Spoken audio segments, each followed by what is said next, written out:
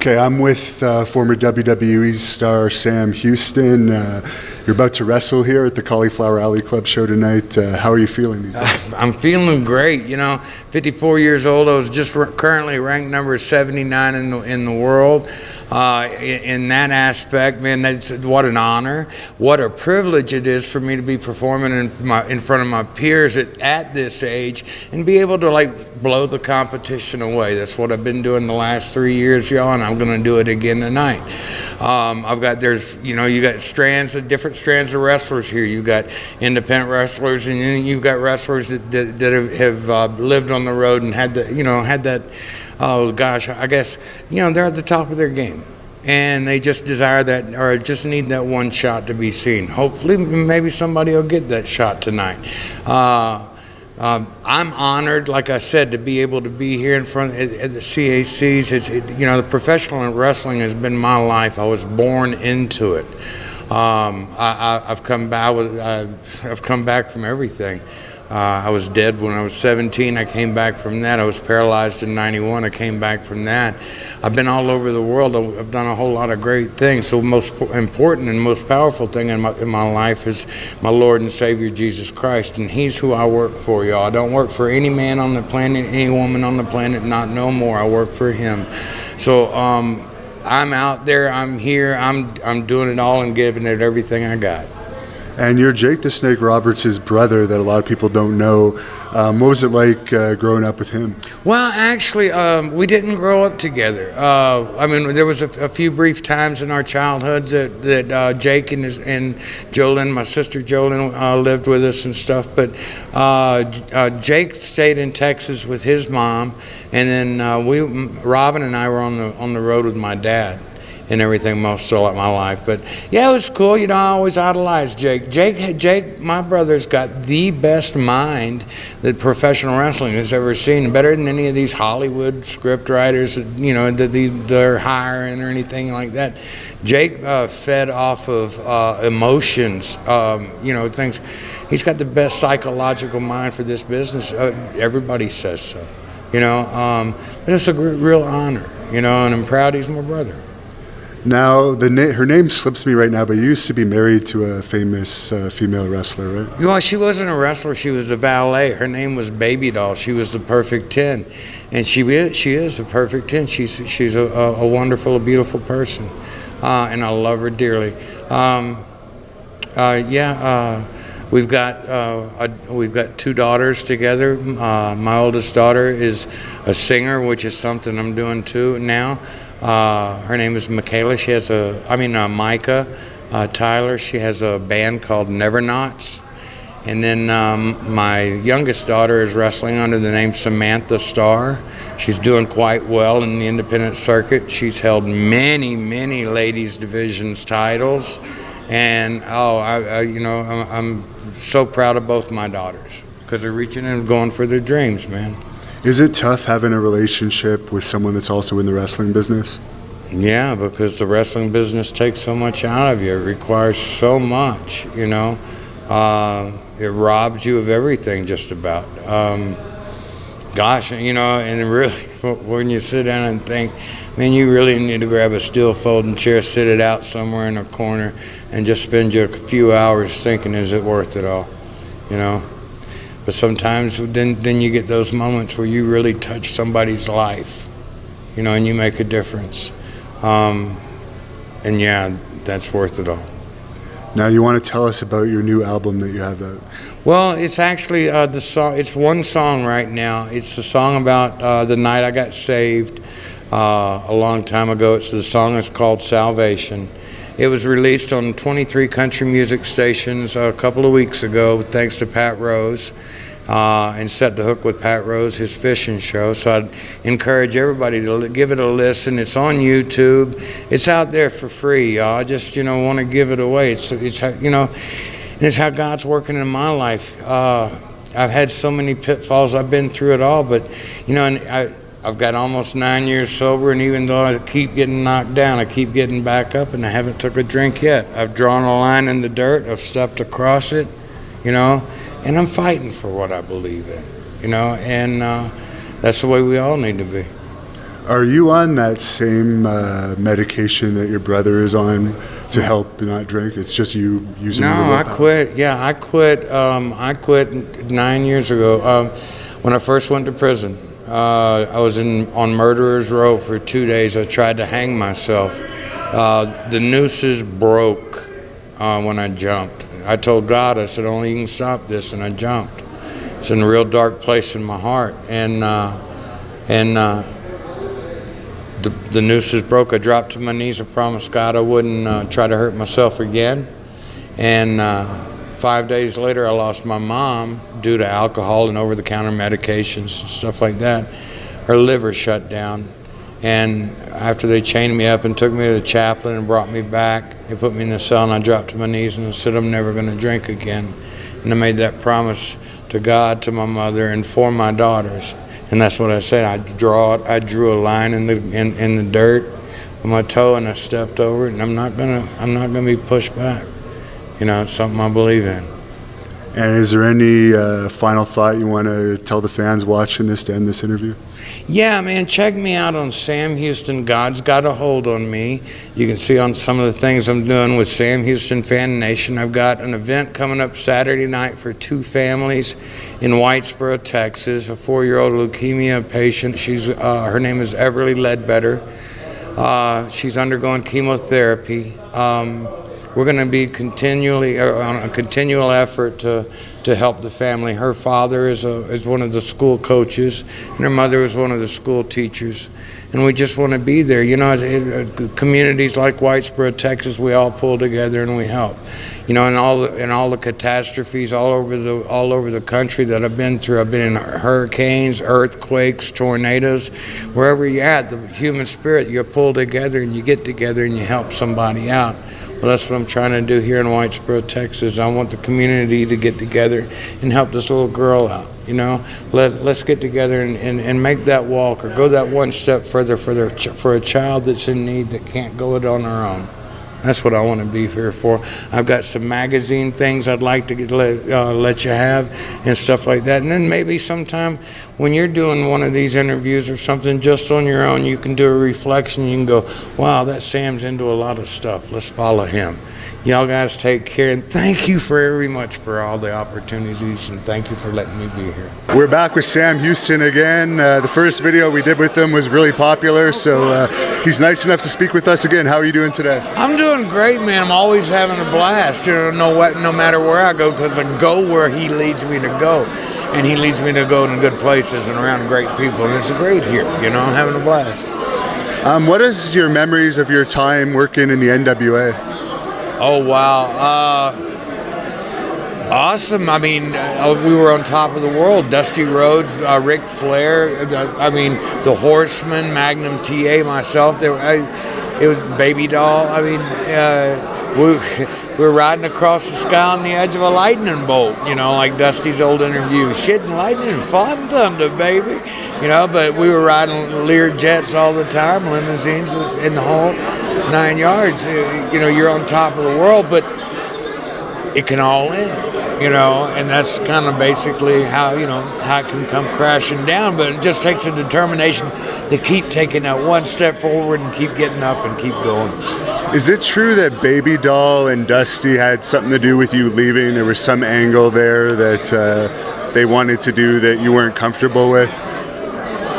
Okay, business is business and life is life. Let's just say it like that. You know, our marriage probably it wasn't in the plans for business, I guess. You know, I love that woman to this day. She'll always be a perfect 10. And you know, my addiction and my alcohol and everything else really got in the way. I guess if we're gonna get real, I'm gonna get real. Y'all, I had a bad drinking problem. I drank 1 to 3/5 a day, every day for years of my life, like 19 of them.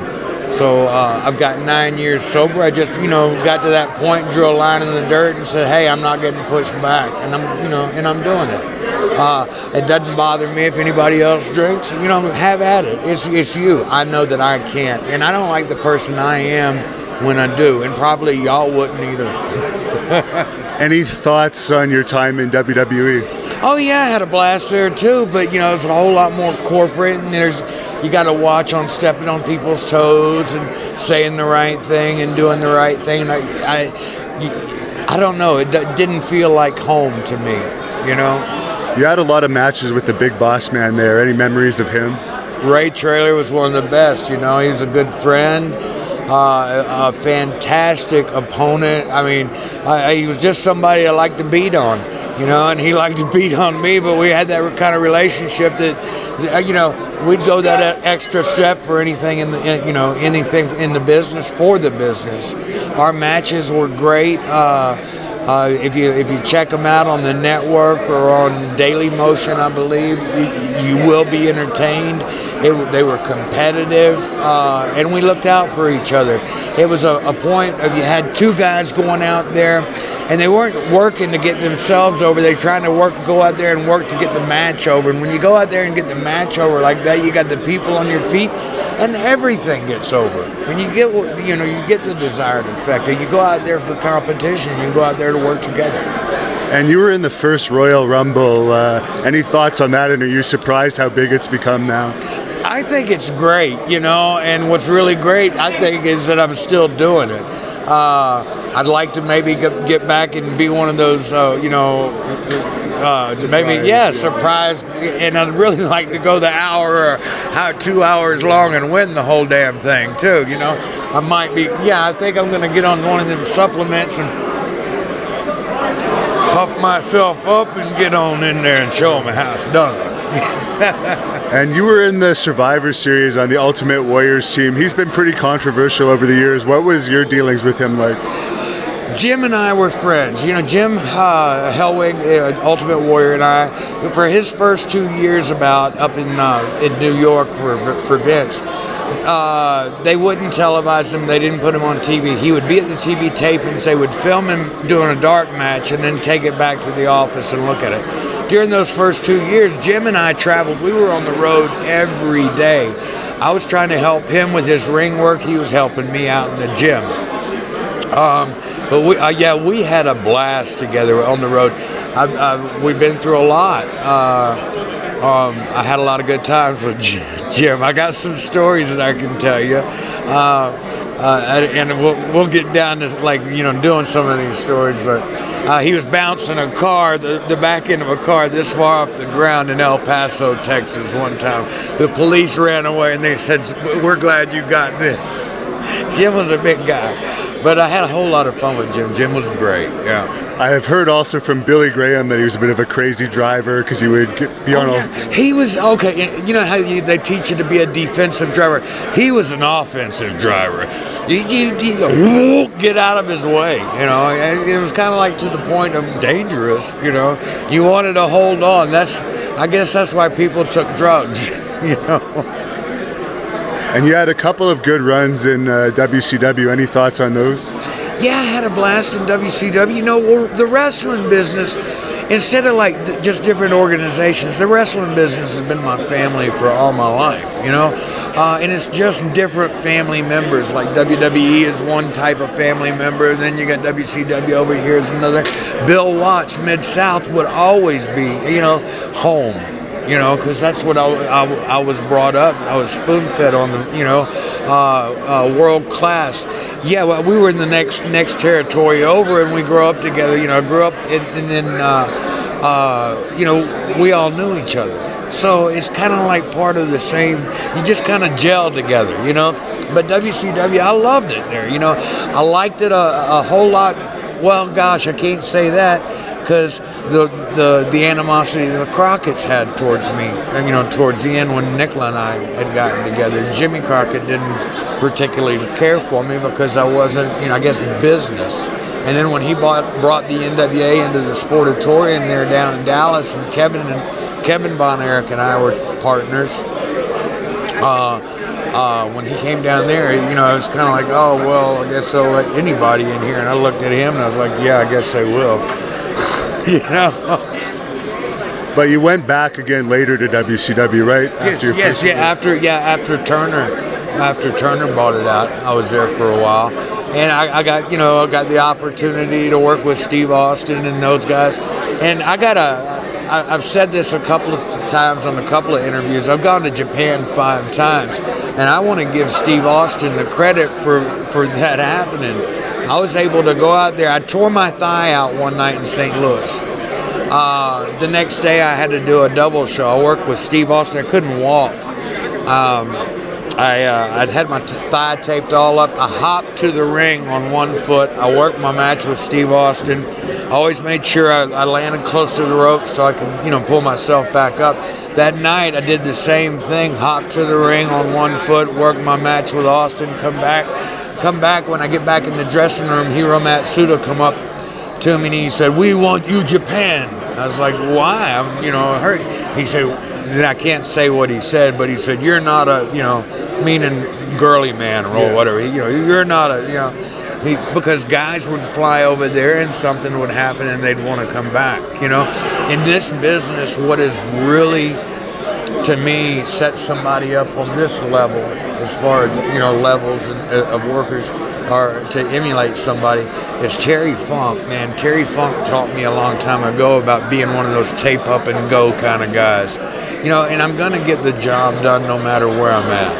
And but I would go if I wrestled with torn out knees. I've wrestled with broken bones. I've done it all, and that's what I want to do. And I like to entertain. I like to have fun. And you mentioned Mid-South. A lot of wrestlers didn't like wrestling there because I guess Bill could be a hard boss, but I hear it was fair. Yeah, Bill was fair. Yeah, he was a hard boss, and yeah, he did have some rules. But you got to figure, look at who he was dealing with. Dr. Death, Junkyard, Dog, the Rock and Roll Express, Jerry Taylor, Magnum T.A. I mean, he had a crew. And you got to be tough on the guys. If they're all you don't want the inmates running the asylum, and that's what it was. I mean, I can't tell you how many times the wrestlers cleaned out cowboys, in Shreveport. Be dancing on the tables, everybody in there thrown out, the bouncers, everybody, the wrestlers go, this happened quite a lot back then. It was a rough territory, and everybody there was a hoss. Every one of those guys could handle themselves and take care of themselves. So when you got that much adrenaline and that much testosterone and everything else running around, you got to keep a pretty tight rein on it. But he was fair. He was fair, and he offered a damn good product to the wrestling world. And that territory was known for also having backstage fights now and then. Did you witness any of those? Yeah, a couple, but it happens. It happens everywhere. I'm not here to emulate the personal issues because usually it's something stupid. Ooh, I've seen stuff happen in prison that fights get started over somebody kicked somebody's shower shoe walking through walking along. Hey man, you disrespected me. Don't run down that ass whipping, I'm telling you. Hey man, he disrespected me. Don't run down that ass whipping, I'm telling you. He disrespected me. Okay, go for it. Boom, boom, boom. I told you not to run that ass whipping down. What happens in the dressing room happens in the dressing room. If there's things that happen, if there's disagreements, it's unfortunate, but hey, it happens. It's part of life. It's been going on for thousands of years, I guess. We're not going to fix it with a magic on okay, you got to sign this. And you mentioned you worked for World Class. Any memories of the Von Erichs? Yeah, Kerry and I were friends before I started wrestling, and then after I started wrestling, when Kerry after Kerry left us, I was Kevin's tag team partner. Came into Texas and took all of Kevin's bookings for a while. So there was about a year there. I was Kevin's partner. But yeah, I knew David growing up. I knew Kevin and Kerry both growing up. I never met Mike or Chris, but I did know the others. Were there demons apparent at the time that you knew him? I guess you had your own at that time too. I had my own at that time, and you don't recognize it because you figure, hey man, it's all one big party. I'm just going to be real and honest with you. It's one big party. That's what it was like for us. We were living a rock and roll lifestyle.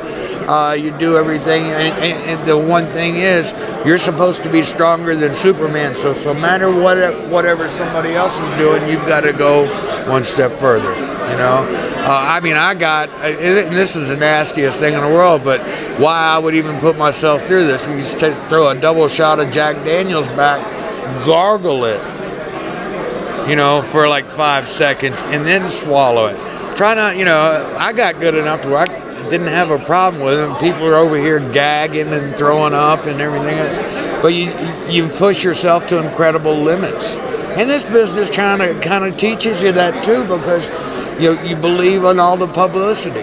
You know, I'm focused on what I'm trying to do on really trying to help people out. You know, I mean, I love the things I do for the fans. You know, and I just found out that this fella in a wheelchair that I was talking to a while ago, he was telling me that one of his things is where he gets off in his mind and he pretends he's me, and you know, and wow, what when you really think about it, it's like, man, where's the cake? You know, I'm glad I can bring happiness and that kind of joy to folks. And a fan had a question that saw our last video with you about Grizzly Smith, because Jake has said so much about him, and they were wondering if you had a better relationship than Jake did to him. Well, yeah, I did. Me and my dad were best friends. Like I said, when my mom and dad split up when I was 12 years old, I lived with my dad, so I basically grew up with no parental guidance, you know, in this business. But my dad, I was never molested or my relationship with my father, I was sort of more like used for the bait, you know. People would be drawn or whatever, look at me, and then he would, you know, that's why I guess he kept me around, you know. But I was never abused. Yes, I had some issues with my father, but I've worked through them through counseling, through the program that I took in prison.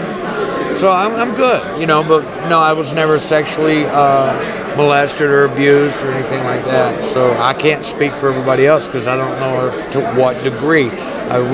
I've never wanted to invade my sister or my brother's privacy, you know, with that. If they want to speak about it, I'll talk, but, you know. And your sister's Rockin' Robin, for those that don't know. What's she up to these days? She's flipping houses in South Louisiana. I hear she's doing well. That's good. And what did you think of her as a wrestler? Robin was Nelson Royal and trained her. I worked out with her a few times and everything. But Robin was one of the best. She changed women's wrestling when she came in, and then pairing her and Sherry Martel together. Because Sherry was an incredible worker too. And the matches they had, they took women's wrestling from I guess an orchestrated or a rehearsed, you know, match or rehearsed spots or something like that, to a more of a fluid, like the guys worked, brought it to a different level. Instead of making it an attraction, went ahead and made it part of the card. And you mentioned that you were in jail. What exactly was the situation that landed you there? Improper lane change cost me 5 years. I used to be an alcoholic. I don't have the tendencies. I don't have the cravings. I don't have the urge. I don't want alcohol anymore. I became a bad alcoholic. I was drinking 1 to 3 fists a day every day. It's a wonder I'm still alive. God's the one that saved me. I'd done an event in South Louisiana. We helped a little boy. I helped a little boy to get over to China for stem cell treatments. The promoter and the building owner tried to steal the box office. Landed me in a little bit of trouble. They had to tried to have me arrested. They couldn't do that. I was on every ticket and every picture or poster. Anyway, it's caused a relapse, and then the relapse ended me up. I made an improper lane change and ended up in prison. They hit me with a 4th offense DWI. I had never had convicted of a 3rd, but I had to sign off on a 4th, or they were going to hit me with the Habitual Offender Act, and I would have spent the rest of my life in prison. So I spent 5 years. They put me on murderer's row. I was a security threat. So after 2 nights, I got the sheet in my Bible. After 2 nights, I didn't want to live my life like that. I took my sheet, I braided it up, made 2 nooses, put them around my head. I said, God, only you can stop this now. When I hit the floor, I jumped from like 5 feet. When I hit the floor, I hit with such force, the balls of my feet were bruised for weeks. The knots broke. They didn't tear. They didn't rip. I tie knots for offshore. I'm certified rigger offshore. Those knots shouldn't have failed. I promised God that night I wouldn't try to hurt myself anymore. My mom died 5 days later. They chained me up, took me to the chaplain. The chaplain said, your mom's dead. You can use the phone. I called home, made arrangements to get to the funeral in chains. I came back to my cell. I dropped to my knees and I promised God, my mom, and 4 of my children that I wasn't going to drink again. It's been almost 9 years ago. That's when I say I drew a line in the dirt, stepped across it, said I ain't doing it. Now, I don't care if anybody else does. Have a good time. But I just know I can't. Now, marijuana is legal here in Nevada and a bunch of other states, Colorado, Arizona. I'm just wondering what your thoughts are on that compared to alcohol, because it seems to be a less dangerous of the two. It's not dangerous at all. It's a healer. First of all, as soon as we drop the mask that the FDA and the government's put on it for so many years, as soon as we find out all the benefits. Do you know anything about it? Why they made it illegal in the first place? Because hemp made better newsprint than pulp is why. And gosh, what was the fella's name? The Citizen Kane was about, the movie Citizen Kane. Anyway, it was about that. He had all the lumber mills, and to keep the lumber mills going, they had to make marijuana illegal, so they couldn't use it. It's all financial. But look at all the things it's doing. We knew this years ago, And do you have Twitter or anything, social media? I have a Twitter, but I don't know how to do it yet. I'm trying to figure it out. So social media, you can reach me, Michael Sam Houston. I'm a public figure on Facebook, so anybody can see my stuff. I have 5,000 friends and 1,000 waiting in line. I have Sam Houston Fan Nation that we got up and running on Facebook. I have Sam Houston Brand on YouTube. I have Sam Houston Athlete, and then Sam Houston God's Got a Hold on Me. And that's God's Got a Hold on Me. That's the site that I'm trying to push my Miracle in Motion. And we're getting a ramp built for a lady that I'd saved helped save a couple of years ago. I'd rescued her, so Habitat for Humanity. This is my song, y'all. It's Sam Houston Salvation. It's a real cool song. And we're going to play that song at the end of this clip for anyone that wants to hear it. All right, thank you, man. Hey, I've enjoyed this. And y'all can holler at me anytime. All right, have a good rest of your time, man. All right, you too.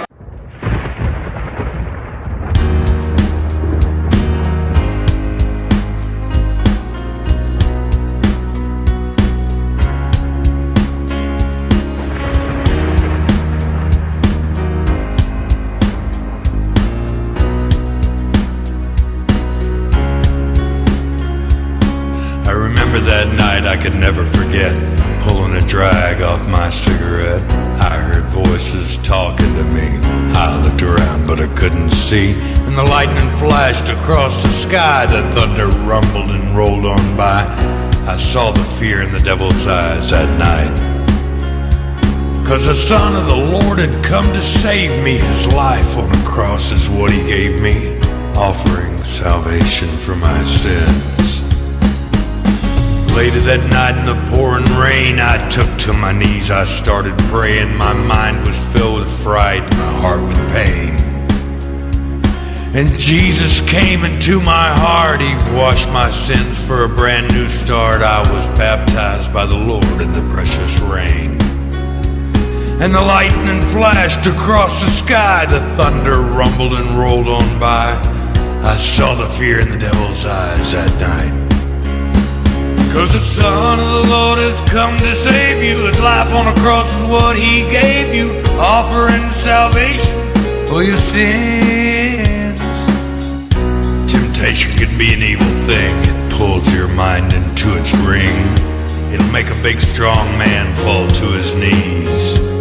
But the Son of the Lord is stronger, I'll boast, and I'll put my faith in the Holy Ghost. It'll echo in my heart until I'm gone. See the lightning flash across the sky, the thunder rumble and roll on by. You'll see the fear in the devil's eyes that night. 'Cause the Son of the Lord has come to save you. His life on the cross is what he gave you, offering salvation for your sins. Listen to me close, my friend. Time is drawing near the end, and Jesus paid a price we could not afford. So I'll saddle up on a lightning bolt, ride shoulder to shoulder with the Holy Ghost, and I shall be a warrior for the Lord. And the lightning will flash across the sky, the thunder rumble and roll on by. You'll see the fear in the devil's eyes at night. 'Cause the Son of the Lord has come to save us. His life on the cross is what he gave us, offering salvation for our sins.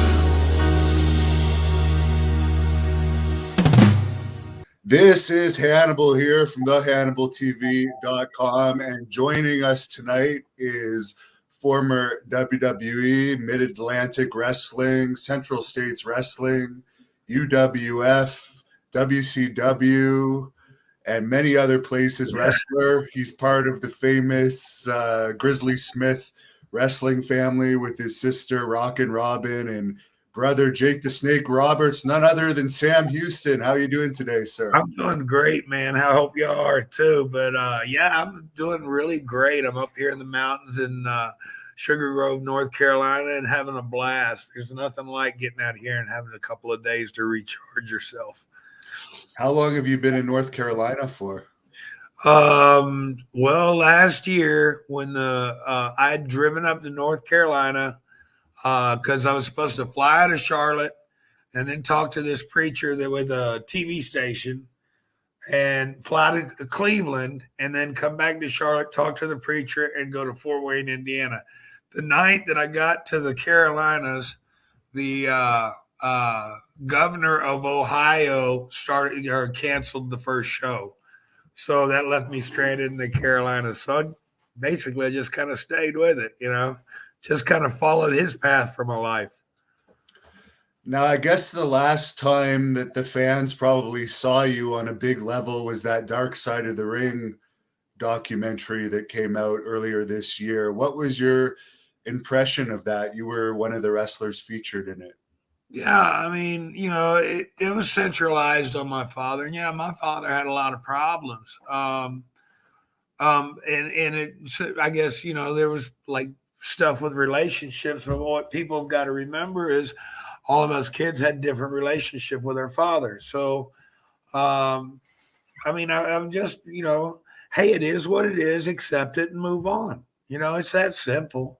I don't want to sit here and cry and blame everybody else and always be the victim. I mean, our Lord and Master gave me the power to pray, and I can heal through prayer. I can save people through prayer. I've cast out demons through prayer. So I can overcome, I just give it all to him. And every obstacle in our life, don't let the obstacles stop you. You got to overcome obstacles and move past it. If our deal is supposed to be, we're supposed to help everybody with things that we've gone through. Well, there's a lesson there to help the next person, maybe. I don't know what his great plan is. I know mine is to be there and help as much as I can and not to run away from things. Now, we heard mostly the bad stuff about your father. Could you share us some positive memories? Because I recently interviewed your sister, and she said you were probably the closest with your father. I was. Well, when my mom and dad divorced or split up, my mom had custody of me, but I ran away during a hurricane down in South Louisiana, and the water was all over the place. I was on my bicycle because I wanted to be at the wrestling matches that night, and I had to meet my dad to do that. So, but a storm was coming in too. So I took my chances on a bicycle. Anyway, my mom let my dad let me go on the road with my dad. So I basically, since the time I was 13 years old, I haven't had any sort of parental supervision whatsoever. I was on the road with the wrestlers. I was telling somebody the other day, they just don't know what it was like, and I remember at 15 years old driving down the highway, driving Junkyard Dog and a couple of the boys, and we were smoking cigarettes rolled in cocaine, to stay awake because that territory you're putting a lot of miles on. I mean, yeah, it was wrong. Now that I look back on it now, it was wrong, but I didn't know what was going on. So it was just one of the things. I grew up in Could a you tell us a little bit more about that smoking cigarettes rolled in coke? yeah. What do you want to know? I mean, it's a Like stereo. I've never heard of that before. Is that something that was popular among wrestlers? It Just wasn't. That was the only time I ever did it. But we've been driving and driving and driving, and I was doing all the driving. I was 16 years old. I used to work at gas stations and everything else before I started wrestling. When I was 15 years old, I ran the ring crews for Watts, and then I was also worked at a mobile station up in Shreveport, Louisiana, and an Exxon station in Baton Rouge, Louisiana. Took care of all the boys' cars and stuff. Well, anyway, so I've had friendships, but we're driving down the road. We're putting on 2,500, 3,000 miles a week. And on days where I wasn't working at the gas station, I could make money picking up, driving Dog and some of the boys or whatever, that brown Mercedes going down the road. Yeah. Well, we start getting tired. You do whatever you can to stay up, whether it's those trucker pills they used to sell or what have you, drinking Mountain Dew, Jolt Cola, whatever you got to do, strong coffee. And one of the things was the Dog would pull the filter out of a Benson and Hedges, lick it up real good, then roll it in cocaine, and then you smoke that. And it, bumps you up real fast because I know this from like I've gone to 10, 11 different rehabs. The only one that helps is a long term to where you get knowledge to fight your addiction with. Well, I learned that if you drink something, it takes about 20 something minutes. You ingest, it takes like 22 minutes to get into your system. If you smoke it, it takes, if you snort it, it takes 7 minutes. And then if you smoke it, it takes 7 seconds to hit your system with that boom, that big pow all at once. So I guess that's what we were doing. But I mean, they driving down the road. I'd be driving, and Jack Howe, the referee, was mad about this. And come through a big construction site, and if he was sitting in the back seat, he'd clamp his hand over my mouth. This was ribs back then. He'd clamp his hand over my mouth and hold a bottle of Rush under my nose. And then that stuff would boom blow your top off, and you're sitting there and trying to make it through all. And that was jokes back then, you know. how did you adapt to like regular high school when you're used to hanging around those guys? You don't. I mean, I was having a party every weekend, and my way, my deal was alcohol. And you can get a fifth there for every Friday night, and you get a fifth for every Saturday night, and you get a fifth for Sunday night too.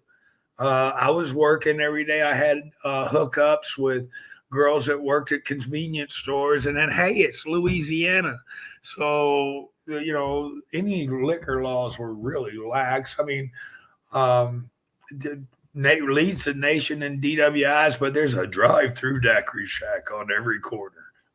It's great. I got 12 years sober though, by the way. Yeah, and you just celebrated your birthday recently as well. Yeah. By y'all's law, I'm 58. But I guess through dog years and some figuring I do on the side, I'm claiming 33. You still actually keep yourself in very good shape. I saw you wrestle at the Cauliflower Alley Club a few years ago. You look like you could still step into the ring in AEW. Well, I don't know. I mean, I don't know who to reach out to or anything like that. I'm just recently married. AEW sounds good and stuff like that. Um, but right now, at this point in my life, I've got so much other important things that need to be done. It's not about me. It's about family and it's about the people that I can help. I would love to do it. I've talked to Dustin. I talked to Cody. I talked to Jake about it, and he said, "Oh yeah, you know." Um, I'd like to do something. If anybody's listening, just give me a shout. Let me know what's happening. They've Um, they've been taking good care of Jake. I hear. Didn't they just re-sign him to another 3-year deal? I don't know. I've called him several times. I leave messages, and he's not real good about returning calls. So I just it's kind of like him and my sister both. I love them and I wish them well. I just don't know what's up. So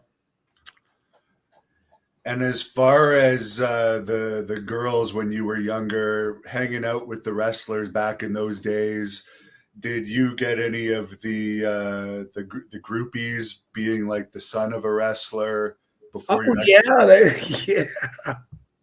You were a pretty boy. You had like the real rock star look in some of those old pictures I saw of you as a kid. Oh, well, thanks. Yeah, I appreciate that. Well, no, but yeah, I mean, I was in the towns every week. Back then but Louisiana, that territory was so big that they were running 2 shows a night every night, and then some nights they'd run 3 shows, and then they were doing double shots on Saturdays and Sundays back then. So, but you were in towns regularly, so you had your friends, especially growing up there.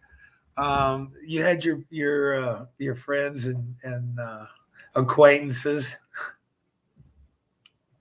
Now you started in Florida Championship Wrestling. How was that experience working, I guess, for Eddie Graham in those days? Oh, it was great. Well, I think we briefly spoke about it on the last interview, but the CACs, what an organization it is. First of all, let me just throw that out there. This year at the CACs, yeah, the attendance wasn't that great, and this, that, and the other, but there were some troopers there. And I got to go speak with 2 people that had a major influence on my life, and that was Precious Paul Ellering and JJ Dillon. And JJ enlightened me a little bit on something when I ran away from home, because what's the thing that every wrestler back then, always, when you go to a show, make sure you bring your bag. Well, my dad had already called, all the promoters everywhere when I ran away from home, and I showed up down in Florida, and I started showing up at the shows every night, and they would give me a shot, and then uh, finally JJ, they were short somebody, and JJ said, "Hey, come on, use the kid." He said. He said he's here every night. He shows he's dedicated. He said you give the shit kid a shot. And Dusty talked to him, and that's how I was born. I didn't know that, and it really touched my heart. And then I was able to talk to Precious Paul Ellering because Ellering gave me a compliment when I was coming back from the ring in Philadelphia, and he said, "Sam, I love watching your matches." He said, "You always go that one step further." See, when I was younger, it was instilled in me that you couldn't be second best. You always had to be Johnny on the spot, boom, boom, boom, boom, and that's what I try to do. And then Hector Guerrero gave me that advice down in Florida. And I thought about it, and what it meant was not to be like second in a race or anything like that, but never give anything less than your personal best, your best effort. So Paul Ellering had told me, he said, because you always go that one step further. And I thought about it for a lot of years, and I just kind of like blew it off. And then when I was in prison in 2011, I was sitting there in my bunk. I just got moved to from a maximum security disciplinary camp to a class A trustee camp. And when I got there, those that came back to me, don't be second best. Well, they put me out on the road crew. There were 9 other inmates out there, and before it was all over, I had my hustle on. I was getting coffee every morning for all the guys. I had picked up. We were on the road crew. Our job was to fill potholes, pave the parish roads, put in culverts, cut out swing blade ditches and stuff like that, cut trees out of the way. And I really gave it everything. And then by the time it was over on that job, I was raising so much money picking up scrap metal for the folks that ran the parish government maintenance facility. They would take it in and they would buy me coffee. And then once a week, we'd get Burger King or Kentucky Fried Chicken or something like that. It was kind of cool. Was Kevin Sullivan working the Florida territory when you were there? Kevin was there for, I think, briefly. I mean, I don't remember him over any length of time or anything. I think he'd already or was on his way out when I was going in, maybe. Any memories of him throughout the years? I know you've probably run into him multiple times. Oh, well, yeah. I've run into him a few times. I mean, he's, all right, I guess. I mean, I give him his respect. I guess he gives me mine and stuff. But yeah, and he's still going today. So, I'm proud of the guy for giving it all he's got all this time. He's hooked up with Andrew Anderson, I guess, right now. Yeah, he's still going strong. He's actually appearing on an event in LA this Friday night. And as far as Mid-Atlantic, I guess Dusty brought you in there, being billed as his protege. Well, what happened was, all right, I did the first 3 months in Florida, and then it was the night before Dusty was having the Orlando Jamboree, and it was a concert he threw at the Eddie Graham Sports Arena, and it was starring Boxcar Willie. The only thing is they didn't really give it a whole lot of advertising. So there were only about 50 people there. Well, I'd helped out. I'd picked up the band that day and this, that, and the other. So we were partying, and I was started imitating Dusty to Mike Davis. And Mike's eyes got real big. And I said, he's right behind me. Because I was doing my Dusty. He's right behind me, ain't he, baby? He's like, yeah. So Dusty goes, you finish up tomorrow night. And I was, oh, gosh, that killed me. And then I'm back in the dressing room and I'm crushed. And he goes, no, baby. He come back a few minutes later. He says, no, baby, you thought the Carolinas on the 2nd. So I came in before Dusty and them got the contract or anything. Matter of fact, because I knew the office, I think Dusty was sending me up here so I could, tell him what was really going on. And so when Dusty would fly in, he would pay me if I wasn't working to drive him around to the shots. So we had a good time then, and I would tell him what's happening, what's really happening in the towns. And so he was able to get a good handle on it. And then I got opened up in Fayetteville, North Carolina, 27 stitches, and the crowd went silent. And they sewed me up. I went to work the next night for TV. Buddy Landell went to open me back up. The people in Spartanburg went crazy. Magnum was there. So then after that, they made me a protege of Dusty and Magnum's. And then things really took off for me. Yeah, you feuded with Crusher Khrushchev, who I think was Demolition Smash in later years. How was that feud? A lot bigger than you. Oh yeah, it was, but if you look back, look at it, the matches were great. He came to me at the CAC's, the Cauliflower Alley Club, a couple of years ago. It might have been the year I did the interview with you, even. I don't know if he was there that year or not. I'm not sure, but he came up to me because I wrestled him in WCW all over the place. Or not WCW, Mid Atlantic or Crockett. Yeah, I guess it would be WCW later on. But I wrestled him there, and then I wrestled him and Bill a couple of times as Demolition, I think, somewhere along the road for Vince. But he came to me at the CACs. He said, Sam, he said, all of the greatest matches in my career were with you. And I was like, wow, man, that was a hell of a compliment. I love the guy to death. He tore his knee out when they won the Mid Atlantic title that day. He was out for 9 months, and I knew he just had a baby. All the boys chipped in. We're going to make sure we took care of, we took care of one of our own. So nothing but respect and love for Barry Darsow. Any thoughts on the angle when the Horseman broke your arm? That was one of the hotter angles you were involved with. Yeah. Oh, they'd beat on that arm and bust that cast up every night. And then I had to go and get it recast. And finally, I learned how to do it myself, harden it back up myself and stuff. Oh, man, it was a pain. Oh, and it stung. Oh, but, you only live once. So, let's go for it. Did you ever party much with Ric Flair back in those days? I guess you were a baby face, so maybe you Yeah, weren't. what was cool was I got invited to Flair's Christmas party, and Crockett had said, so just got like really kind of just real like you just wanted to smack him a little bit.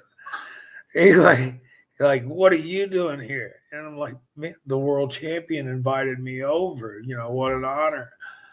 And he said something else about parking cars. Oh, okay.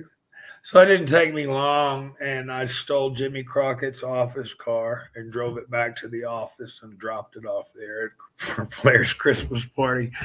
So I kind of pulled one over on them too. Then Somebody's asking if you ever saw Ric Flair do his helicopter trick. Have you ever heard of this? I've heard of it. I've never seen it.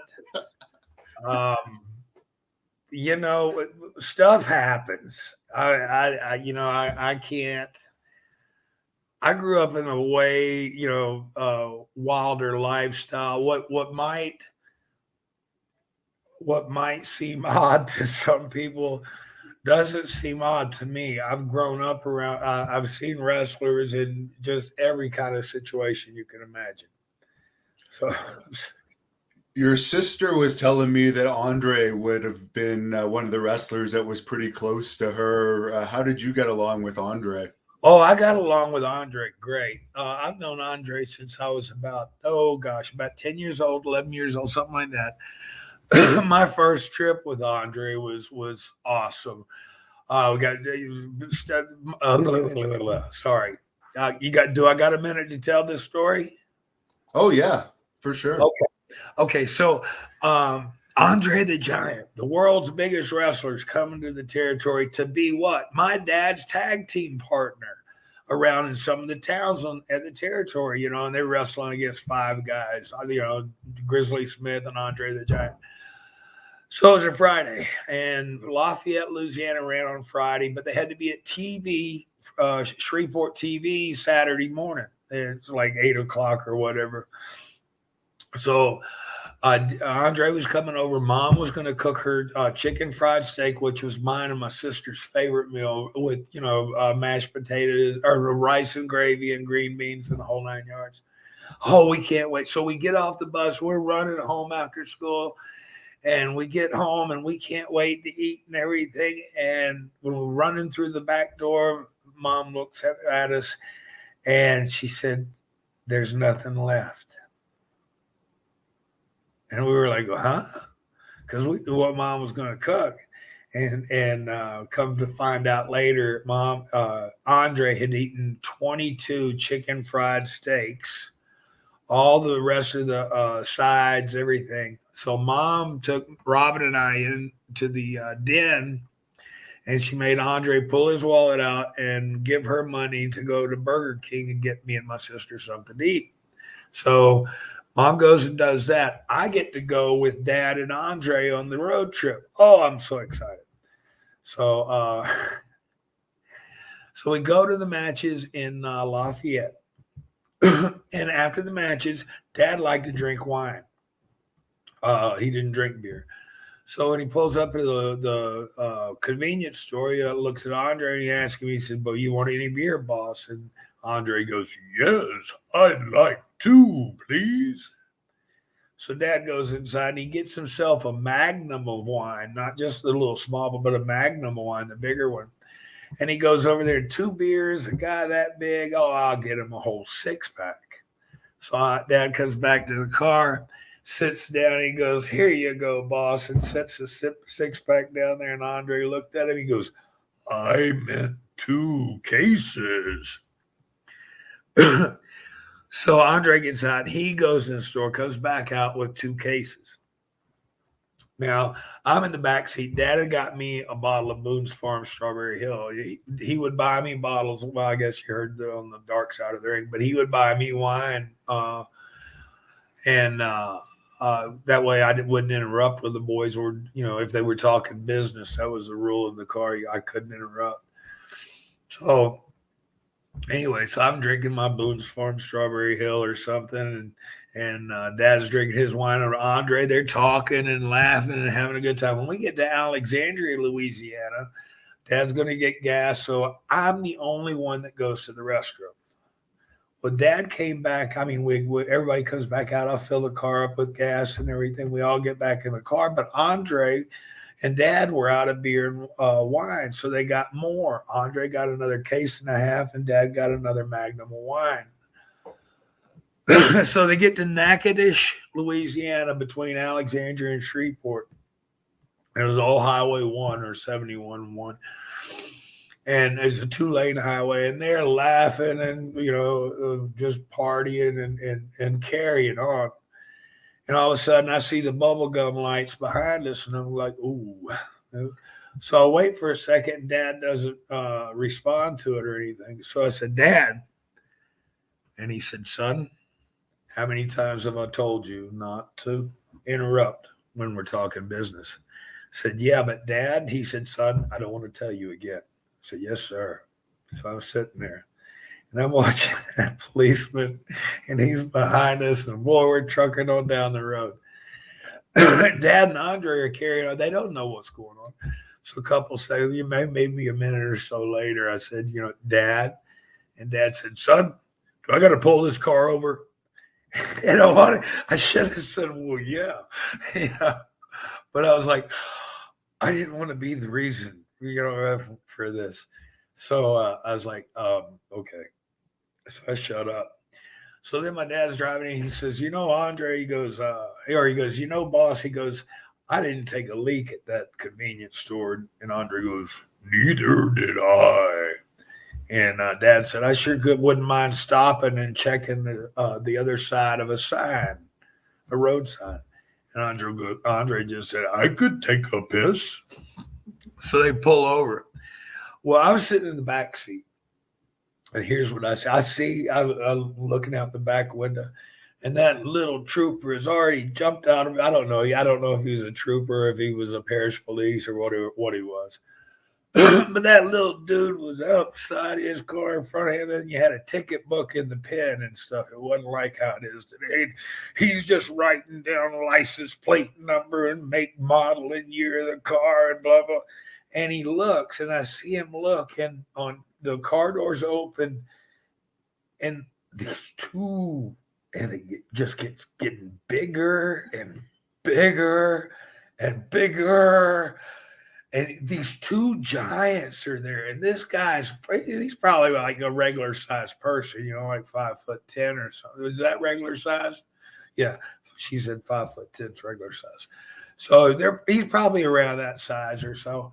And he looks up and you see these two monsters, a big 380 pound, 6'10", monster here, and another one that's standing up. And him, when he gets to 7 foot, he just keeps on going. And both are bigger than life and right up in your face. And they turn around and they go, hello. And that guy threw his ticket book and his pen up in the air and ran and jumped in his car and turned around and got the hell out of there. That's hilarious. Yeah. Oh, it's great. But on the road, yeah, I was in Madison Square Garden my first time, And when I got there, I always got to the matches early. So I get to the matches, Madison Square Garden, and I never liked to know who I was working with before I got there, before the event that night. So I get to the garden and I ride the elevator up and everything, go into the basement and got to ride the elevator, blah, blah, blah. So I get to the dressing room level and I'm going around and I see a roster hanging on the wall. So I go over there to see what match I'm in. And as I'm looking, I find it. Oh, I'm in the Battle Royal. Cool. Madison Square Garden in a Battle Royal. This is great.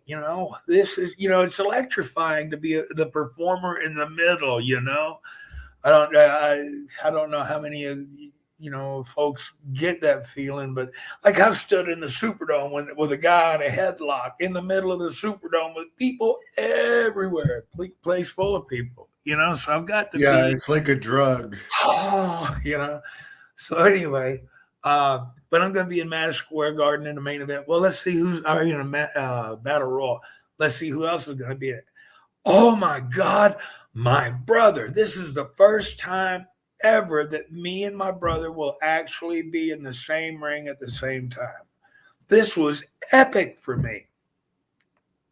Well, it was also hockey season. And Andre's always going to be in the Battle Royal, but it was hockey season.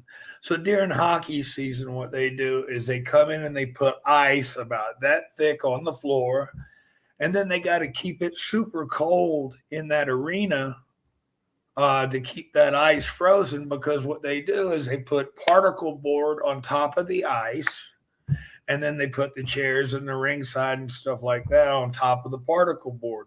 So they got to keep it super cold. Well, we're out there, the performers, we're out there in Speedos or whatever. Some guys had more, but mine were just trunks. So you're out there basically, Arctic swimmer. Or so when the Battle Royal started, somebody reached out and grabbed me in a headlock in the middle of the ring. And somebody come along and open hand slapped me in the back. Oh, God, it hurt. And I looked between my legs from the headlock, and I saw snakeskin boots walking by. And I was like, the only guy in the business with snakeskin wrestling boots is my brother. So I waited a few minutes. I don't know who he got tied up with over in the corner, but I swear I hit him so hard in the back, it left a handprint on his chest. Anyway, he's selling it and stuff. And he comes over to me and he goes, hey, bro, he goes, there's not a whole lot of the guys here know us. He said, we could swerve everybody. He said, we could swerve everybody, win this thing, split the bread, because they got to pay us, split the bread.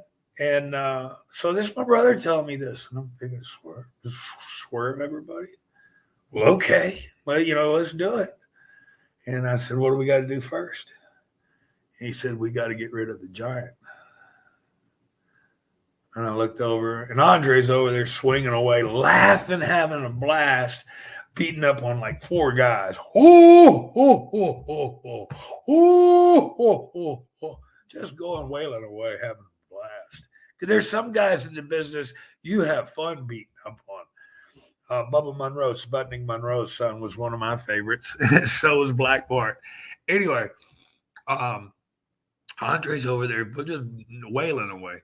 And I looked at Jake and I said, well, okay.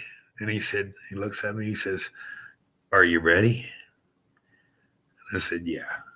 And he said, let's go. And Jake took one step and stopped. And I didn't know he stopped. Oh, and I went over there and I grabbed Andre's leg and I'm trying to pick up and hoist away and everything else. And he's got to be looking at me like I'm some kind of fool or whatever, but I'm really giving it all a good team effort. And I look back over my shoulder like that, and the other half of my team is sitting in the middle of the ring, sitting there going like this, laughing at me. About that time, this hand, about the size of a baseball glove, comes and it hits me right there on that side of the face and knocks me over the top rope, and I land on my hands and knees on second row. There's second people in second row at their feet, and I'm spitting teeth out, a couple of molars, spitting them out in chunks. So I get up and I go back to the dressing room, and I'm icing my jaw down and back at the dressing room. And Terry Garvin comes up and he looks at me. He says, "Dancing Sam," he said, "the Giant wants to see you." I was like, "Oh gosh, okay." Well, Terry come back about 3 or 4 minutes later, and I hadn't gone yet. And he goes, "Dancing Sam," he goes, "I said the Giant wants to see you." He said, "You better go to that man's dressing room. Don't make him come hunt you down."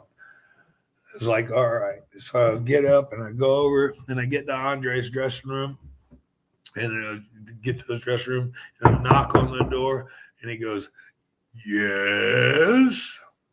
And I open the door and he looks, he goes, "Come in." So I come in and Andre goes, "Sit." And I sit down, boy, and I'm like trying to be every little bit of small I can be. I don't want to be intimidating. I don't want to look like I'm bowing up, puffing up, or nothing. I'm there to listen. And he goes, "Let me tell you something." He goes, "I've known you since you were a little boy." He goes, "I like you. I don't like your brother, though. He's an asshole. From now on, you travel with me." And oh my God, man, the next 6, 7, 8 months, I think, whoa. Yeah, I was, that night I was able to go, I'm going with the Giant. But after, whoa, a steady, oh gosh, 6, 7, 8, about 8 months, every night on the road with them, drinking and stuff like that. It was, I was hanging though. I was giving it a grade A team effort. Don't be second best. So it got back to him that your brother put you up to that, I assume. Oh yeah, definitely. Yeah, he knew. Yeah, so. Well, yeah. Hey, you live and you learn. But I've always had fun. I ain't had anything but ever love and respect for Andre and stuff. He was a great guy. I think I kind of understood him a little bit better than most, or not most. But I mean, what I mean by that is because the size thing. He always looked at everything. I'm sure, like my dad. I only saw my dad being a real asshole one time, and that's because he just woke up. I had just driven from Tulsa to New Orleans, straight through the night, the whole 9 yards. We get to New Orleans. We're getting ready to get to the show. We pull up at a gas station. Dad's just waking up, and the guy that walks by, he says, "How's the weather up there, Shorty?" And my dad spit on him and said it was raining. So, I was really taken back by that, I guess. But, I don't know. I guess the mood wasn't right. There's a fan on here that says he remembers seeing you in Cincinnati and some incident happened. Oh, yeah. I was wrestling Jimmy Garvin. And I was real young. Anyway, I was firing up on Jimmy Garvin in the corner. And all of a sudden, I thought the referee was tapping me in the back. And it wasn't. It was some fan had rolled in the ring. He'd like stripped down. He not naked, but he had on like I think Speedo and a t-shirt and green wristbands and on his feet, on his ankles and his head. And he's standing there and he goes, come on, come on. And I'm like, ah. And like, yeah, I went to go after him, and little Kenny, the referee, was trying to grab him too. And Bobby Eaton snagged him by the legs and dragged him out of there. And we're like, whoa, where'd that come from? So look at a little dude. He had a green tank top. No, not a tank top, a full T-shirt on too. Oh, I was like, so afterwards, I go and I got to go to the police room where they got him, because I know the routine. I grew up watching. Back in Mid-South, depending on where you were at, if you did something to one of the boys, the sheriff's department ran Louisiana. All the security in Louisiana. So the sheriff's department would come back and lock you up with one of the guys. And that wasn't pretty. Yeah, I heard the story that Bill Watts would sometimes go in there after the wrestlers were done with them and finish them off.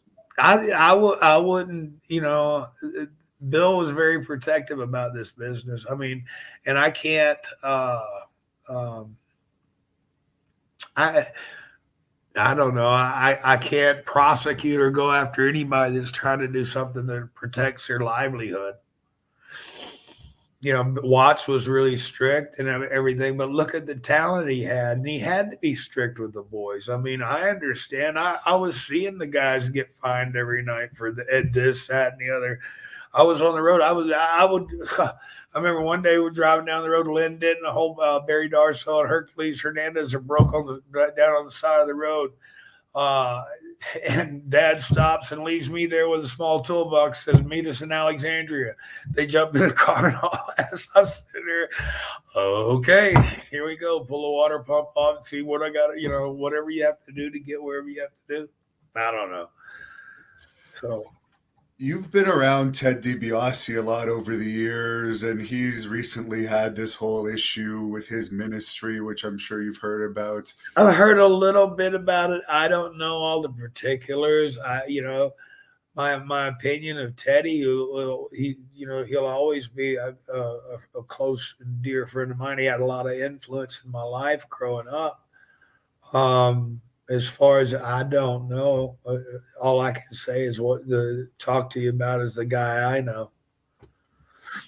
How was your experience with Terry Taylor in UWF, who was your tag team partner there? Yeah, he was good. I enjoyed Terry. I had no problems with Terry. I got a lot of respect for Terry too. I wish I was there the night. Matter of fact, Terry was rode with me that night. I think it was Battle Creek, Michigan. When we walked in, Vince comes up and he was, Terry, I'd like to he pulled Terry in his office, and I was standing on the other side of the office. And Vince told him he needed to do a mohawk, a red streak in his hair. And then I heard the whole thing. Vince looked at him or Terry goes, "I'm not going to do it." Or, "I don't want to do it." And Vince looked at him and he goes, the WWF, we've fulfilled our end of your contract. It was a standard 2-year contract where they book you 10 days and they got you for 2 years. So he said, "We've fulfilled our end. We want you to do this." I've got a place on my roster for for the Red Rooster. I don't have a place. I don't have any room for Terry Taylor on my roster. Terry come out of that meeting. He said, "Sam, let's go to the drugstore." So he got the spray-in mousse, and that's what he used instead of dyeing a red streak in his hair. But I think that came from that Dan Aykroyd and Tom Hanks, that Dragnet movie. Yeah. Well, that's what he's best remembered for anyways, that whole Red Rooster character. I actually had, I don't know if the fans will watch it or not, but if you go on YouTube, you'll see me and Ted DiBiase tag up against Terry Taylor and Chris Adams. What a great match that was. See, Watts used to do something different than what the other guys. He'd give you a good match on TV, but he'd give you a good babyface match on TV. And, and damn it, they're exciting if they're done right. And then, but anyway, yeah, that's a damn good match if y'all want to see something. And of course, Central States, you were world champion there. You were their version of the champion. How Yeah, did you like that? I was the Central States champion. It was okay. It was. I'm not going to say it was great because it wasn't. I mean, the experience was good, and I guess it's training and paying your dues, baby. Well, I've been paying my dues all my damn life, baby. No. Anyway, but I'm being blessed more than any man deserves to be now. I just recently got married, and props to my wife. I love her to death. Uh, Now she's laughing. Anyway, no. So being that when I won the Central States title, it took me away from the Carolinas out to the Kansas City. Now Crockett had invested or bought out the Kansas City territory. Okay, he sent a ring down for us to work in, and they wouldn't use the ring. It was a 16-footer, blah blah blah. And you can argue, well, if you knew how to work, you could work in anything. Well, equipment needs to be right so guys don't hurt themselves when they're doing their job. That was one of my deals. One of my other things is we drive 400 miles to an event, and the posters would be sitting on the concession stand on the side. They were going to sell the autographed posters. How can people come to an event if nobody knows you're having an event?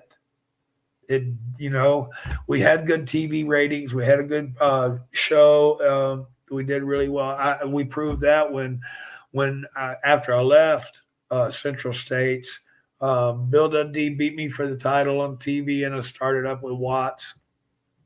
And the first time we came back, we had changed buildings. I told Crockett, but nobody wants to walk to that municipal arena or whatever it was in Kansas City.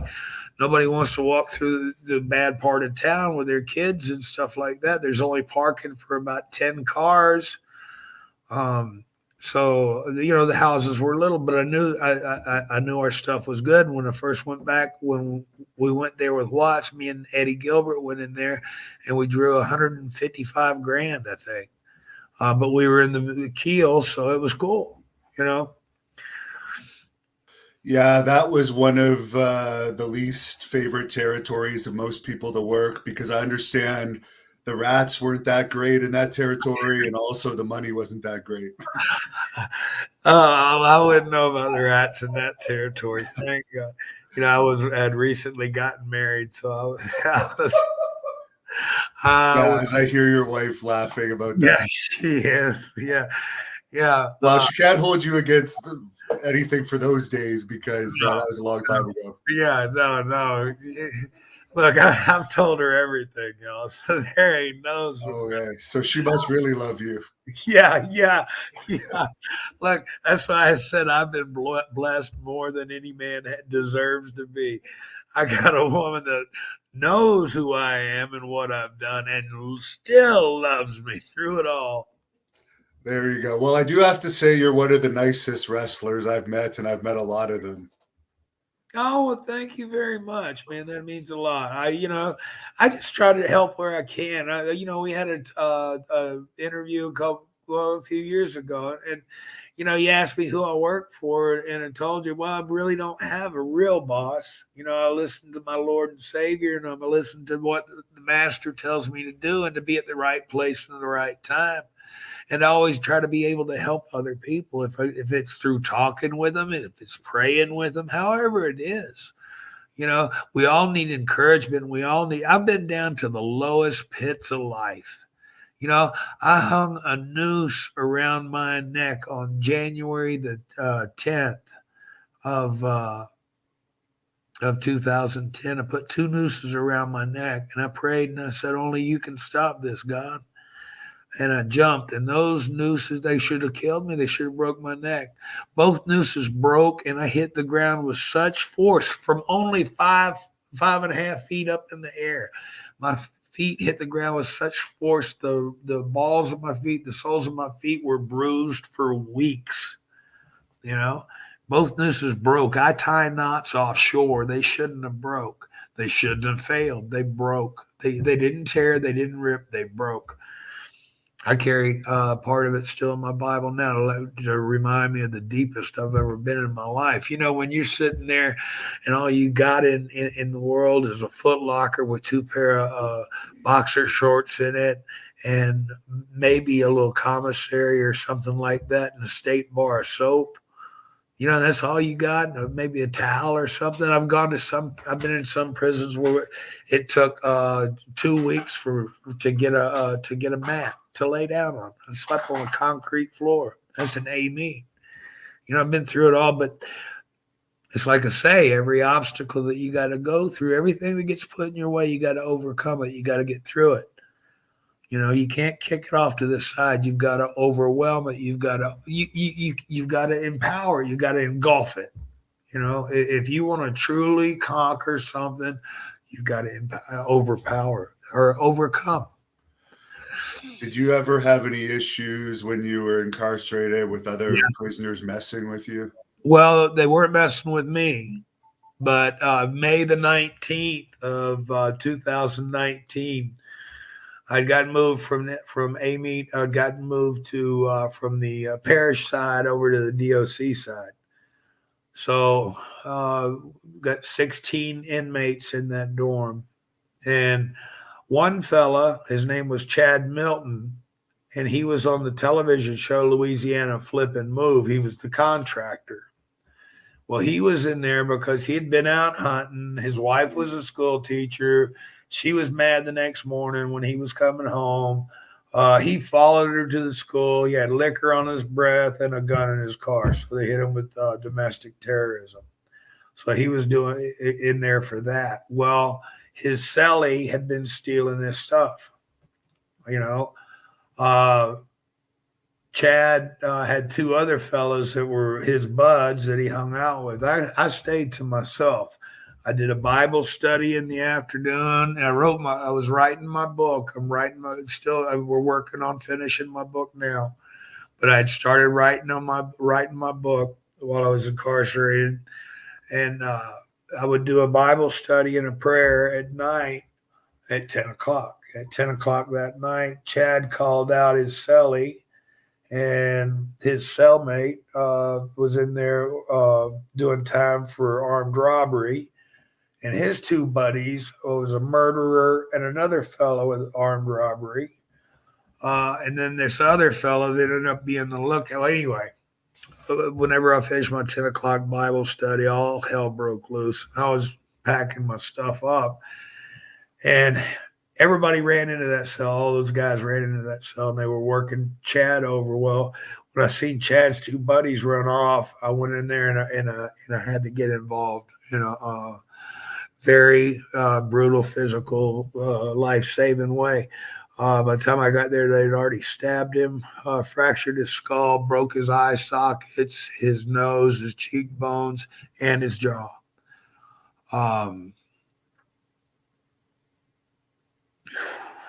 Anyway, so I got Chad over.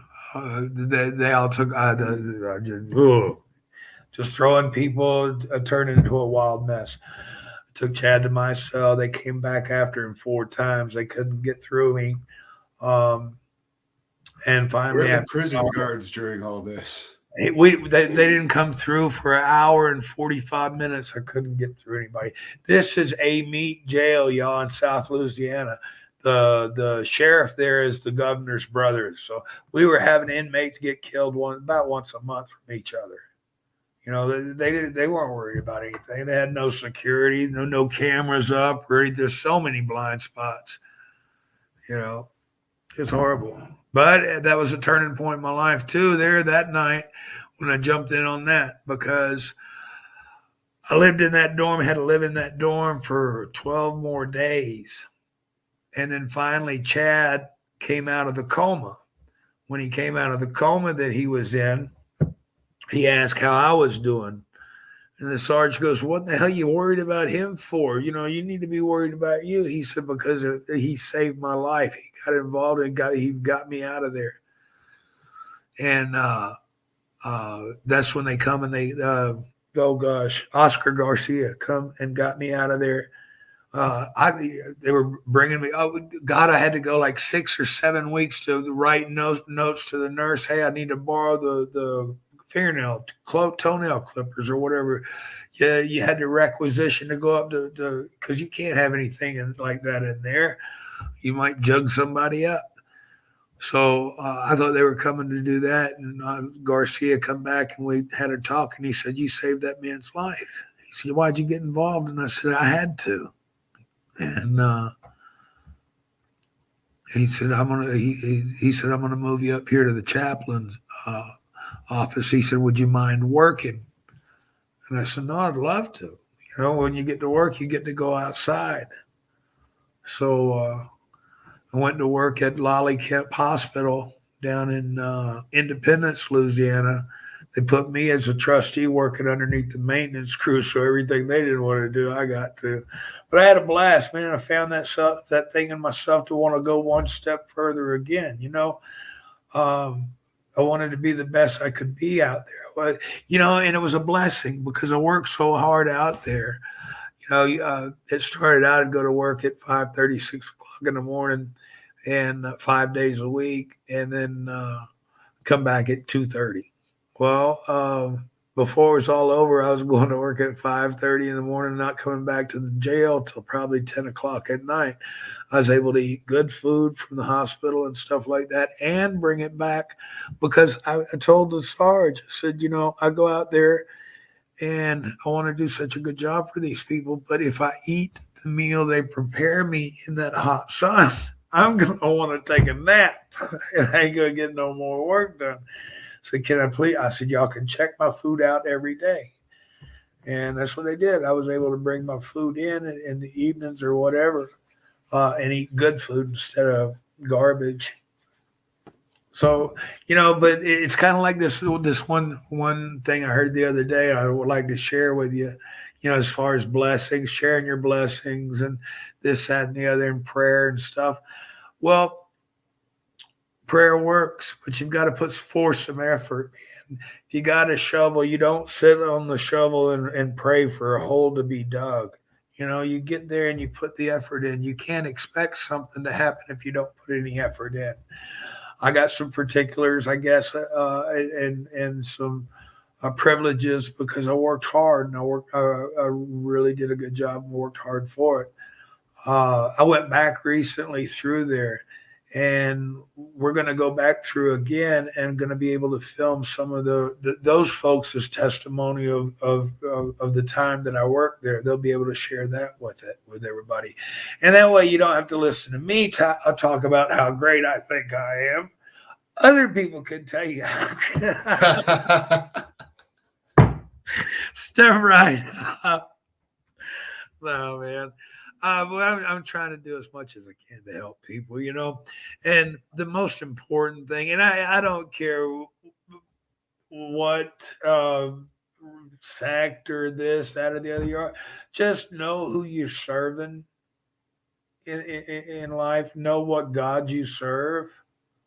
I would personally like to see everybody serve, the Master, the Messiah, Jesus Christ. They called Yeshua is how do you say it in Hebrew? They call, the Christians here now say Jesus. That's cool. Whatever but the Messiah, get to know him, have a one-on-one relationship. Don't have him on Judgment Day say, "Depart from me, I never knew you."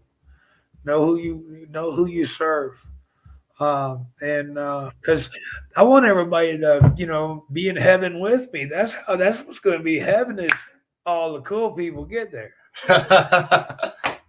Well, good luck to them. It's too late for me. Yeah. There's another fan question here. They want to know if you've ever seen Vince McMahon let loose. What do you mean? Like outside of business, did you ever see him, like another side of him that maybe wrestlers haven't told before? Oh, I don't know. I don't know what's been told. I mean, I knew up there that they were having the scandal with the woman referee. I don't know whatever happened with that. I mean, I didn't personally ever see that side of him or anything. I don't, Vince is Vince, but I didn't see that. I know what Vince portrays himself to be is not what he is. I know he's much more deviant than what he portrays himself to be. He is. So I guess you don't expect to be put in the Hall of Fame with your sister anytime soon, if you're saying that. Oh no, I don't care. Look, it has never been about a title, a ring, a plaque, a certificate of completion. I got like 13 certificates of completion, honorary, cool, good stuff, high ranking stuff from 13 of the finest rehabs, but none of it means anything unless you put your foot down. So I ain't worried about titles to hang on a wall. I'm worried about you getting to know the person I am in my heart, because that's the one you need to listen to. You don't need a paper champion. You just need somebody to encourage you, inspire you. Dude, I've been paralyzed twice and still get in the ring. I've died more times. This is from having my tonsils taken out when I was 17. I died on the table for 2 minutes.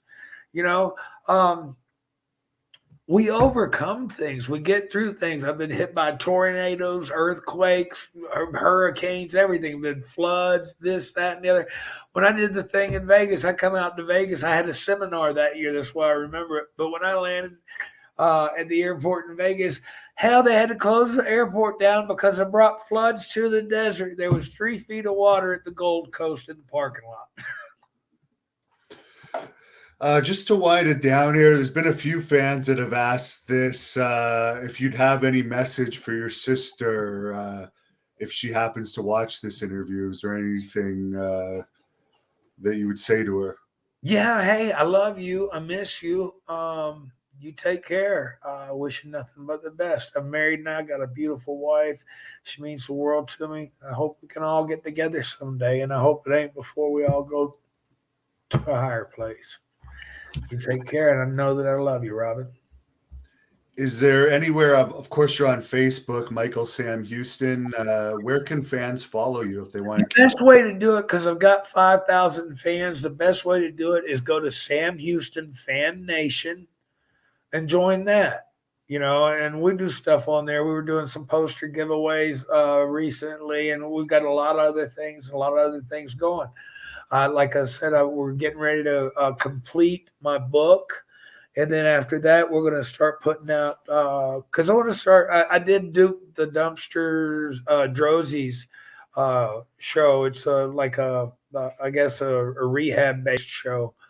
And I enjoyed doing that. So I want to help the folks out there gain some knowledge, so they know the signs to look for in themselves or in somebody else, another family member, and to be able to stop it before it gets too bad, before they have maybe they're that one special one that you can give a little bit of encouragement to, and they can change something before it gets too bad for because I got to tell you, man, my worst, I was at the end of my rope.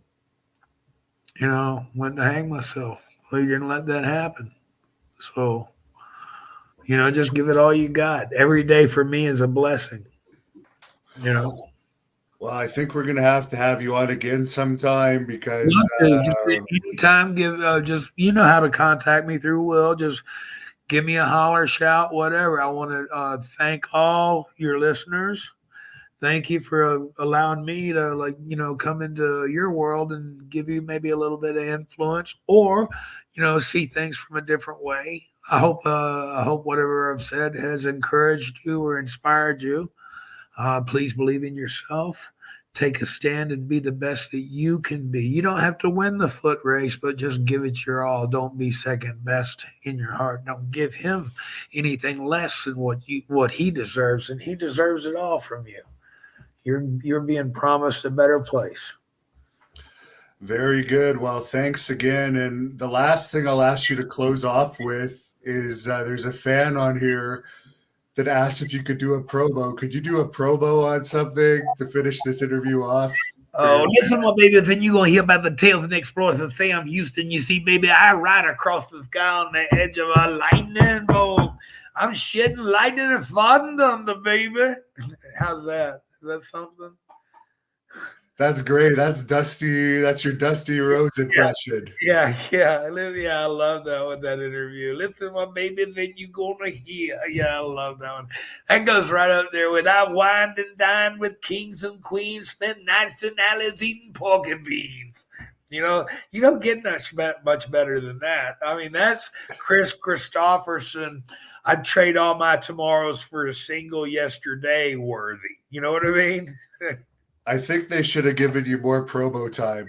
Oh, they should have done a lot of things differently, but I think that I was. I think uh, I I would people warn my dad warned people off of me to start. That's why it was so important to me uh, to hear that from JJ. JJ went up to bat for me. He's like, "Hey, give the kid a break. Come on." Well, his dad said, "Well," and then Dusty gave me the break.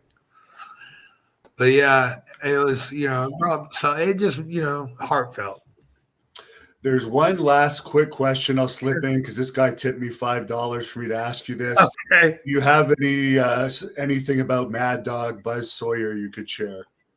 No, I really didn't know him that well. I wrestled him one time. I knew he had some substance abuse issues, but everybody kind of knows what's going on with folks. Uh, you know, he beat me with a power slam or something like that on TV tape, and that was the only opportunity. Now I spent some time with his brother over in Australia. But I remember him Buzz coming in, and I only worked with him the one time. He come in for Crockett. I guess he manipulated a promoter in Ocean City, Maryland, out of a van, so he's hit the skids quick or something. Is what all I remember, or something like that. I don't know. That's a basic story that most people tell about him. Yeah. But anyway, hey man, I do appreciate coming on and everything, and just holler at Will, and whenever you want to have me back, I'm ready. This is Hannibal here from thehannibaltv.com, and I'm back with none other than Sam Houston, the former WWE superstar, also in NWA. He was part of the Dark Side of the Ring recently, the brother of both Jake the Snake Roberts and Rockin' Robin, and he's been through a lot in his life, but he's come out on top. He's remarried now. He's doing great, and he's still in the ring. I recently saw you against Andrew Anderson. Oh yeah, up in New York, yeah, that was fun. I had Black Bart in my corner. Oh, that was a night of firsts, you know, and it was fun for me. I like to get out there and move. I get because gosh, I mean, that's where my heart is. That's where your spirit is. That's where your passion is, and that's where I'm alive. I remember, gosh, after the first time I retired in 2000, I got in the ring in 2002. I had seen Steve Williams and all those guys at an event. I got in the ring to say a few words, and when I got in the ring, and my God, just the electricity going through my body. I had to hit the ropes a couple of times, and it didn't take long for me to get back. Now, for Black Bart, do you have any stories about him? I've had him on before. A lot of fans say that everything he says is bullshit and I shouldn't listen to him. And then some people say that there is some truth to his stories. Oh yeah, well, out of I guess everything, there's always going to be a seedling of truth to most stories. It's just the storyteller's own embellishment. Bart has a way of telling stories, but he's pretty spot on a lot of the stuff, on his facts and stuff like that. So and he's been there, but you got to remember, I've hit him in the head a lot with cowbells. Yeah. Did you guys Hannibal, we weren't allowed. Okay, we wrestled a couple of times in Pennsylvania and in Baltimore. They still talk about those matches. We weren't allowed. The state athletic commission uh, uh, would not let us wrestle each other after a couple of things. I mean, we beat the state athletic commission up. Our matches got wild, and anyway, they wouldn't let us work against each other in those two states. But then Crockett brought Bart back in when he brought the NWA to Dallas, and he was going to make Bart and I tag team partners against Murdoch and Randy Rhodes. And even though Bart was my tag team partner, I was still putting knuckle bumps on his head. That's funny. As far as Texas wrestling, what are your memories of wrestling in Texas? We have a lot of Texas wrestling fans on this channel. Well, I didn't wrestle for Fritz at all. I went in there from Global and then CWA, and there were NWA. Jim Crockett came in there and brought the NWA. My fondness or my memories or fondness of Texas wrestling was when Watts was there, and he had him an office in Dallas. And the UWF we were doing our television tapings at Billy Bob's and stuff. Um, I grew up in the territory right next to Fritz. Watts had Mid South. Watts and Leroy McGurk had Mid South, and Fritz had the Dallas of the East Texas Dallas office and everything. And those guys would come over, and Kerry and Kevin and David would come over and work for Bill and stuff. And guys would go back and forth. Gino Hernandez was coming in. So I was getting to see all the Texas guys in Louisiana and getting to know them there. But I never got to work for Fritz. And I tell you another thing, the original ring in the Sportatorium in Dallas, the Dallas Sportatorium, the original ring, I was the last human being to stand in that ring. They paid me to tear it down. It was pounded into the earth. I've got pictures of it. What are your memories of wrestling in the Sportatorium? That's a lot of people's favorite venue. Well, it was a great venue, but oh my gosh, it was the hottest place in the summertime and the coldest place in the winter. So, the building was set up really awesome, because it was like a pit, and you're going down, down into the pit or whatever. It was a good building for wrestling. But I guess that's when Charlie Norris and I were doing our booking. We were being booked out of Texas through my dad, and we went to Japan 5 times, New Guinea, all sorts of stuff. We ran shows out of Texas and up in Minnesota as well. As far as the Von Erichs themselves, did you have much interaction with them over the years? Oh yeah, Kerry and I were real good friends. We were pretty tight. We traveled together some for events, but I had met Kerry. I'd met those guys when I was, like I said, a teenager, 14, 15, 16, hanging in the dressing rooms and stuff. And, picking them up at the airport and bringing them to the shows or what have you. Because I ran the ring crew for Watts. I was, anytime somebody needed a ride, I was the one they called.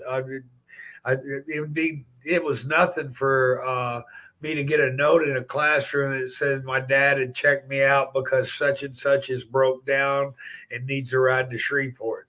So I get out of school at noon, jump into my car, go pick somebody up, Cowboy Johnny Mantell or somebody, Tom Jones, and drive them up to Shreveport so they can make the shot. Now, I know Bill Watts had the policy if a wrestler lost a fight to a fan, they would be fired. And we saw on Raw last night, I don't know if you saw it, but Seth Rollins was walking to the back and a fan came across the barrier, a short, fat fan, and actually tackled Seth Rollins, who is a multiple-time world champion, and took him down. And the referees actually had to save him from getting beat up by this fan. What would a guy like Bill Watts have done in that case? And what are your thoughts on that? Today's wrestlers not necessarily actually knowing how to wrestle. Yeah, I run into that a lot. First of all, I think everybody needs to learn the basics. Sit out, switch. Be able to take a leg, whatever. You need to have the basics. I've gone to some of these training centers now, and they don't teach wrestling at all. They teach spots and bumps. Well, it's not about spots and bumps. The marquee says wrestling, so you ought to know your craft before you get into it. Everybody's so fired up. Oh, what's my character? Well, you ought to get the snot slapped out of you and become a wrestler first, and then worry about a gimmick or a character or something like that later. Become a wrestler first, and what's going to be believable is if you're an extension of yourself. If you just be you. You know, I see. It is like I was in Vegas the other day, and I wrestled Nature Boy Buddy Lee. Well, that's 4 or 5 Nature Boys I've wrestled. You know, Buddy Landell was awesome. I'm not going to say Paul Lee was bad or anything like that, but nobody's Ric Flair. But in that same thing, nobody was Buddy Rogers either. Other you can't have another Undertaker. Well, they already did that with Brian Lee, um, but you've got to be your own. You know, it's not about copying somebody out or else. It's about being unique.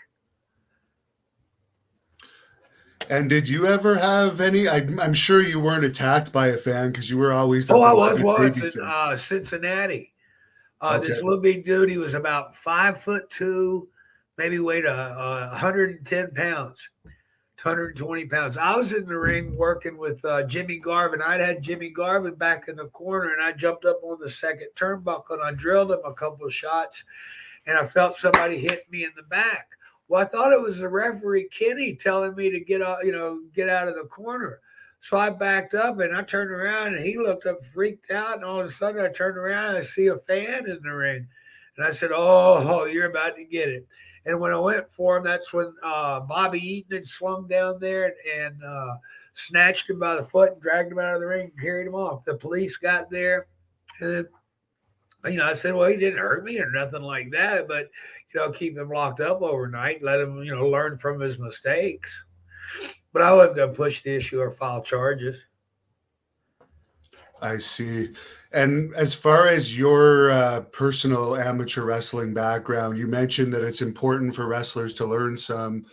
Who taught you a bit about shooting? Because I know in those days you'd get eaten up if Oh you yeah, didn't know how yeah, to you shoot. would. Well, see, okay, when I was a little kid, I was on the road with my dad all the time. So my friends weren't the kids in the neighborhood so much as they were the boys in the dressing room. I get to carry my dad's bag in the dressing room. Gives Danny Hodge, "Hey, come here, kid," blah blah blah. And he shows me things. They start boom, showing me things. And I learned it. I picked it up. Well, when I was in second grade, I joined a wrestling camp in Baton Rouge, Louisiana. The coach from Catholic High, the big prominent wrestling team in Baton Rouge, high school wrestling team. Coach Barrett Murphy was the guy's name. He did a wrestling camp one summer, a few weeks. So I signed up for it. Well, I go to the matches and I tell all my friends, Jim Shields, Danny Hodge, Herb Calvert, all these guys. Well, on Saturday morning, they didn't have TV taping. So all these collegiate wrestlers came to the wrestling camp. Well, the coach, he went nuts. Here's all these NCAA champions, AAU champions, this, that, and the other, Olympians. He said, and they're all here. So Coach Murphy really started training me, or helping me out real well. And then he let me work out with the high school boys. But I thought about it later, he's letting me work out with the high school guys, and these guys are helping me, are coming to work out with us and stuff. So, he did pretty well. But the guys, all the boys growing up started teaching me to wrestle. And then I got on the wrestling team in high school. I was undefeated. I had ninth grade year, and then 10th grade. I wasn't varsity ninth grade, but 10th grade, about 2 or 3 months into it, Joe Lynn had gotten kidnapped. So that kind of, I dropped out of all that stuff. Jake has talked about that story in detail on his WWE DVD and in other interviews. Could you tell us about that unfortunate situation? Well, I mean, Unfortunately, like people are led to believe one thing. First of all, there was no blood in the trunk of the car. There were two cars used. 2 days before Thanksgiving, my sister, well, the day before, she'd got an altercation with her, what she believed to be was her husband's ex-wife. Now, with a private investigator that I've been talking to for the past years, and he's been going over these cases.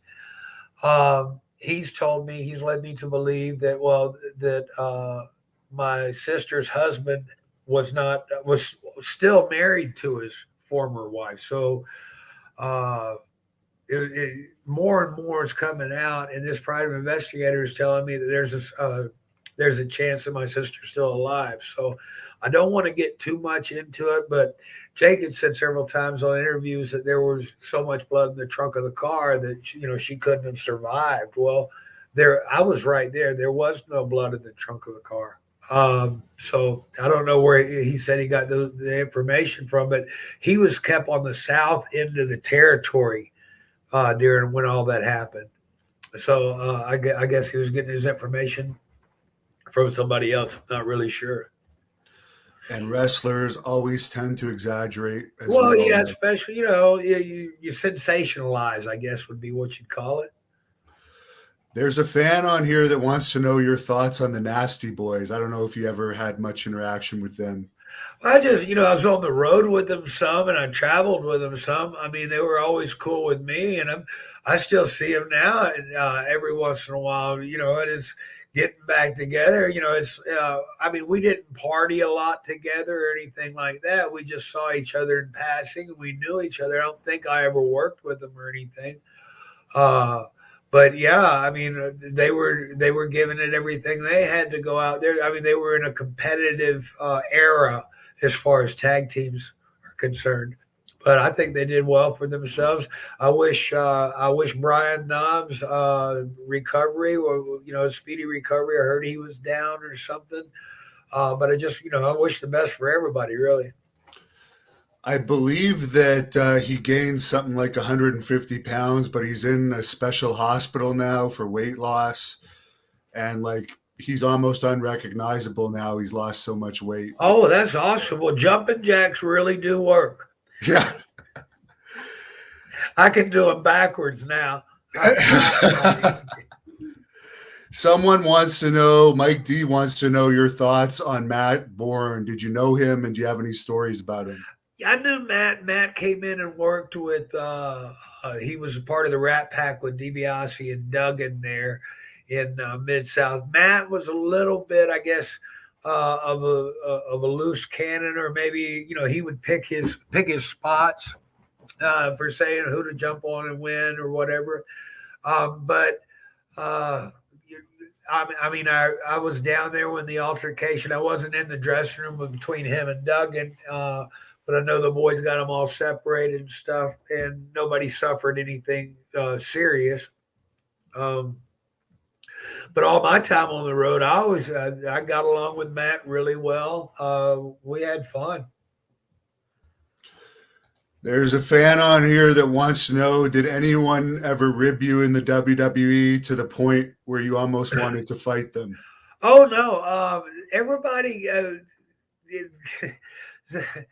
it's kind of fun because people pull ribs and stuff like that. But the thing with a rib is you got to outdo the other person. And I had people. Oh, Angelo Mosca, my own brother. I dropped my own brother off at the airport 2 hours before his flight with "stupid" written across his forehead. Angelo Mosca just passed away. Did you know him? Yeah, I knew him real well. I knew him when I was, sorry to say, sorry for his loss and stuff like that. But yeah, I've known Mosca since I was about 14. He would come to into Mid South, and that's kind of when I first found out, because I didn't personally have experiences with him, but I saw how he interacted with the other guys, and I knew he was a bully. Apparently, he was a bully in the CFL too.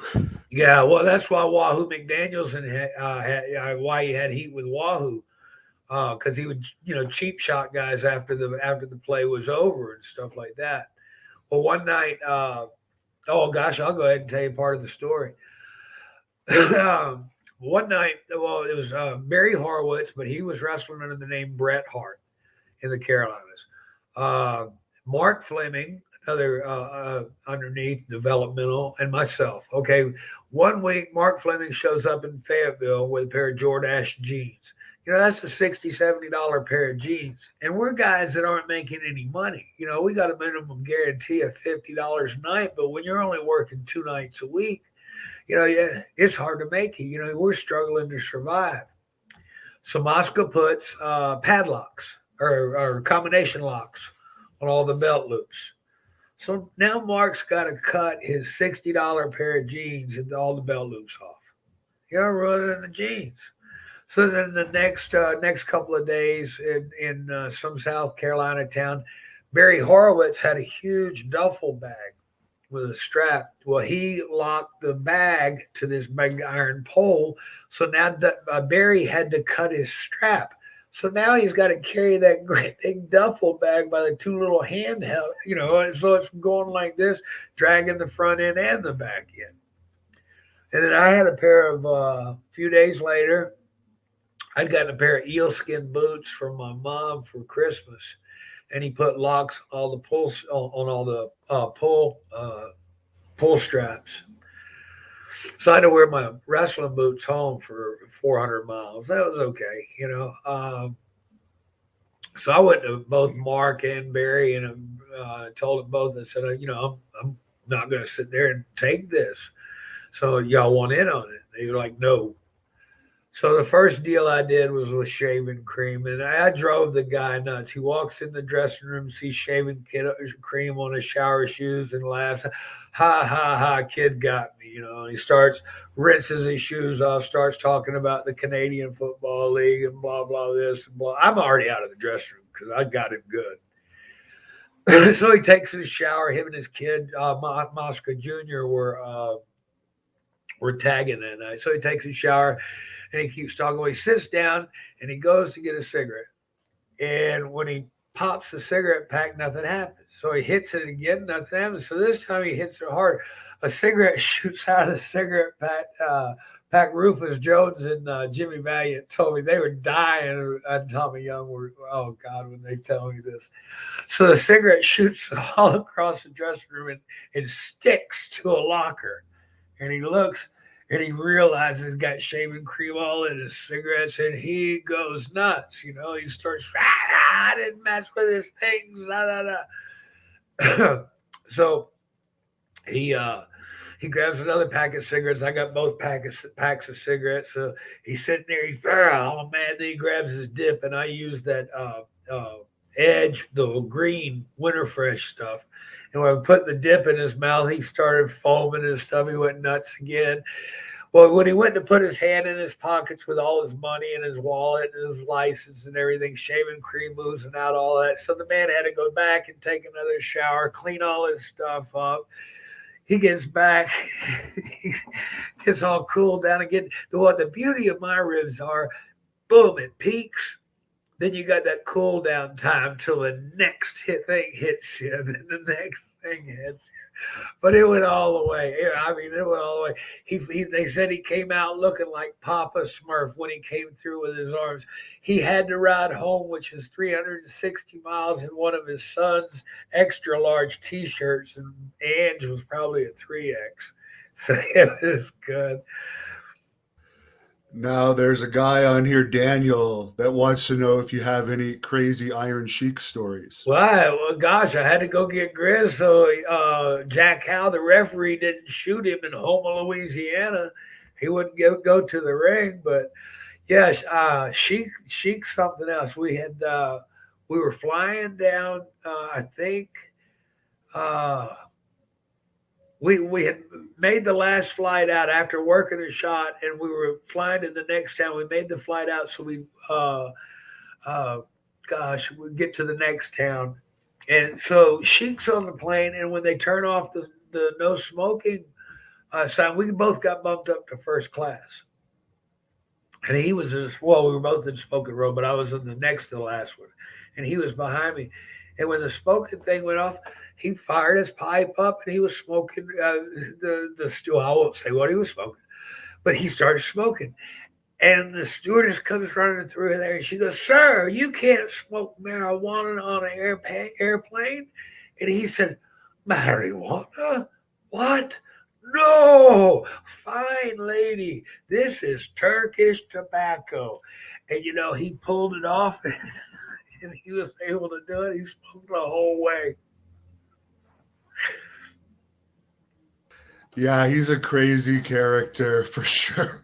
Yeah, one time. Okay, the TVs when I was working for Vince.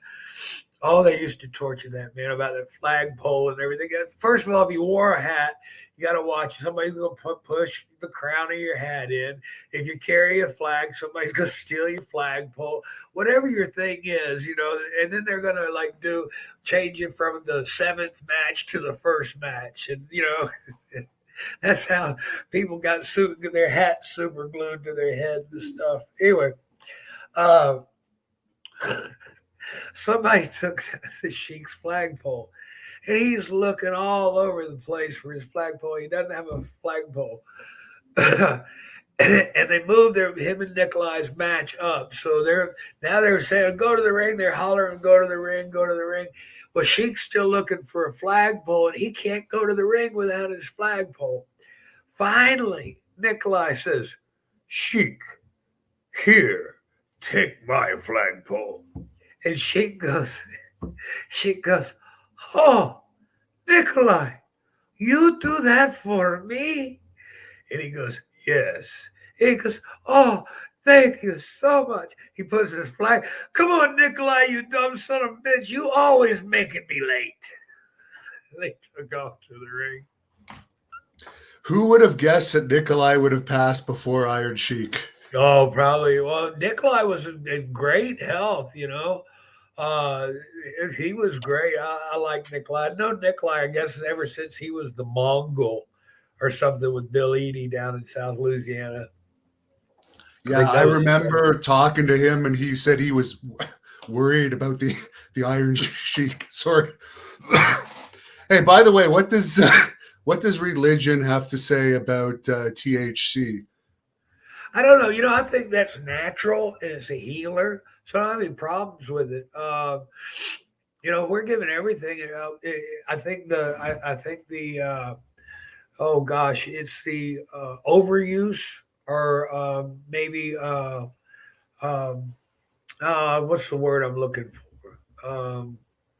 When you're taking advantage of something. The abuse. Yeah, the abuse. Yeah. Like I've been hitting the head with a lot of steel chairs over the years. So I've heard that the missing link, who you probably knew from Mid-South, would fall into that THC abuse category because he would smoke. Oh, he woke up smoking. Oh, He no. woke up smoking. It depends on what's wrong with you. I mean, it's a good healer. It's good for pain and stuff like that. Cancer patients use it. It's great for glaucoma. They found out it stimulates people with Alzheimer's. So I don't see any problems with that. I'd rather take something like that than I'd never take a drink, but I'd rather take that than a drink, and I don't take pills. So I see all these all the pills and everything everybody's taking. I don't know. You don't need that. You got to think everything you're doing is going through your liver. So you're not adding any days if you ain't taking care of your liver. And yeah, I'd rather deal with the effects of this any day than alcohol, because as you know, the same thing will happen to me if I have too much. I'll actually go crazy. Oh yeah. Well, I mean, I was a bad alcoholic for years and years and years. Hannibal. I got to a point where I was drinking 3 5 a day every day for almost 19 years. I went through some periods of sobriety during that. I went through 3 times I had a year sober. One time it was a year and a day, and then boy fell off the wagon. Because what happens is you get fooled by your own sobriety date or whatever. You think, oh, I got this beat.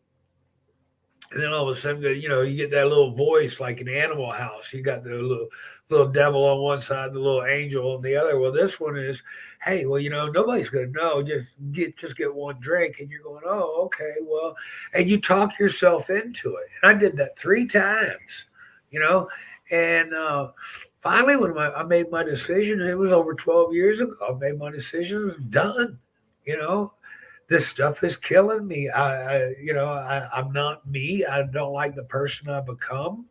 You know, just so much, and I couldn't see it. Oh gosh, it made it took away my relationships with my daughters and everything. It's robbed me of that, but it also quelled that hurt. So where do you fall? I mean, you fall in the middle of you fall in the middle of a vicious cycle or a vicious circle that there's no way out of. What's got to happen to you is the same thing that happened to me. I had been locked up for 7 days. 7 days. Uh, Okay, when I first got locked up, on the second day, I tried to hang myself and the nooses broke. 5 days later, they came, they chained me up. They carried me to the chaplain's office. He said, your mom's dead. You can use the phone.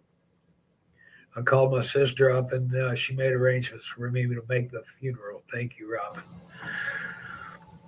Well, anyway, I came back and when they took the chains off, that's when I'd had enough. That's when I dropped to my knees and I prayed and I promised I never would drink again, and I haven't.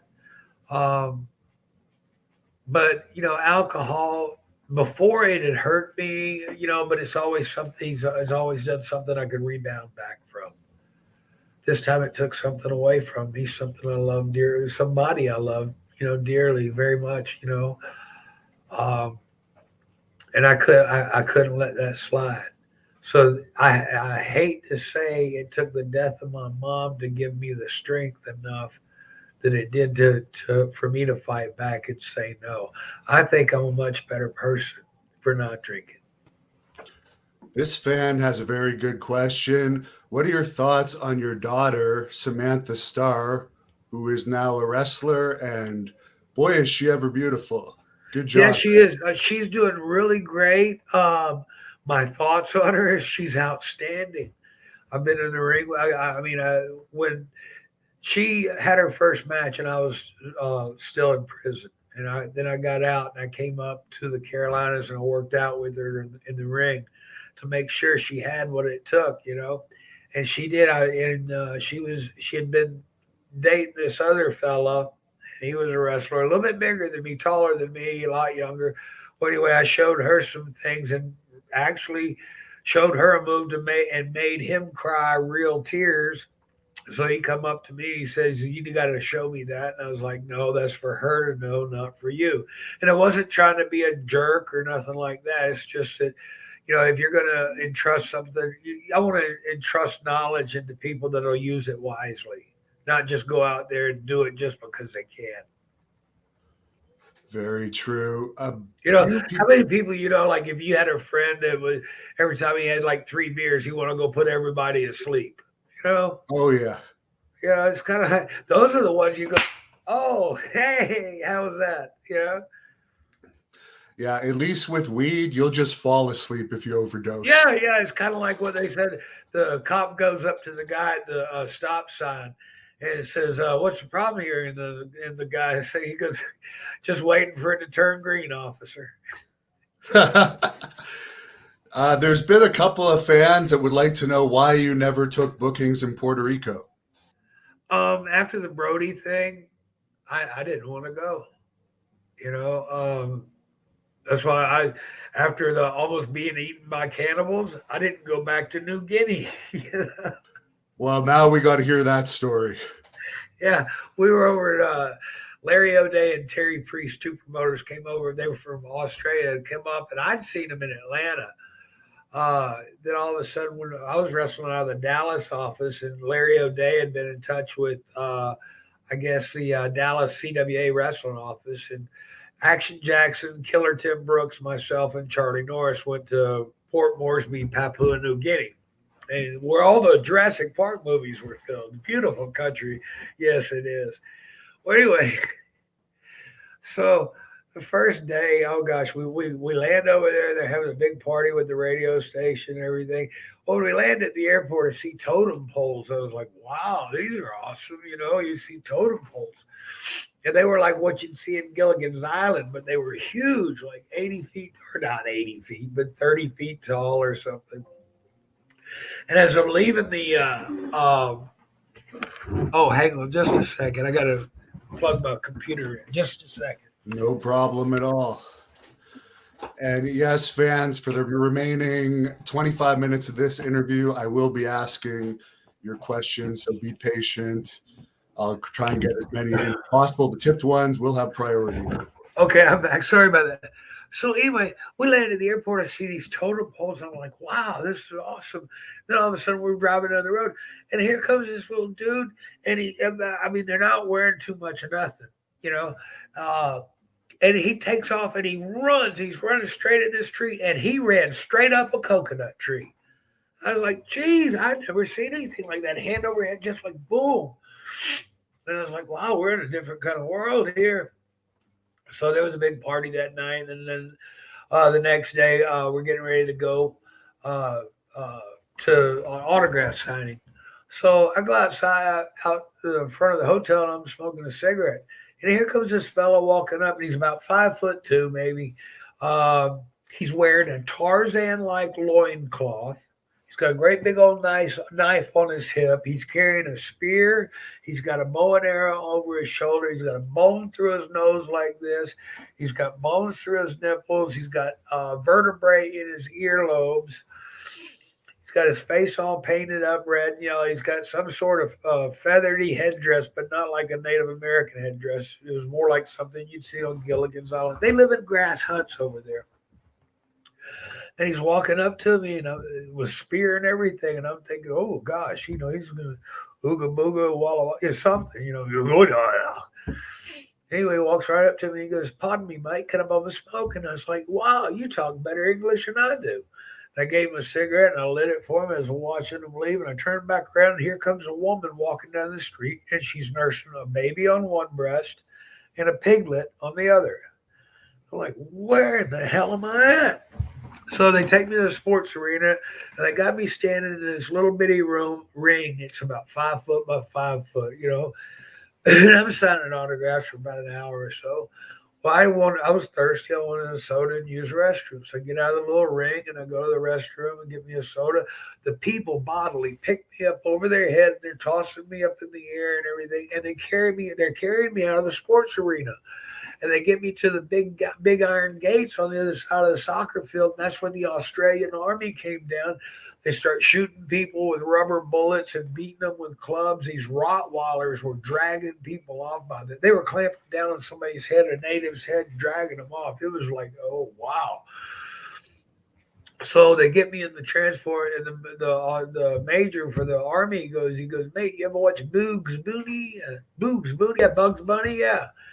He says the one about the Ethiopian. I was like, yeah. And he said there was a big black pot in your future, mate. He said what they were going to do, their belief is whatever they consume lives through them. So if they eat me, then the spirit of a warrior or whatever would live through them. Oh, gosh. And that happened twice. The second time, me and Charlie Norris were together when it happened. But we walked into a store. We were going to grab a bottle of water, and in 3 minutes' time, 5,000 people, boom, right out in front of that little store. They had to call the army out again. They have a nut over there. It's called beetle nut. It grows on the tree. They eat this nut. They put it on a lime. Put it on a mustard leaf with lime that you kill snails with. They chew it, and it got this red fluorescent spit that, you know, but it gives them a cocaine high, and they chew this nut all day. And then somebody will come out of this little village of about 17 or 20 huts, and then somebody will come out of this little village about 25 huts, grass huts, like, and meet in the middle, and then go to fighting each other and hacking each other to death. After the matches, me and Charlie would just go up to the room with a case or two of beer and watch them kill each other. Crazy. Yeah, we were brought over there by the Spear Cigarette Company, which the Spear Cigarette Company was an Australian company they rolled the cigarettes in the Australian daily newspaper. The cigarettes were a dime a piece, and you could actually sit there and roll them and read the words written on them. They were killing the natives with the lead poisoning from the ink, a form of genocide, because the land was so fertile. Ridge Rigamus wants to know. He says you were getting a nice push in 1986, but it just stopped. It's almost like you pissed Dusty Rhodes off. Could you explain what happened there? Oh yeah, I got married. I married baby doll. I actually heard Arn Anderson tell a story, and I actually sympathize with you on this, that the Horsemen had asked Baby Doll to like get some food for them, and you got mad over that. No, because she asked me this too, and I was like, no, I don't remember that either. Um, and I think, what's funny is in Atlanta, the boys always went to Simon Malone's anyway. So that story would have made no sense because after the show, that's where all the horsemen were going anyway, and they could get their own food. So I don't know where the story came from. Maybe Arn remembers it different, but neither Nicola or myself remember that. But also, if that was my wife and some of the biggest players ever in wrestling are asking her to go out and run errands, I might be a little pissed off about that Well, too. you got to look at it like this. She was just as big a player as they were. You know, she was making. I mean, she was making.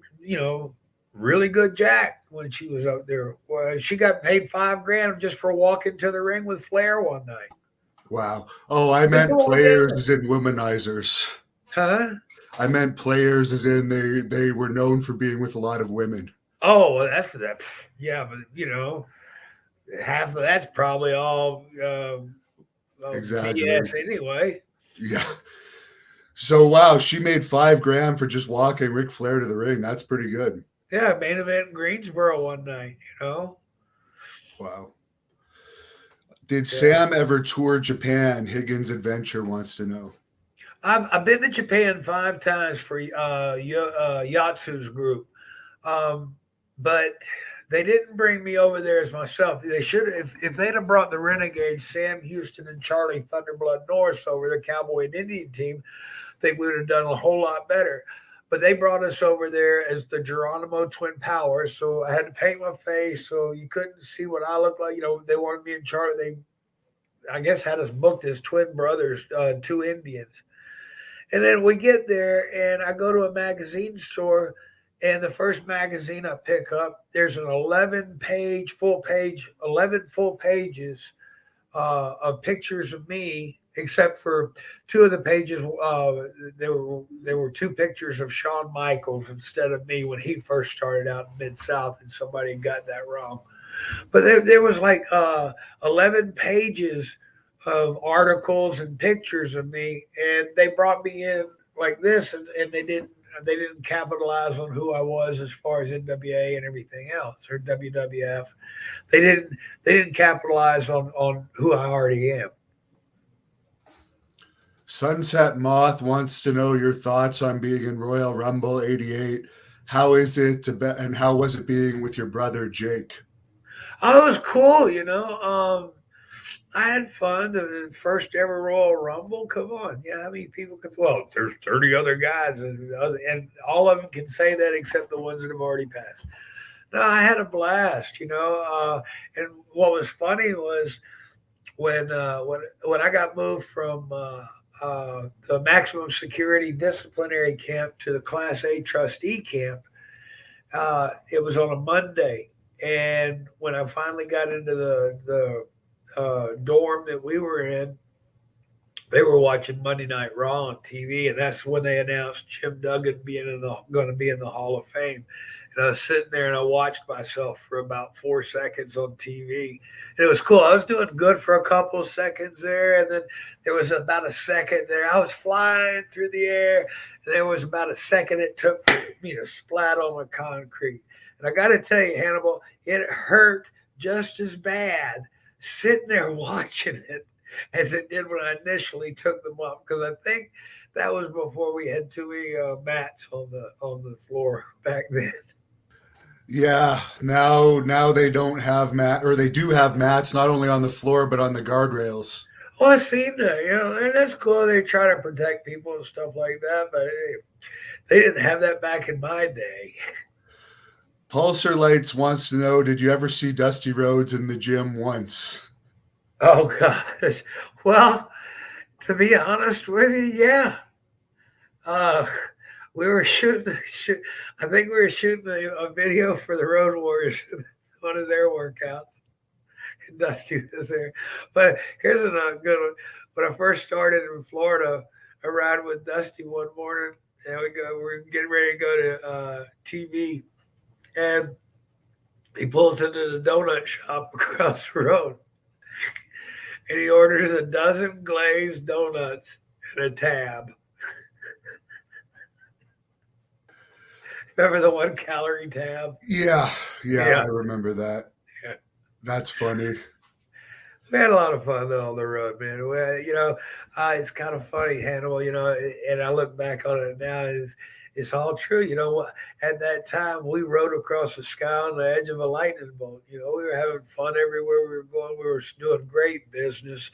The work was hard, and yeah, some guys did get lost on the wayside. Oh gosh, you start leaning on something, either alcohol or some other substance, and then you get lost in that. And you forget everything, and then your reality is all distorted. And it takes you a while to go full circle and get back to where you are or where you need to be. I mean, I don't know where I would be if I hadn't spent all that time drinking. I could have probably really been, I guess, way, way out there. Um, but I'm glad of my journey because everything that I've been through, I'm able to help others with because people can come up to me and talk with me, and I sit there and talk with them. I I'm not trying to be a celebrity or a superstar to nobody. I mean, that's just a pain in the ass to have to be an asshole to everybody. Who was the craziest partier you ever encountered in wrestling? Oh God.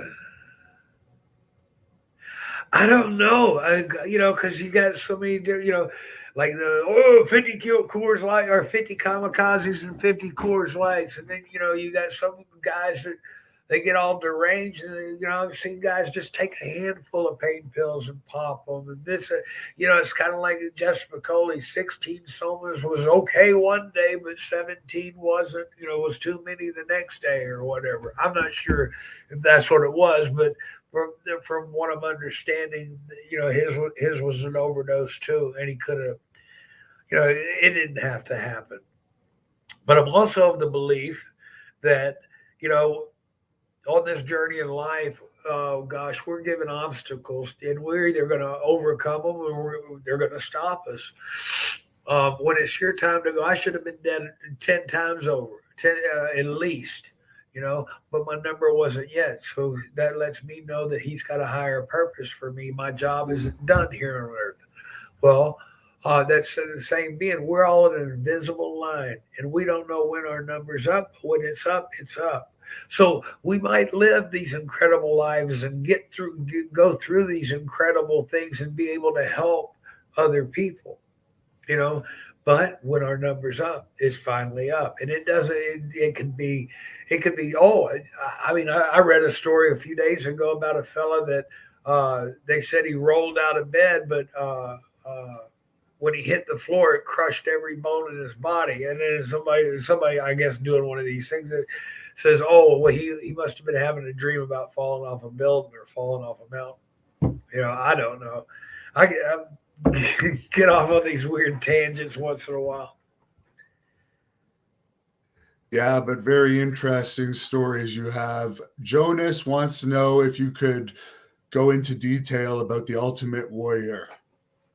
Well, what I mean, I was on the road with him for a couple of years because it was about 2 years when he got there. We stayed on the road together before he started getting his push. Um, they would film him every week and stuff like that. And Jim, at first, when I first got on the road, he was a great guy. We rode up and down the roads together. Um, I helped him out with his ring work. He helped me out in the gym. And but when I guess somebody got to him in the office, and that next TV taping, you see him, and he doesn't know anybody. He's holier than thou, or better than everybody else, and everything else. I guess he rubbed a lot of people the wrong way. After that, we were never the same. But then in WrestleMania, when he got inducted into the Hall of Fame, he did pull me aside. They had cameras and everything else. They're filming us talking, but I don't have anything to do with Vince's office, so I doubt that tape will ever see the light of day. But yeah, but he just wanted to get back together with everybody, and he was apologizing for turning out to be a jerk when he did. Very good. Did you see the Dark Side of the Ring on him? I'm gonna No, assume. I haven't. And I mean, I watched the one on us, and it's kind of it hits you hard, you know, but it's like everything else. You've got to get through it. You don't sit there and waller in it. If you want to do that, then be a victim and sit there and waller in it. Well, by God, I'm a fighter. I'm going to get up and I'm going to push back, and I'm going to show you that I'm better than that. Yeah, I agree. You have a good way of staying positive.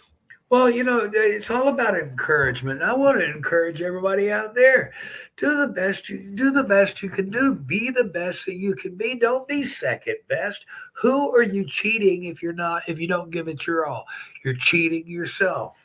You know? Well, oh, I don't like my surroundings. Well, get out and do something about it. Work a little harder. Spend a little bit more time doing something. Work on yourself.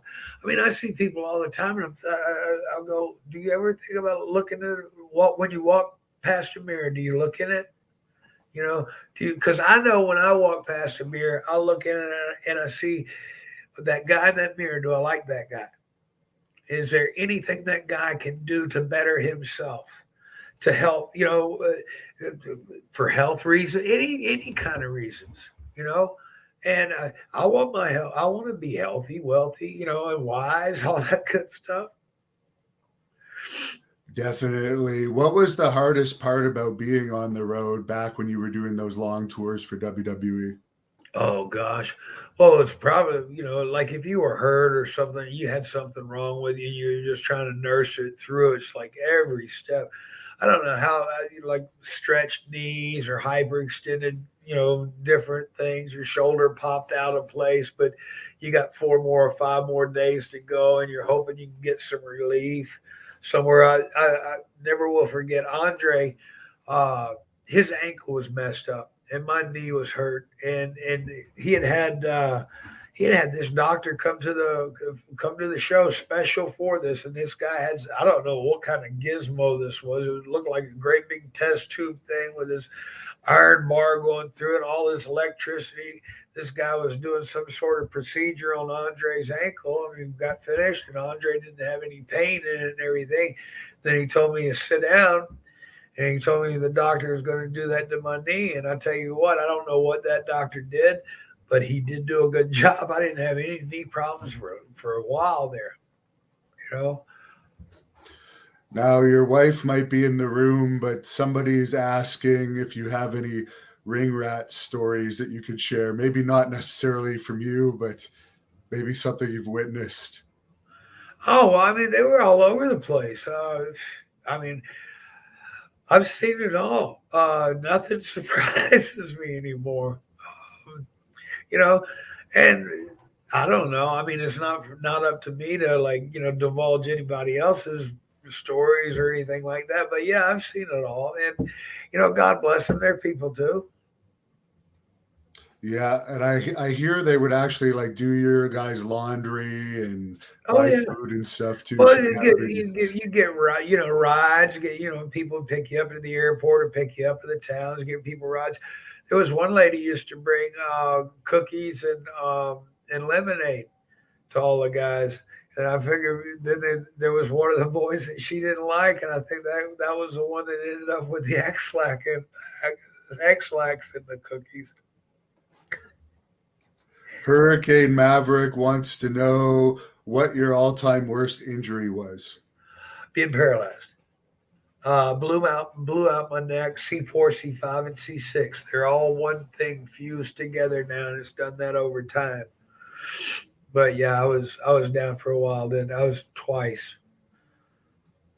Very interesting. Yeah, this Dr. Irving Schaffner, worked on me out in California, and he did a lot of things that were legal in the U.S. and a lot of I was doing under like 11 different treatments a day, every day for about 6, 7 months, 8 months. Uh, but he did the stuff with the the tens units, and then he had this one thing that was like a satellite dish on one side, and it shot electricity in my neck here, and it dispersed out this way. I used to sit with a mirror and watch that. It looked like something out of a Frankenstein movie or something. Uh, but he worked on me for a lot. It got me back on my feet. Then the Northridge earthquake, I was in that in L.A. Everything got destroyed. Oh my gosh, what a scary event that was. And I re-injured myself because in Calabasas and Malibu, I mean, there was a nice place. So all the doors were these great big huge doors, and we were having to knock our neighbors' doors down so we can get them out of the condos. It was a rough night that night, or morning. But yeah, I was hurt for another 6 months. Dr. Shafter got me back on my feet. Then I flew out to Atlanta to visit my dad, and I ran into Charlie Norris, and he asked me to uh, start working out with him at the developmental center. So I did. And every day for 3 months, we were working out a couple hours a day. And he's the one that got me back in the ring. He said, "You need to get back in there." And I told him, I said, "My career's over. I've been hurt." And he said, "No." He said, "Man, you need to be back in there." He said, "Sam," he goes, "I'm 3 inches taller than you, 60 pounds heavier than you, and I'm giving you everything I got when we get in the ring, and I can't do a damn thing with you. You need to be back in there." And that's when we talked. And he said he'd be my partner, and I knew that I had somebody I could count on. And I came back out, came out of retirement then. Matt would like to know if you have any stories about John Nord. Nord the Barbarian, I saw him the other day. Right? Yeah, we saw John at the big event. I didn't spend a lot of time. I was already gone from New York when he got there, and I was in. Oh gosh, I wasn't really around much when Nord and Jake were tag team partners. I didn't know him very well then. Uh, I came. I don't know where I was, but I met him a few times, and we worked on some shows in Minnesota with him and everything. I don't have anything that really stands out like crazy or anything like that. All I do know is all the dealings I've had with the guy. That guy's been straight up, honest, and tells you what he wants, and that's what you get. Last fan question for today from the brother man. He says, hello. He loved your career. What do you think about today's wrestling in general, WWE and AEW? Well, in general, they've lost something. They think it's all about bumps and stuff. They don't put the story. There's not a story in a match or anything. Nobody wrestles anymore. That's one of the things that's wrong with it. They spend 15 minutes on the mic talking, trying to get you to believe some BS hype, this, that, and the other. When that's not what you wanted to see in the first place. You tuned in so you could see action. Of course, they can't show you just action, but you've got entrances to work off of, this, that, and the other, interviews. But it seems to me like they're trying to push, I don't know, fakeryism to the limit. They need to just settle down and let the guys go at it. AEW, my only thing problem with them was during their tag matches, they didn't. Everybody's making saves every time you turn around. Well, how can you have a tag team match if nobody adheres to the rules? You don't have to get tagged in to do anything. It just doesn't make sense. It's like a Texas tornado match going on all at the same time. What advice would you give to wrestlers watching this to help improve the product overall if they're an indie wrestler watching this? And what would I tell them? Yeah. Slow everything down, slow down, grab a hold, learn your craft, watch guys that you know are good. Model yourself after something but you don't steal every move or anything like that, but guys like Ricky Morton, guys like Kurt Hennig, guys like Tully Blanchard, Flair, believable, credible guys. Study those guys, and then come up with your own style out of that. Uh, get to a place get to a gym if you're wrestling or whatever. Get to a gym. Treasure and value that time you spend in the ring. This is something for you to work on yourself. If it's your passion and your dream, then God damn it, get out there and grab that brass ring. Sorry. What do you think about John Moxley going to rehab for alcoholism? I'm happy for him. I hope it works. I got to be honest with you, though. The 28-day rehab is 1 out of 100 is going to get it. If his was anything like mine, I mean, I went through 11 different rehabs before I went through a 9-month program that I got any help out of.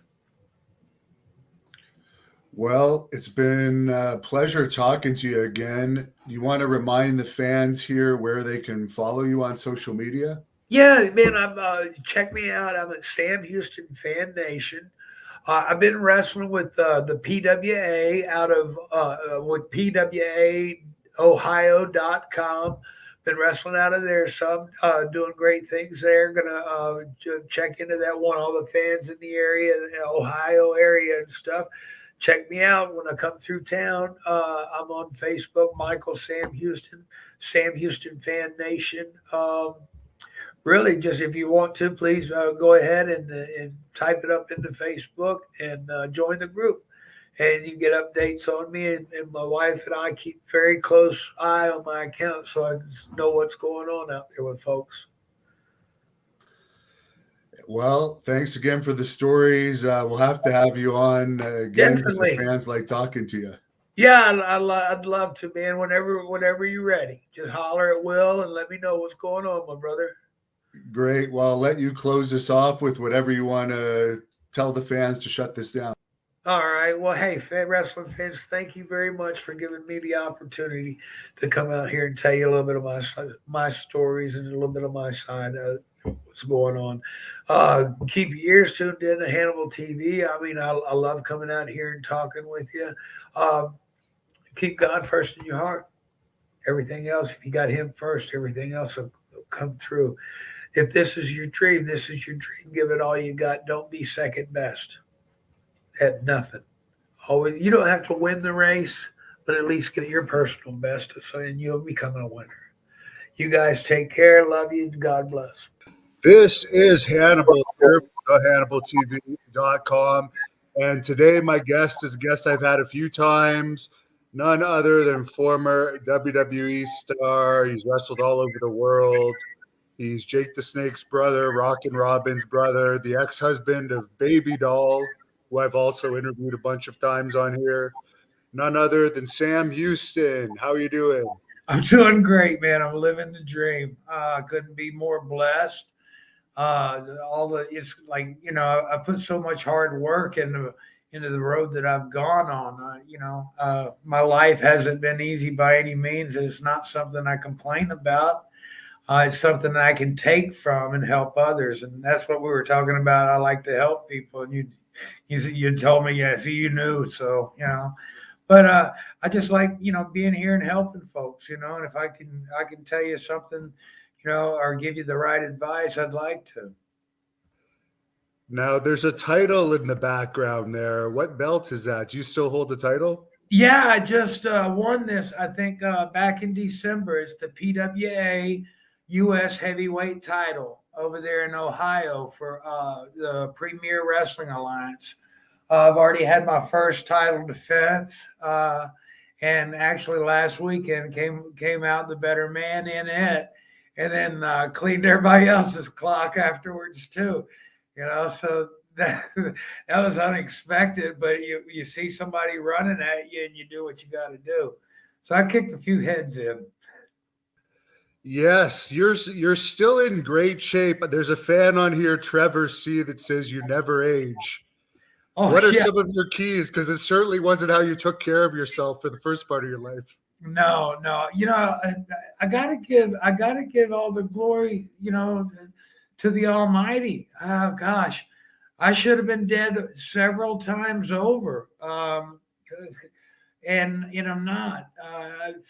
He's pulled me through it. I've been paralyzed, partially paralyzed twice. Once was for 9 months, once was for 6 months. I was able to get back on my feet both times, and then I was able to get back in the ring. I do watch what I eat, but I like eat like a southern redneck boy, whatever. But I watch what I eat, and I guess a lot of it's from fasting, not when you want to. It's because you got to. But I don't have that problem anymore. Now you didn't hide it. You talked about it in some of our other interviews. A big jail fight you were involved with and stuff. How was the food in jail? Huh? How was the food in jail? I gotta ask. Horrible. Horrible. Yeah, I mean, you get your tray for breakfast one morning, and still got the beans caked on from last night. Horrible conditions. People think what you see with that Oz show and stuff like that. Oh, that's how it is. No, it's not. I mean, the only stuff gets a new coat of paint only when somebody's coming around to inspect it, or that's when they try to make everything nice. Other than that, they don't care. I climbed back. I crawled back from a cockroach infested foot locker with 2 pair of state underwear and a bar of soap. I made sure I was clean every day, that my area was clean. I did what I could to work on myself, and I gave it all to him. And in prison is actually where I found freedom. You know, it, it, I don't know how you could explain it, but I was walking out in the yard one day, and it was spring, and I was at a camp to where you could go outside, and went outside one day, and there was a little flower there, and I knew when I saw that flower there, I looked up in the sky and everything, and I was like, wow. I'm over my addiction. I'm over. I was over all the physical cravings, urges, everything else that I had battled with for addiction for so long. Yeah, I remember I've been in jail for a night probably 3 or 4 times just from roughhousing and stuff. But I remember I was so hungry one morning and they like threw me one muffin, and the muffin was so stale. But yeah, you'll eat it. I mean, Yeah. when you get hungry, you'll eat anything. I mean, I've found this out in my travels all over the world, and then being locked up. It doesn't take long. You miss a couple of meals, and you're ready to go. The A Meat jail, which was the last joust I did back in 2019. I was trying to make it back to Louisiana because I thought the big old mess up in parole, and I was trying to go back to get my paperwork done, and somebody called and said I was in the state, and got me before I made it back to Louisiana that day. So it cost me 11 months, but God puts you there for a reason. And May the 19th, 2019 was the reason he put me there for. 3 guys jumped on this fella, Chad Milton. He was the contractor for the television show Louisiana Flip and Move. And I had just had a Bible study, and 3 guys jumped on him. By the time I got there, they'd stabbed him, broke his nose, his eye sockets, his cheekbones, his jaw. Like, as I said, they'd stabbed him and fractured his skull. And then I had to get involved and get him out of there. It took an hour and 40 minutes to get anybody in there to help, to come look at him medically. They came back 4 times to my cell to try to get through me to get to him, and they couldn't do it. I'm no hero. I was there. I did what I needed to do at the time. Saved that boy's life. And that got me moved to the chapel, where I got to spend 6 months working at the hospital, their Lolly Kemp Hospital in Independence, Louisiana, and doing a heck of a job there. But I got meals, hospital meals. The Sarge would pick me up at 5:30, 6 o'clock in the morning. Therefore, I got to eat breakfast and lunch there at the hospital, the cafeteria there. And then because I did a good job, they started letting me work from 6 in the morning till 10 at night. And then I was getting all my meals there. It was really cool. There is a fan on here, Sam, that wants to know what your WrestleMania 4 experience was like. You were in the Battle Royal, the Bad News Brown one.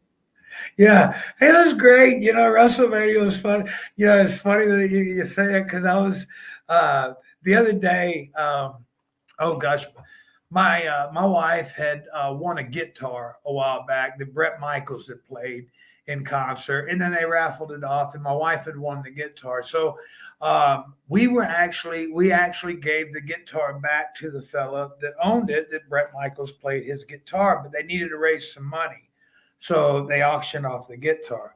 Well, we were able to give it back to the musician Michael Tracy that had the guitar in the first place. So, but before we gave it back, I had to, I had to play one song. So I played a song on a guitar that Bret Michaels played. But WrestleMania 4 was really cool because Vince brought he had all the stars in from Hollywood and this, that, the other. And I remember running away Liberace when he came. The wrestlers were getting dressed on the stage at Trump Towers, or the curtain, and Liberace come in there and looked at me and saw me and started coming up. Dude, I took off running. That's funny.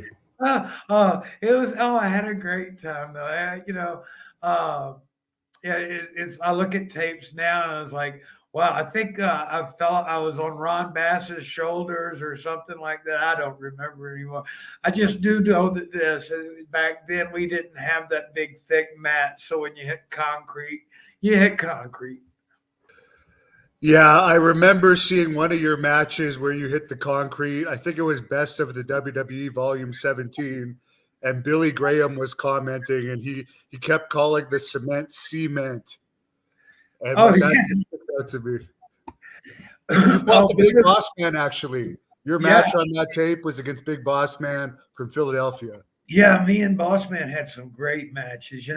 But I can't find them. I found 2 of them on Video Daily Motion or something like that, but everything had been taken off of YouTube. And I was wondering why, because they were awesome matches. But Billy, when he was doing that match, one of the things you don't know, I hit the ground one time, and when I looked at him, I had my eyes crossed, and I looked at him. I was trying to crack him up. Yeah, because you were crawling on him because he was commentating on the outside, I believe. Yeah. Billy, what a man, what a guy. And I've seen Billy and known about Billy and everything, been around the business all my life. But I've known Billy since I was a youngster, and then the Great American Bash. Wow, what a favor he did. There's nothing like it. Yeah. Wow, it's just, and then our paths cross again, and for Vince, and he's a commentator up there. I always have the greatest respect for superstar Billy Graham. What did he do at the Great American Bash? I pinned him in the 6-man tag match. Oh wow! What year was that? 85. Me, wow. Manny Fernandez. It was the first one. Me, Manny Fernandez, and Buzz Avalanche Tyler against the Barbarian, Abdullah the Butcher, and superstar Billy Graham. And I took an ass whipping of my life for, I guess, about, 8 minutes or so. Abdullah the Butcher was just a big bowling ball running over me, knocking me out of the barricade, into ringside, back over the barricade.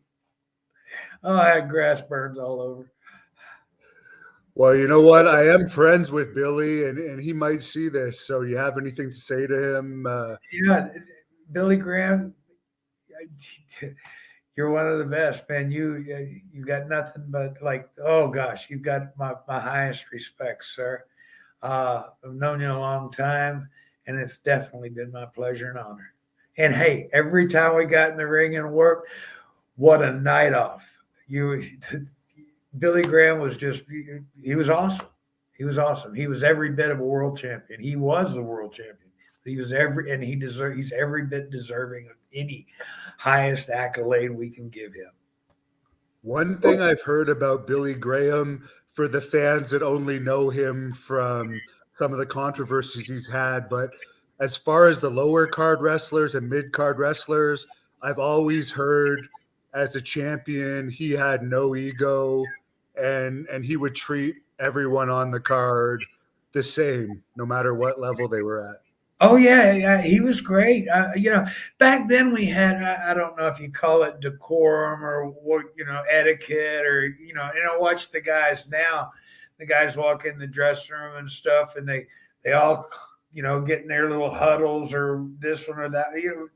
Used to, you walk in the dressing room and you go to each guy, and you introduce yourself or you shake hands. You say and you go to each and every one. Well, Billy always, he had words for everybody, from the world champion all the way down to the first match on the card, and everything was brother, and you were all brothers.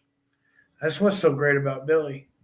I think he invented the brother thing in wrestling, and he also invented the superstar for wrestling. Oh yeah, and I saw, and I like Jesse and stuff like that, Bob Slaughter, but it was kind of like they were all trying to copy Billy.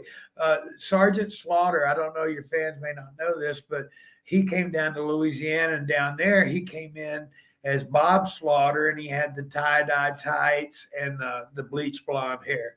So a lot of people have done that kind of thing. Very interesting. Now, there's a fan on here that wants to know your thoughts on working with One Man Gang, aka Akeem, who I've got a ton of interviews with on this channel. He's great. I wrestled him all over the world. I wrestled him here in the States. I wrestled him for all different organizations, from Bill Watts to Crockett to Vince to, the groups out of Texas, Yatsu's group over in Japan. The man knows what to do in the ring. He really does. People try to talk about the best big man in the business. Well, yeah, there's a lot of good big men in the business, and Gang definitely is one of them. I can't exclude people, but I can't tell you who the best would be, because if it's going to be the biggest, the baddest, the best, or whoever made the most money. Here is an interesting question from Car George 95. Have you ever wrestled your brother Jake in a wrestling match? No. The only thing we were in a 6-man tag one time together, but we've never wrestled against each other. We were together in a couple of battle royals and stuff. My first battle royal in Madison Square Garden, he pulled a rib on me and got 2 molars knocked out. But, other than that, no. What was the worst injury you ever had in the ring? Probably ruptured disc in my neck. I woke up the next morning, I was paralyzed. I got C4 through C6 over the years have fused together. I didn't have the money for the surgery. This doctor out in California started working on me and got me back going. And then I was out there and the Northridge earthquake hit and I was hurt again. Then after that, he got me back on my feet going again. And then I flew to Atlanta to visit with my dad, and he ended up having to have emergency surgery. And when I got him out of the hospital, I ran into Charlie Norris, and Charlie was the one that got me back in the ring. But I was paralyzed, partially paralyzed, to the left side of my body. And those were the days before they had medics backstage. Oh yeah, but it was for WCW. I wrestled Oh, Gang, really? yeah, Gang and Sullivan in Roanoke, Virginia. I don't know. I got hit in the back of the head with a tire iron, but also Gang throws these clubbing forearms in the back of your head and stuff. And I don't know if it was that or if it was the tire iron or it might have been. I took a bump off the apron flat out and put my arms out like that to try to catch myself on the concrete. And that might have been what jarred my shoulder to separate the shoulder into that. I don't know. All I know is I was hurt the next day. Dr. Aswanek told me that it would cost $27,000 for the surgery. The next day, WCW gave me a release, my release papers. How long were you in WCW for? Oh gosh, not long in '91. I had just left Vince and gone back to WCW. Um, so it wasn't long, maybe just a few months, and I was paralyzed. And then I was in LA for a while. I did some stuff with Global. I was trying to get back on my feet, get back, doing things. And then I came to Atlanta and started working out with Charlie in the ring. And after about 3 months of working out in the ring every day for 2 to 3 hours a day at that power plant, um, he said, you need to be back in there. And I told him my career was over. And he's like, dude, I'm giving you everything I got when we're in the ring. And he goes, I'm 60 pounds heavier and 3 inches taller. He goes, I can't do a damn thing with you. You need to be back in there. So we talked about it. And whenever he left WCW and all that stuff happened, we hooked up and started wrestling in Texas, Minnesota, overseas. I was almost eaten by cannibals twice in New Guinea. How are you serious? Yeah, yeah, yeah. When we got there, I thought I was in a Tarzan movie. I went outside the hotel to smoke a cigarette. They wouldn't let you smoke inside these beautiful marble hotels that the Australian government had.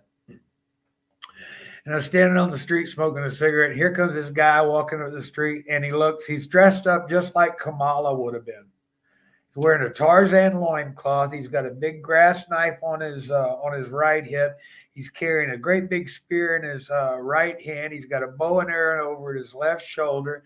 He's got a great big bone like this through his nose.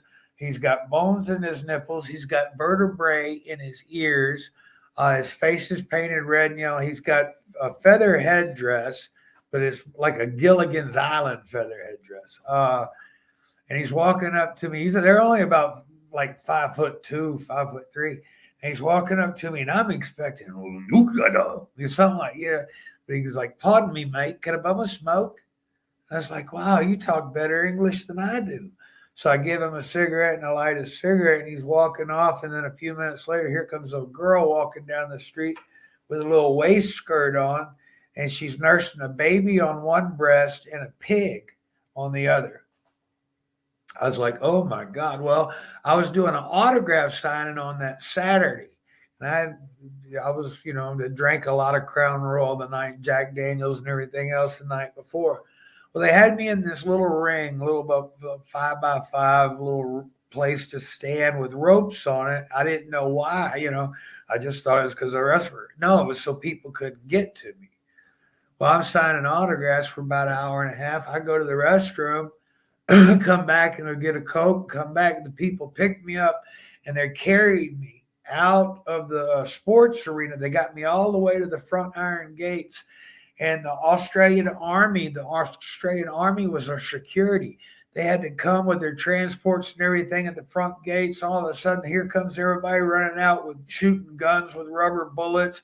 They're beating people back I thought I was the life of the party. Yeah, I was going to be the main course of the party. They got me in the transport, and this major with the Australian Army goes, mate, you ever watch Bugs Bunny? Bugs Bunny, yeah. He said, the one with the Ethiopian? And I was like, yeah. He said, there was a big black pot in your future, mate. He said they were going to take me and eat me That way my spirit would live through them. It's their, their belief, And I started thinking about it. And then 2 days later, Charlie Norris and I went to the store, like maybe 50 feet from the hotel, when we got to get some water. When we got in there, I mean, it took like 2 minutes, and there were like 3,000 villagers there. It was wild. They have a nut over there called beetle nut, and they eat this beetle nut all day long, and it gives them a cocaine high. And then they go out at night, and shoot, you got a village with about 7 or 8 huts over here, and about 15 over here, grass huts like on Gilligan's Island or something. And you'll have one guy come out with a big long knife, and this guy will come out, and they'll go to hacking each other to death. Damnedest thing you ever saw. Me and Charlie, after the matches, when we were walking back from the ring that first night, I catch a shot right in the face. Like, damn. And then boom, another one. And then boom, 4 or 5. Finally, I cover up, and I take off running. I get to the dressing room. I bust through the door. And we're like, what is wrong? They said, oh, no, they're honoring you. And I said, what? He said, they see you doing that in the ring to pay tribute, to pay honor to you. They're giving it back to you. So I was like, well, the next time I come out there, boy, I was honoring the heck out of them folks. Yeah, that's hilarious. Oh, yeah. I'm in the ring one night. Action Jackson was my partner. We're in the ring one night against Killer Brooks and Charlie Norris. So my tag team partner was my opponent. So anyway, we're over there. I was sitting there. I got Killer Brooks in a headlock, and there's a commotion going on back there. And I've been in the ring about 15 minutes or so, and reached back to tag, because we had to work 2 singles matches and then a tag match. And so I reached back to tag AJ, and he's looking. He goes, no, stay in there. And I was like, come on, man, I got to catch my breath. He goes, no, stay in there.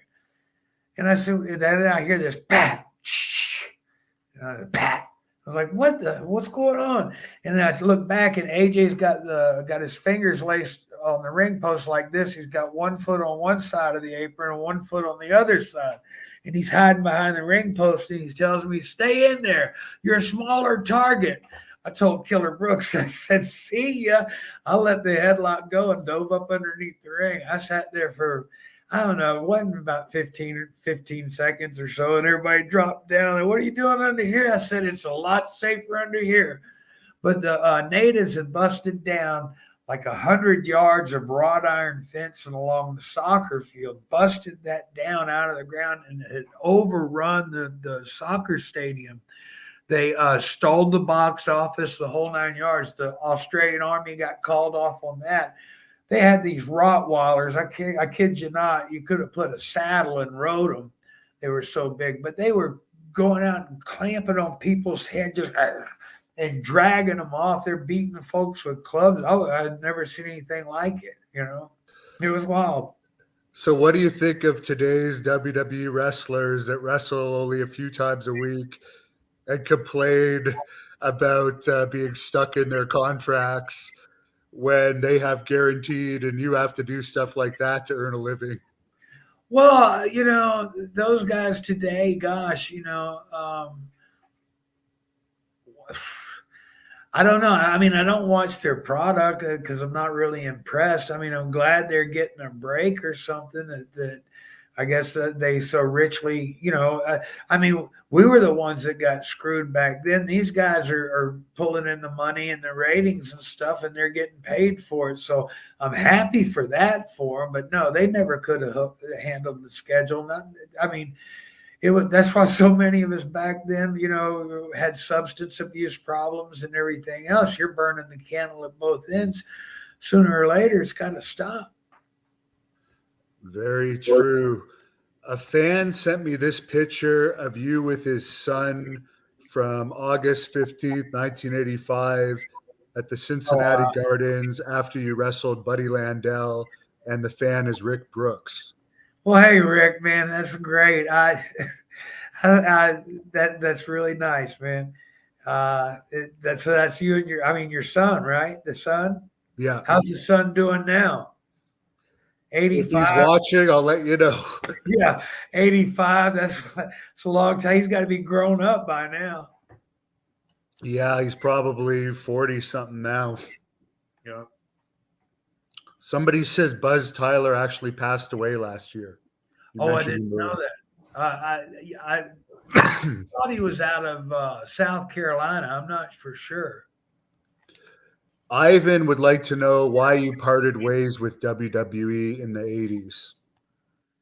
I just, you know, they made a lot of promises to me, and they didn't keep them. You know, they told me, "Oh, we're going to give you 3 months off, and then bring you back big and strong, and this, that, and the other." And I was like, "Okay, well, that didn't work." Then they brought me back to do some, I guess, a pay per view in '91, and I did that, and then that was it. I went to WCW because I thought at least there they'd appreciate me, and I like the style of work in there better. Was your dad an agent back there then? Back in WCW, I don't know because no, he was still working for Vince when I left Vince. The whole family was still working for Vince. I was the first one to leave. What was your dad's specialty as an agent? Because it seems like he was always a behind the scenes guy. Was he good at coming up with finishes, or was he just good at keeping the Well, wrestlers? no, I mean the finishes were that was mostly given down or given down from the office. Sometimes you go through, but back then, I mean the guys usually came up. A lot of times they'd come up with their own, or if the office sent something down. The road agents back then they were basically to make sure that the guys got their money, that the office ran smoothly with the ticket office, that the show went good. They'd have to give reports on the shows, what match was the best match on the card, what got the best crowd reactions. It was like a whole list. I've been there for the phone calls and stuff like that. But it's really a babysitting and a paperwork job. For sure. And speaking of babysitting, Jared wants to know if you witnessed any of the Bulldogs' ribs in the WWE because it was pretty bad in those days. Oh yeah, I saw a lot of them. They were always doing stuff. Yeah, yeah, they were always ribbing. What was the nastiest rib you ever saw pulled by anybody? Oh gosh. Um, huh. Well, I didn't see it, but I heard about it. I think everybody in the wrestling world heard about it. Was when what happened to Sunny in Germany when she went to eat her salad and there was feces on her salad plate. Yeah, I think X-Pac actually did that to a couple people. But yeah, that's pretty gross. Yeah, that's that kind of yeah, that's far beyond me. Yeah. I mean, my stuff is funny, you Yeah. know, and it's going to take you some time, and you're going to know you got. It's like I was telling you earlier. I was talking to Karen McDaniel, Wahoo McDaniel's widow, the other night, and special shout out to Karen and Nolan. I love you guys. I'll see you soon. So anyway, I had known Wahoo since I was a little kid, and boy, he's always been after me for 15 cents. It was a lot of going, a little rib back then. He had given me when I was about 4 or 5 years old. He'd give me 50 cents to go get him a soda pop at the TV station in Oklahoma City. Well, the sodas were 35 cents. Well, I kept his 15 cents, for going and getting it. And I mean, he hounded me about that 15 cent when I was a teenager, when I was picking him up at the airport for Watts and driving him to the shots, always about that 15 cents and stuff. So anyway, me and Wahoo, we were friends, and he knew me before I broke in the business. When I got here to the Carolinas, I rode with him some and everything. I played a little ribs on him too. Took the best ass whipping, funniest ass whipping in the world from him. I loved it. But anyway, Angelo Mosca would play ribs on guys, or Ange was a bully. He really was. I mean, I knew Ange. I've known Ange since I was about 14 or so down in Louisiana. I saw him then I saw him in Florida and in the Carolinas. And his son was with him. Ange Jr. is a great guy. I loved Ange Jr. to death. So anyway, Ange had pulled a rib on Mark Fleming and put locks on his jeans, and one on Barry Horowitz, put locked on his bag to an iron pole. He had to cut the strap off of that. Then he put some locks on my boots. So I got him back with shaving cream and the whole 9 yards. Oh, he was livid. Oh, he was cussing the whole 9 yards. Oh, it's coming. It'll come out in the story. So anyway, a few nights later, the next week, I'm in Asheville that day. And I'm in the ring, and my match is over and getting ready to get out of the ring. But here comes Wahoo up to the security room. And he's the main event. I jump out of the ring and it's like, "What is it, Chief?" And he says, "When you get back to the dressing room, don't put your hat on." He said, "Mosca, that asshole, filled it up with water." And I was like, "Oh, okay." So I walked back in the dress. I told Wahoo, I said, "Oh, it's beaver fur. It'll be all right." So I walked back in the dressing room, grabbed my hat. We had a double shot to do. I'd just dump it out in the sink like that, put it back on the table, start taking my gear off because I got a shower and I'm going to be first or second match in Charlotte. So Chief hollers up. He goes, "Hey, kid, is that a beaver fur hat?" I said, "Yes, sir. It's the only kind I like to wear." He said, "I got a hair dryer." I was like, "Oh, okay, cool." So I'm over there getting my shower and everything. He plugs in the hair dryer right by Mosca, and he's blowing the water off my hat onto Mosca. And Mosca was just looking, but he wasn't going to do nothing against Chief.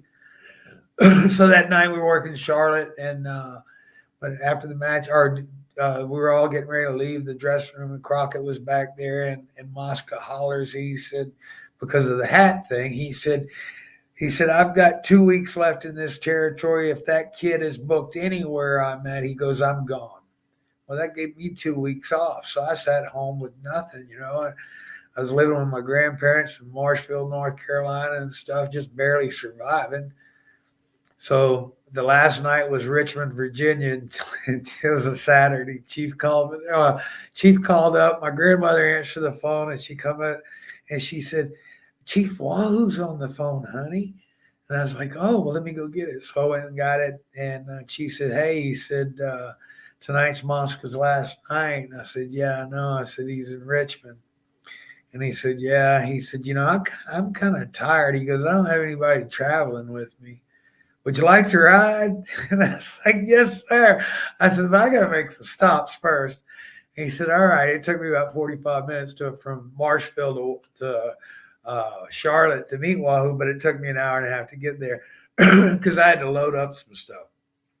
Well, when when we get to the matches, Wahoo says, "Okay." I was hiding in Wahoo's Bronco. He said, "Let me go in and see what's going on." And he goes, "I'll come tell you what's happening." I was like, "Okay." So Wahoo comes back a few minutes later. He goes, "Okay, kid." He said, "Mosca got himself moved to third match. So you need to do what you're going to do and get it done." And he said, because he's trying to beat the people out. And he's going to drive all the way back to Toronto tonight. I was like, okay. So I did my thing. Mosca comes out. He's beating the crowd and everything. He comes out. He's got an old Cadillac. It wasn't an old Cadillac. It was a new Cadillac from back then. Anyway, so he's getting this stuff. His car's sitting low to the ground. Everything this man owns is in the back of that car. So he comes out. He comes out. He opens his trunk. He throws his wrestling bag on his trunk. It gets his trunk to close. He's got his towel. He opens his car. Now I knew Mosca's. I watch. I study people's body movements and everything else. Mosca always did like my dad did because he's a big guy. When he goes to get in a car, because you're a big guy, if you're trying to stick one leg in and then sit down and get the other leg in, you'll knock your hip out of joint. So big guys, a chiropractor will tell them to sit down in the seat, then twist and bring both feet in at once. And that's how Mosca got in the car. When that man sat down in his car, he sat down in 75 pounds of horse manure. He went nuts when he realized what it was. He come out of that car, he's spitting and screaming and cussing and fighting there and hollering and looking all around trying to see. Oh, he's pissed. He was going crazy. So he takes his towel and he cleans his seat out and everything. And he cleans himself off.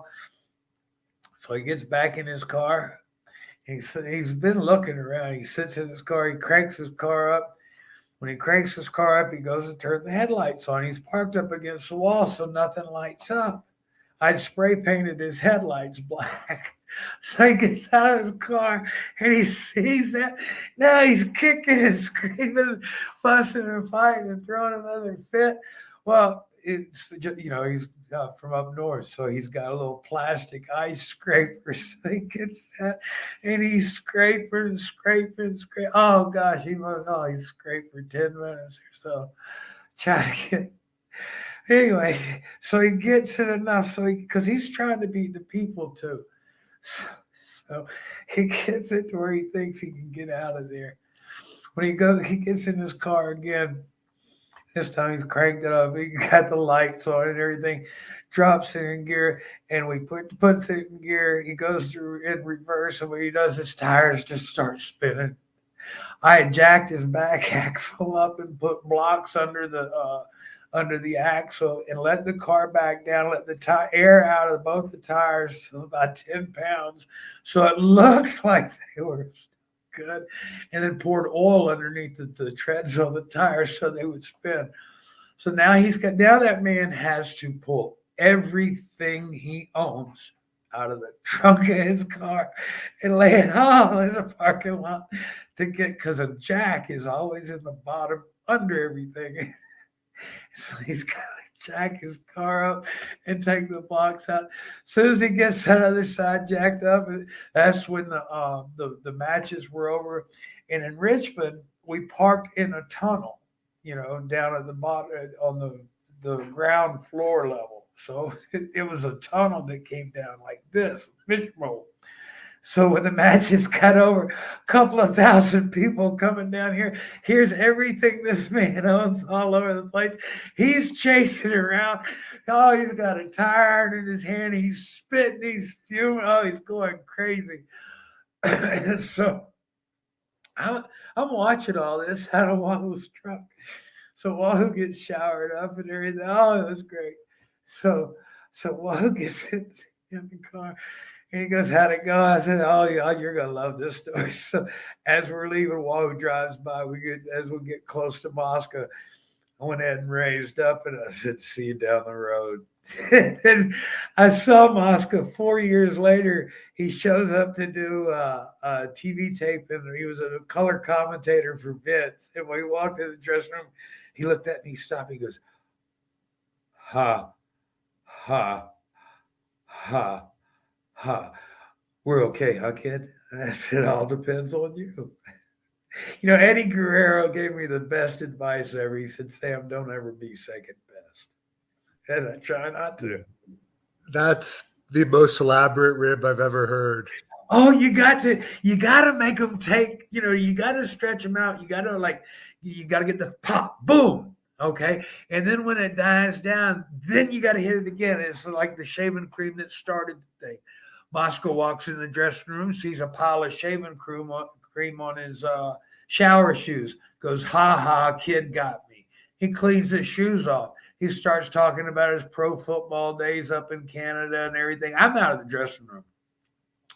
He goes to get a cigarette out. He hits the cigarette don't come out. He hits it again. It shoots across the ring and sticks to a locker. He goes nuts because now the nicotine is all gone. It's ruined. Then he gets the second pack. It's messed up too. He's pissed. Then he gets his skull, puts that in. Then he finds it's got that wintergreen gel. So his mouth starts foaming. Then he's in the shower getting cleaned up. And when he comes out of the shower, he's talking about his football days again. He goes to run his hand in his pants pocket, the shaving cream, and all his wallet, money, and everything. He goes nuts over the kid again. Has to shower the second time. When he showers the second time, as he's coming back around, and just the things kept popping. And all of a sudden, everything cooled down. When he went to put his shirt on, he come out and he looked like one of those garden gnomes, with the head, the beard, the whole 9 yards, shaving cream. Then he had to ride a 400-mile trip home in his son's T-shirt, one of his extra T-shirts, because Mosca didn't have another like 4X or whatever with him, so he's trying to do it in an extra large. Oh, it was great, But you got to make them pop, pop, pop, pop, and just when you think it's over, boom, put them on their knees. Sounds like you did that for sure. Oh yeah, yeah. Oh, one of the best ones I ever did to my brother was going to the airport with him at 4 a.m. with "stupid" written across his head. Oh, it was great. But I was there with him until he walked to the bathroom. When he went in the bathroom, I knew he was coming out of there and he was going to be mad. So I hit the front gate of the airport, jumped in the cab, and hauled ass. So 45 minutes later, it came back. So I knew he was gone.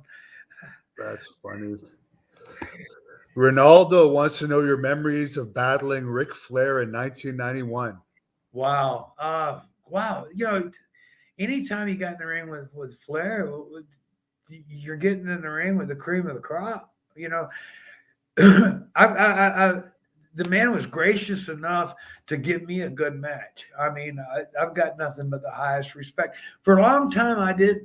For a long time, I guess I was seeing everything through not distorted. Well, yeah, I could say distorted, but I wasn't really putting a whole lot of thought as to the way I viewed people because I wasn't really understanding where they were coming from. Ric Flair did like awesome things for my career. He gave me incredible credibility. But being able to say that I've been in the ring with Mr. Perfect, with Ric Flair, with Eddie Gilbert, with this one, with that, I've been with the superstar Billy Graham. I've been in the ring with the cream of the crop, with the champions of all, the greatest in the world. I've been blessed that way. And Ric Flair was, I did not get to work with him as much as I would have liked to. I think I only had 4 matches with him. But, oh, gosh, I wish I could have been one of those guys that put in the 60 minutes with him because I watched some of the Steamboat and Flair matches and I was commenting on it the other day. Man, their matches were like poetry in motion. Oh yeah, for sure. Did you ever get to see his helicopter trick that everyone talks about now? No, I didn't. Didn't want front row tickets for that show.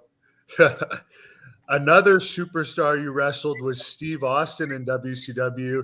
This fan would like to know what that was like and your thoughts on him, rumored to be coming back at WrestleMania this year at 57. Well, I wrestled Steve first for Bill Watts for his organization, and then I wrestled for him again and that was in 87. I wrestled Steve then. And then I wrestled Steve again in the 90s when I came back. Steve was great to work with. I always enjoyed, we had great matches together. We gelled, I was always I was versatile, I guess, enough to be able to work with any kind of style. I kind of feed off of the other person, I guess. Jeremy Davis wants to know if there's any chance of Jake putting together a family reunion with you, him, and Rockin' Robin in AEW. I don't know. They won't neither one of them take my calls. I hadn't talked to either one of them in quite a while. I called them and left messages. So, I just pray for them. I wish them happiness. That's all I can say. Yeah, I know how you feel with that type of stuff. Sweet Teabag wants to know how it felt getting pinned by one of the conquistadors in the debut of Terry Taylor The clothesline looked vicious. Well, it is what you make of it. You know, to me, just being out there, it doesn't matter win, lose, or draw. I mean, just as long as I'm fulfilling the dream and I'm giving it the best I got. Um, Terry Taylor, sorry we lost, dude. But hey, it just wasn't in the stars that night. Was he the Red Rooster then? No, no, no. No, he became the Red Rooster. Well, I don't think he. No, he. I don't think it was the Red Rooster yet, because uh, he had done something. I forget where we were at, but the next night we were in Battle Creek, Michigan.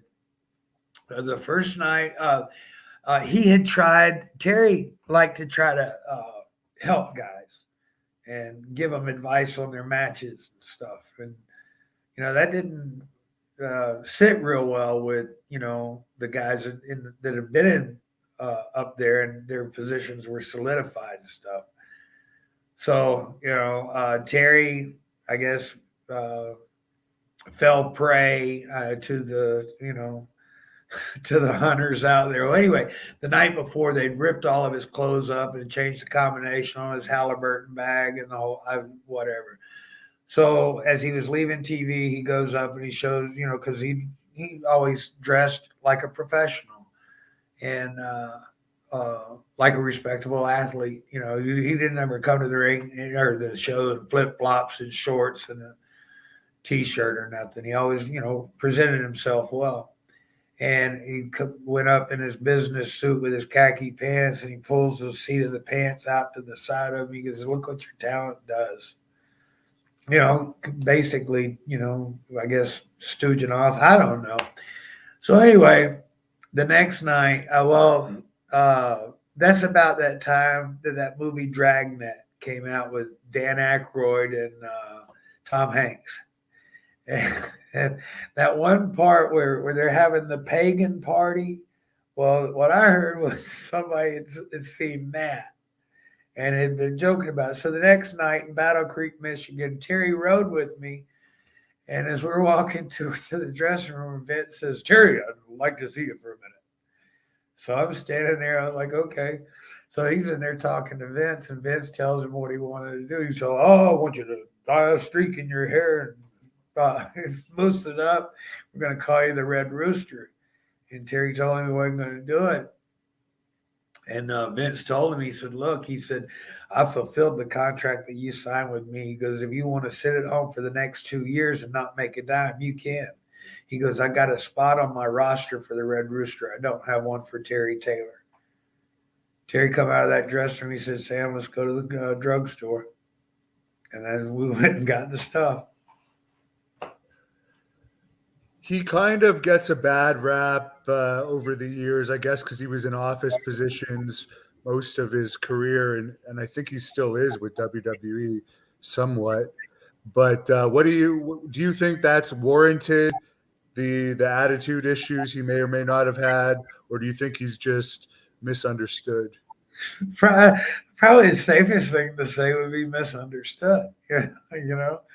Nobody's not like nobody ever sees eye to eye, really. Not, it's always like one view's a little bit better than the other, or somebody wants to tweak this or tweak that. So, I just say misunderstood because I'm pretty sure everything came from a sincere place in Terry's heart, and he would never do any. I don't think he's the type of person that would ever try to do anything maliciously to hurt anybody. He's in for it to help the business, not to hurt the business. He's a student of the business.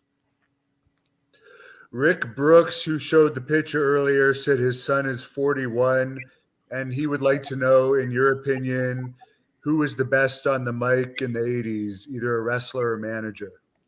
Oh gosh, there's been so many. Cornette was great, and of course, nobody will ever touch Bobby Heenan. I mean, you got to sit there and listen to some of Heenan's stuff, and you tongue in cheek, you bite your tongue off. But Cornette was great. Yeah, you got to start thinking of Flair was awesome. Arn was pretty good. Ole Anderson always impressed me. Jody Hamilton always impressed me as a mask guy because they didn't get out there and do all the hollering and screaming. They talked, And my brother used to do it, or this was his ideology because my dad was, kind of instilled it in us. But it's like, you talk so the people will listen. The lower you talk, if they've got to strain to hear you, then they'll make everything else stop. So their attention will be on you. Here's an interesting question from the 495 Marauder. How was working in the Sam Houston Coliseum in Houston as Sam Houston? Dude, it was the best. I don't know. It was the people, it was the atmosphere. It was like it was all there for me. Me and Eddie Gilbert had like some of the great, oh gosh, just it was electric. And Paul Bosch, what a promoter. Paul Bosch came to me after the first time I worked, and he come in and he asked me about my payoff and everything. He went back to the office, got a bunch more money, came back and paid it to me. And he said, from now on, you get your payoff from the Houston wrestling office from me. The guy was awesome. He said, Houston, Texas loves you. And I said, Paul, I love Houston. He let me bring my mom on an interview on Houston Wrestling Interview. Matter of fact, a picture of me and my mom that circulated in some of the wrestling magazines of me two-stepping with my mom was at the Sam Houston Coliseum. It was great. You definitely were over in Texas overall. There's a fan on here that remembers seeing you against Steve Lombardi in Kingston, Ontario, Canada, not too far from me, and wants to know your opinion on the Brooklyn Brawler. Well, Steve's done really good for himself. I'm glad for him.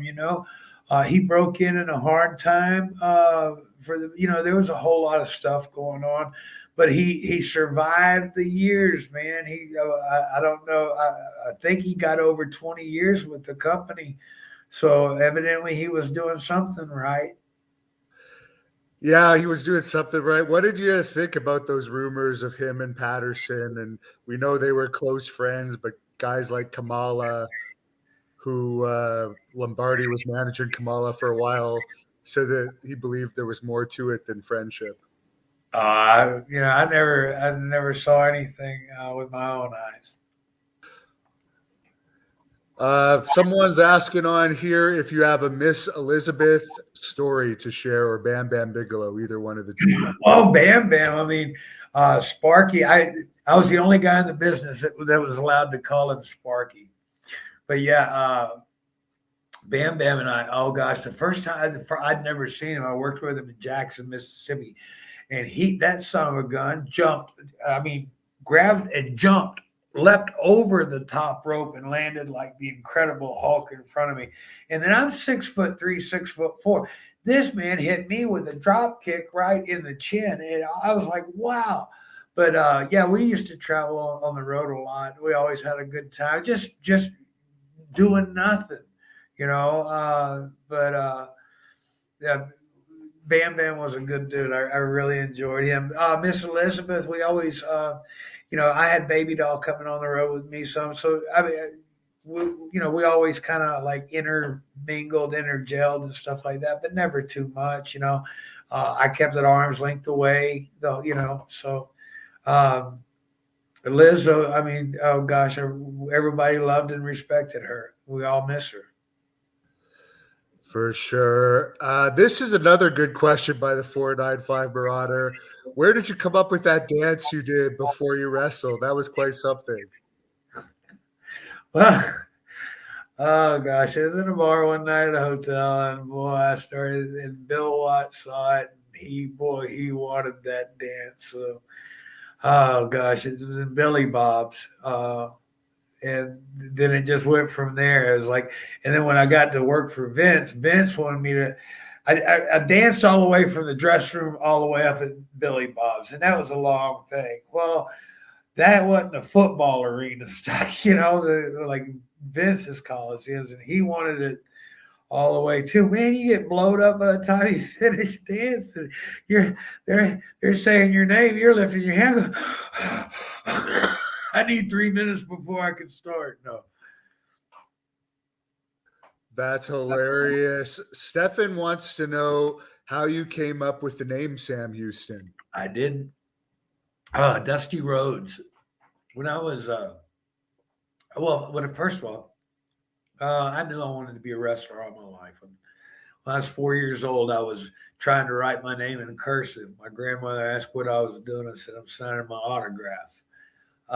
When I was in second grade, I started amateur wrestling. I went to a wrestling camp. And then after that, got to start working out with the high school wrestling coach because my friends, Danny Hodge and Herb Calvert and Jim Shields, and those guys who are AAU and collegiate champions and blah, blah, blah, this, that, and the other, have all the credentials in the world. They're coming to see their little second grade buddy in his wrestling camp. So the coach, Coach Barrett Murphy's like, hey, you can work out with the high school kids. Maybe your friends can show these kids. So anyway, I got to work out and hone my wrestling skills. Well, when I was 17 years old, I had my tonsils taken out. And the doctor, they messed up. I died on the table. I was dead for about 2 minutes. They got me back, resuscitated me. Spent 2 weeks in a coma, all kinds of stuff. Didn't eat food that year from April the 1st until August the 13th. Lost over 100 pounds. And when I got out of the hospital, I did everything I could to gain my weight back. When I gained my weight back, I told my dad I worked out with George Weingroff twice in the ring. He stretched me the first time really bad. The second time I had my skills, and George said, he's ready. And then my dad told me I'd have already lost you once. He said, I'm not going to lose you again. So he said, this business is not for you. Well, I talked to Dusty one night in New Orleans. He said, come on down. We said, we'll give you a shot. Well, I just found this part out the other day at the event where I saw JJ. Anyway, I was going to the shows and everything, and Dusty was like talking to me. He said, he goes, what name do you want to use? I said, I don't know. I said, I don't want to use my name. And he said, maybe we'll call you Michael Sam Houston. Well, I showed up at events and stuff like that. And, my dad and JJ told me, my dad had called all the promoters and everybody and told them not to give him a shot. And JJ went to Dusty and said, give the kid a shot. He's here. He's always here. Always ready. So Dusty gave me a shot, and I worked with Charlie Cook that night in Tampa, Florida on September 13th, 1983. Mike Sam Houston is what they called me. And a couple of weeks later went by, and then they quit putting Mike on the program. It was just Sam Houston. So, and then now on Facebook, I'm Michael Sam Houston. And my name soon, we're going through the process now of getting my gun rights back, getting all my everything that was taken from me back, and then my passport, be able to travel overseas again. And then, but just going, one more shot up the road. Come to Canada so you could wrestle me. Huh? Get your passport so you could come up to Canada here and wrestle me. Hey, have you seen Mr. Marvelous? No, Mr. Marvelous. He came out to the CACs last year. He wrestles.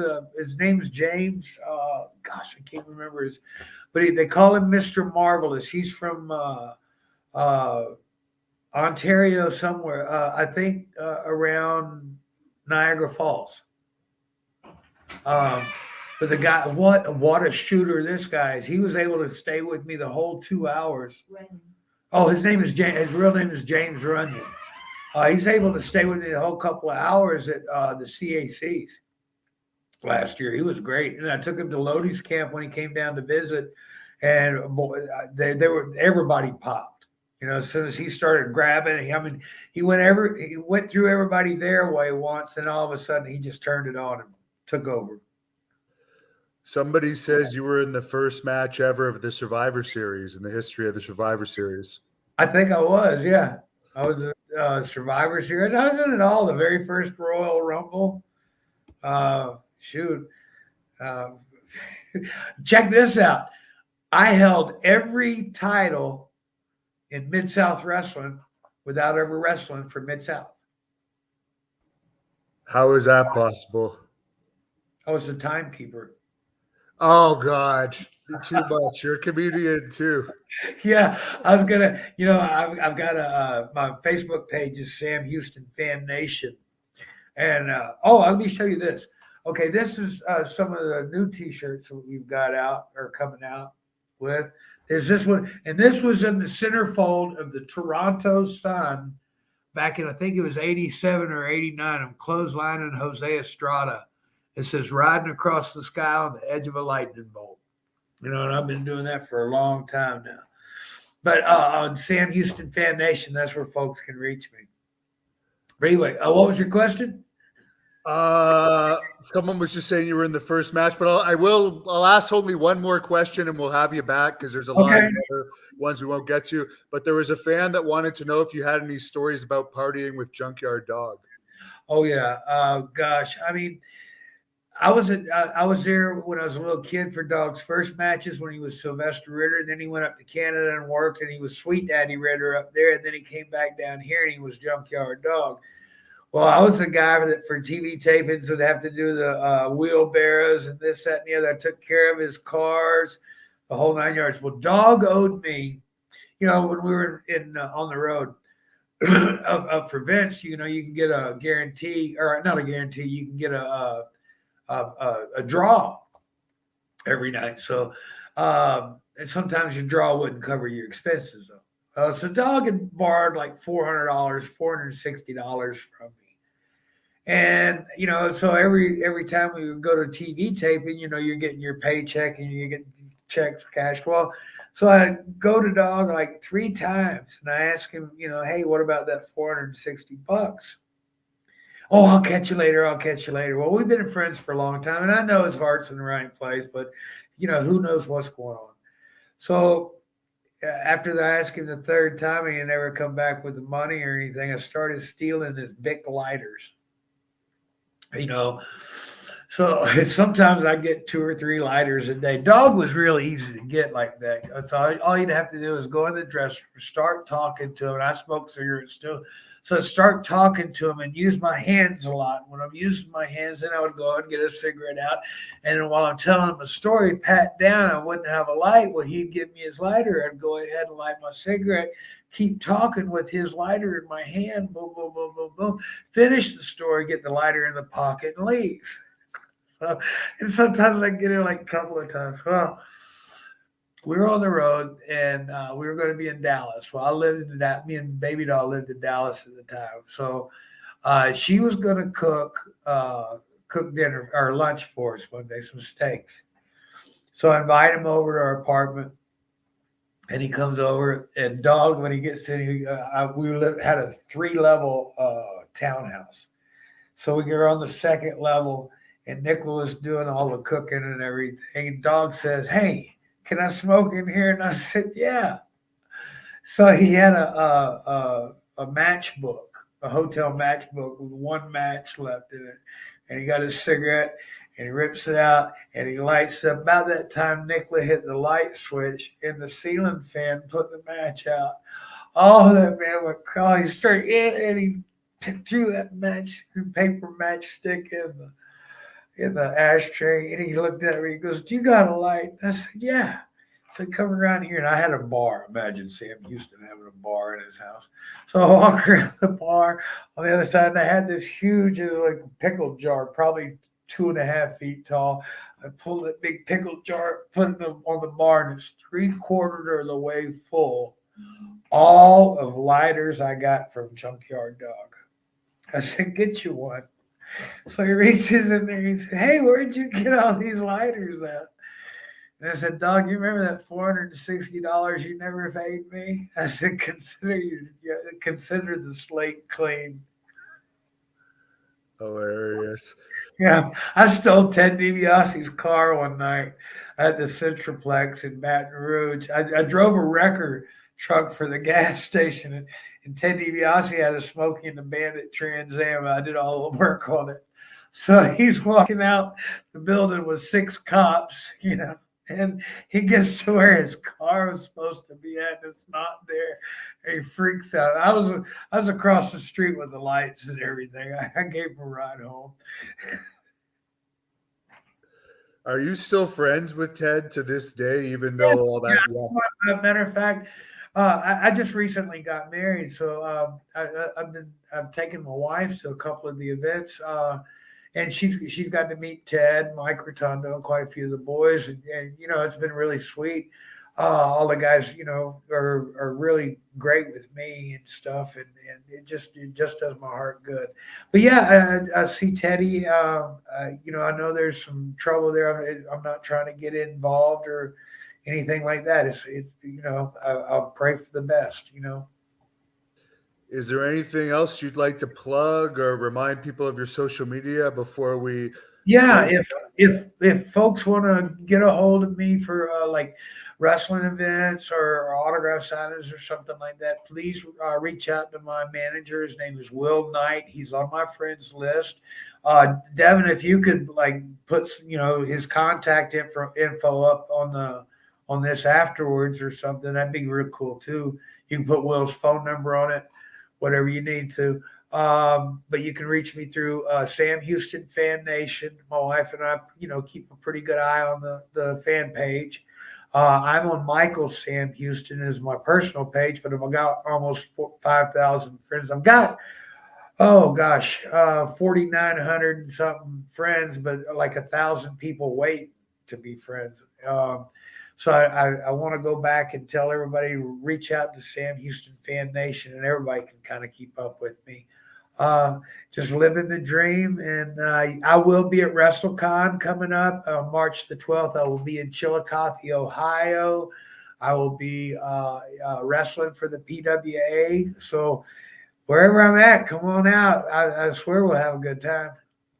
Very good. And I did put Will's Facebook information there. Anyone that wants to book you. Thanks a lot. We'll have to have you back again to answer the rest of these fan questions. Sure. I'll let you close this off, whatever you want to say. Yeah. Hey, the most important thing to me for y'all, look, I've had a hell of a life, and I'm only here because he allows me to be. Have a personal relationship with your creator. If you're lost, get found. He'll help you get found. Get real with yourself. Quit just trying to get by. Look deeply into yourself and stand up for something. Stand up for yourself. And nobody else is going to. You be you, and have a personal relationship with him. That's the most important thing I want. I want to see you in heaven. This is Hannibal here from thehannibaltv.com. And today we have a guest I've had numerous times here. Former NWA, WCW, WWE, UWF, and many other places. Wrestler, the brother of Rockin' Robin and Jake Roberts, the son of Grizzly Smith, Sam Houston, who's that's a whole long, big old intro. I like that. You got to add things like opened up for the Who twice at the world's biggest party. Almost eaten by cannibals twice, sunk the 8-ball twice one night at lockers and places.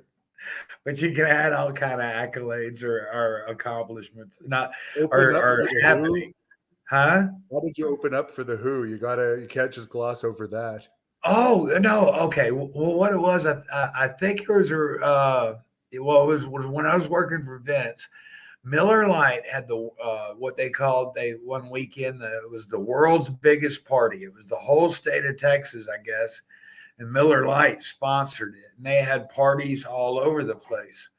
So on the Friday that it started, Vince had 4 matches. It was me and Tugboat Taylor, Randy Savage. Let's see, Duggan was there, Barry Windham was there. So we all wrestled. We had 4 matches right before the Who took the stage in the Astrodome. And then at Reunion Arena, we did the show, and then their show was right next door at the Texas Stadium. So it was awesome. Wow, that is pretty damn cool. Now your wife has been going through some health problems. That's why we rescheduled this interview from last week to this week. You want to fill us in on what's going on with her? I think she had the same issue that Brock Lesnar had a few Yeah, years ago. yeah, I believe so. Well, what happened was, well, last week we were scheduled, but a few days before she had been complaining of abdominal pain. So we wanted to get her, kept getting her to try to go get it checked out. And she was like, "Oh no, it wasn't that bad. She'd be okay. She'd be okay. She'd get through it." And Sunday, before we were supposed to do the interview here, the pain got intense a couple of times. I was like, "No, honey, come on." So she started checking her schedule. I was like, "No, you don't need to check no schedule. Let's go." So I grabbed her and took her in the car. When I got her to the hospital, they took her in. They did the blood test work and everything, and a CT scan. It came back the diverticulitis and an abscess in the colon. And they were scheduling her. They were going to put her on antibiotics, but they were scheduling for surgery Monday morning. Well, thank the good Lord that He put His healing hands on her. And with the antibiotics, her inflammation went down, and the infection, her vital signs started returning back to normal. So after consultation with the doctors and everything, we want to get all the inflation down and get everything healed up as much as we can, and then in June go in, schedule the surgery for June, and they'll go in and take the portion of the colon out and then be able to sew it back together. That way it's just going in and getting the bad part out and putting it back together. So we got her out of the hospital and got her back home, and she was really let down because she's still in pain and stuff, and she couldn't. I'm the PWA U.S. heavyweight champion, and I had a title defense last night in Lancaster, Ohio, and she likes going on my trips with me, and it just was a big letdown that she couldn't go. So yesterday was one of those old timer days. Got up yesterday morning, hit the road, drove 7.5 hours to Lancaster. Got there, got freshened up, went to the arena. Put my time in. I wrestled to a 20-minute time limit draw with Chris Pruitt, one hell of a competitor. And I thank him for that match. He did overstep some boundaries and stuff. He, took some shortcuts, but hey, I expected that. But then after the show, it was like, get my shower as fast as I can. And I was going to lay there, and I was like, no, because it just didn't feel right. So jumped in the truck and made the trip back home, beat the storm and stuff, and then had Mother's Day all day. So I was blessed with that. So, but it's great. Hey, it's great to be on the road, but it's so much better to be home. For sure. That's why I'm glad I get to do this for a living and I don't have to be on the road all that much. What was the most you were ever away from home? What years would that have been? Oh gosh. I guess like 86 through 91. I mean, we were we were on the road, 85 through 91, probably, the WCW and for Vince. For Vince, I mean, the longest stretch I ever went for Vince without a day off was 93 days without a day off. And and there's a story there too. I got 93 days on the road and not a day off. Then I get 3 days off. And when I land in Dallas, Baby Doll picked me up, and I heard on the radio that Pink Floyd was going to be in town for a concert at Reunion Arena for 3 days. Well, I had her stop, and we bought tickets, but I had her get some autographed pictures to the guy that was selling us the tickets. And he gave me tickets I looked in the envelope when he got in the car. He gave me 2 tickets for all 3 nights. So it was really cool. So I had 93 days on the road and then 3 days of Pink Floyd and then back on the road again. That's incredible. And no wonder so many people went to drugs and alcohol in those years, and a lot of them are dead.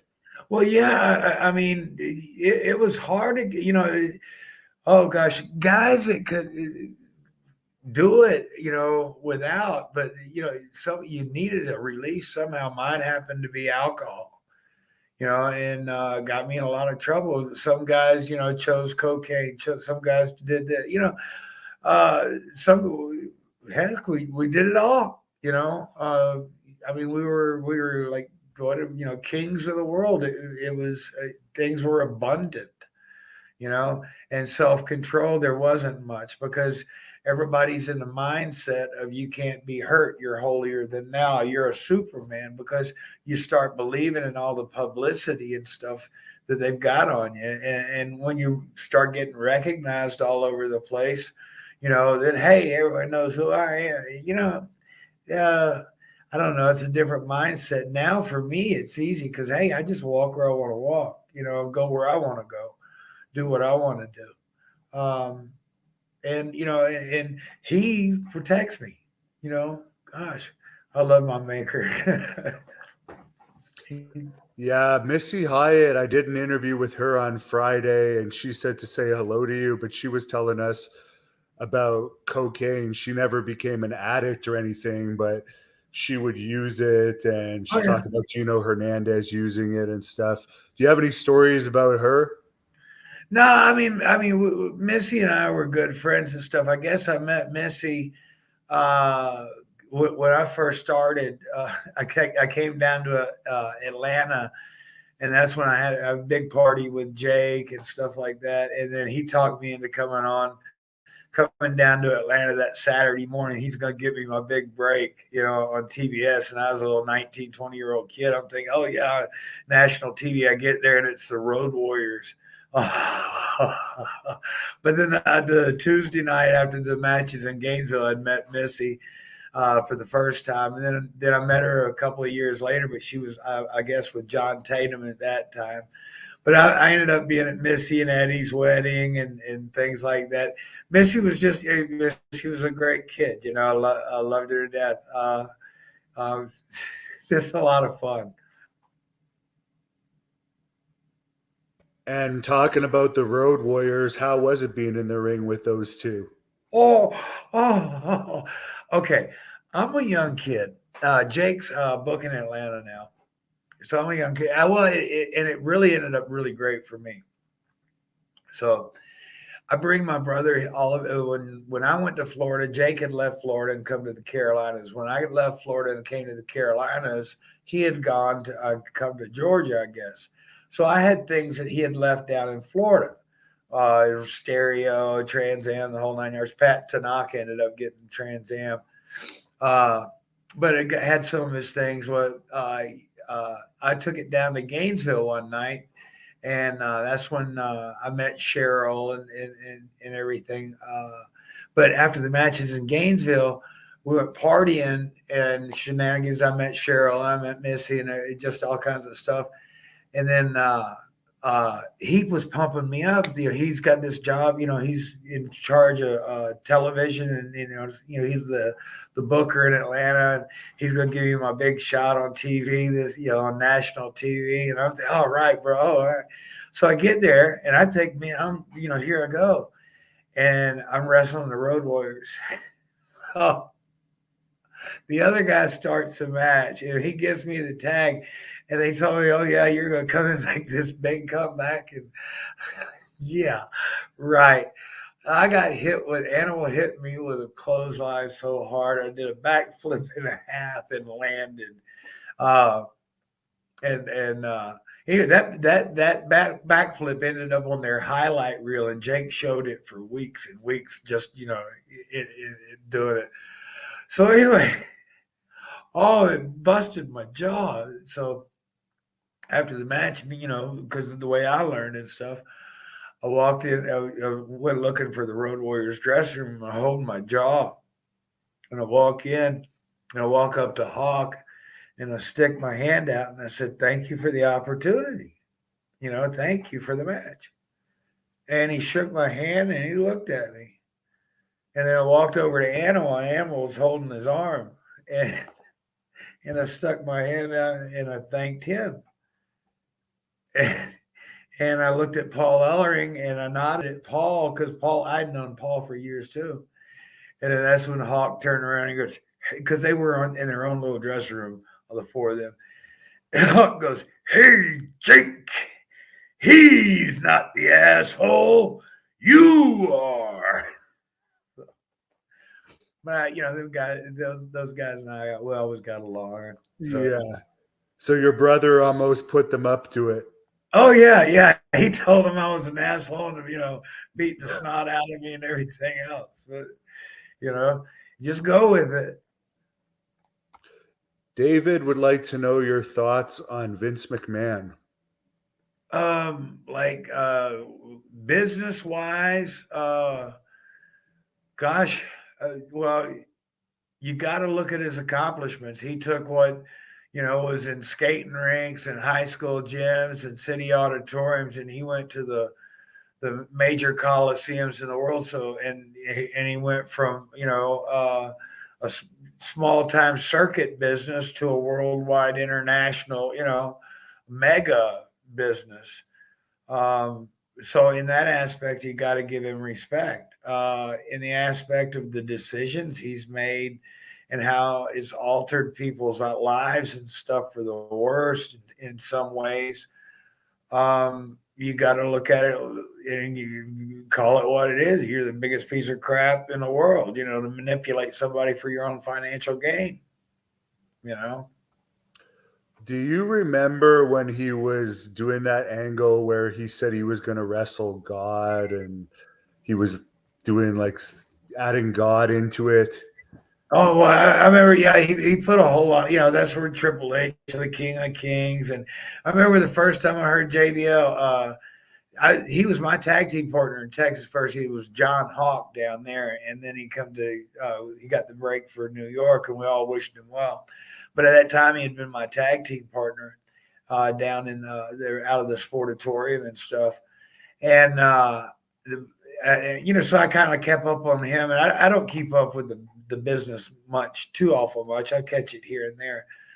But I heard an interview he did where he said he was a wrestling god. And when he said that, I was like, so I kind of took that a little, I don't know. And because in a way it seems like he was calling himself, but if you really stop in brass tacks and stuff like that, he's great. He's a good wrestler, so he is above average, so some people might consider his skills, godlike, but I don't. I just think he's a good worker. But they came his through greatest asset is being a heel more than his wrestling skill. He's just a good heel more than his wrestling skill. Yeah. I mean, John, and he always laid it in. Ricky Morton, he's frustrated. He's trying to kick. He couldn't kick Ricky Morton in the head. It's like trying to kick a rattlesnake. Could you say that last bit again because you froze for a second there? Uh-oh. Are we having difficulties? Yeah, for some reason you froze. Hello? Okay, now you're back.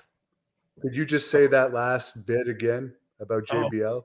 Yeah, he come over. He was trying to kick Ricky Morton in the head, and he couldn't kick him. He was chasing him all over the ring. And he come over there, and he tagged his brother. He said, "Trying to kick Ricky Morton in the head is like trying to kick a rattlesnake." Ricky grabbed me and he said, "We're going to kill you if you tag him back in again. Don't you tag." So we got him. Oh, it was great. Now, he was known as a bit of a bully in WWE, and he was kind of an enforcer in some ways for Vince. Was he like that in his younger days, or was... No, I mean, no. We were, he was fine in Texas. He didn't have an attitude like that. I guess, once you butter the bread a little bit more, I mean, attitudes change or something. Maybe that's what was going on. Mm. You know, he definitely was. Or at first, when he broke in, you didn't think he was going to be a corporate or a company man, but then throughout his career, that's how he lasted. He was a corporate, corporate and a company man. He was able to change himself several times, rebrand himself. And hey, more power to him, man. I'm glad for him. I love the guy to death. I mean, we destroyed him and James Beard destroyed. I guess it was Ted Nugent's manager's place in Abilene, Texas, I believe. John, we were partying. John walked out of the living room across the hall into the guy's master bedroom. He got us kicked out of the bar because he had oil on his hands and he dropped his drink. And Texas Alcohol Beverage Control told us if we didn't leave, we were all going to jail for public intoxication. The guy had baby oil on his hands, and when he went to grab his glass, that's when he dropped out. Anyway, so we were already kind of this guy, and so John walked out of the living room through the hall into the bedroom, turned around, I guess got in a 3-point stance, and come running through walls back into the living room. Things were a little bit wild back then, but yeah, it was a good time. Yeah. James Beard isn't so innocent. No, I can no. James James is great though. Hey, I tell a joke about it. James is sold. He when he's refereeing, he still counts in Roman numerals. He actually refereed one of my matches last year at a rodeo, and I thought he did a great job, actually, as far as acting ability and facial expressions. Oh, James is good. James is good. You know who was really good too was a referee for Mid South for a long time. His name was Jerry Usher. And when the babyface was after the heat and stuff, when the babyface was making his comeback, Jerry would pop with the people, and then he would catch himself and get back to the referee part. But it was just that extra emotion, that extra little oomph you put into something that gives it all the meaning in the world. Ryan would like to know if you ever met Mark Calloway, who went on to be the Undertaker. Oh yeah, yeah. Met Mark a few times. Matter of fact, when he first came in to work for Vince, when he first started, we sat there his first day coming in. I sat there and talked. I talked to all the new guys. You know how everybody's got attitude and they don't want to go around and intermingle and stuff like that. I didn't have a problem conversating or getting to know anybody, and always the new guys. So I was easy to come talk to. I'd even go up, But I remember we were sitting there talking, and Jake had told him to, when he's working and everything, if somebody does something, he needs to sit up. Friday the 13th, do the Jason sit up thing. That's where that came from. Jake helped him out a lot. A lot of guys, because he didn't know what was expected of him. And he could have turned that one of two ways. It could have been cartoonish, or it could have gone to what it is. He turned it into a phenom. He is the phenom.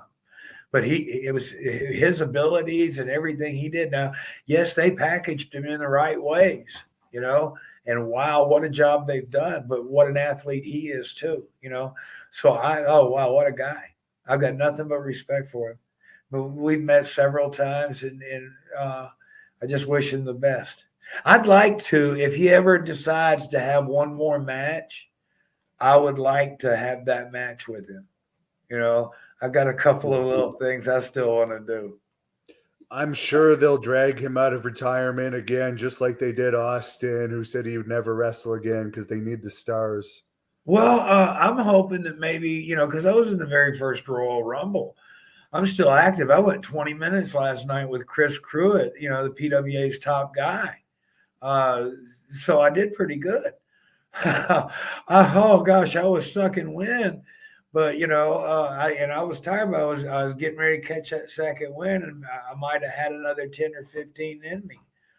But I'm still doing it. So I'd like to do something like one of the Royal Rumbles or what have you, just to get out there and say hey to folks. Max wants to know what was your favorite territory to wrestle in? Oh gosh.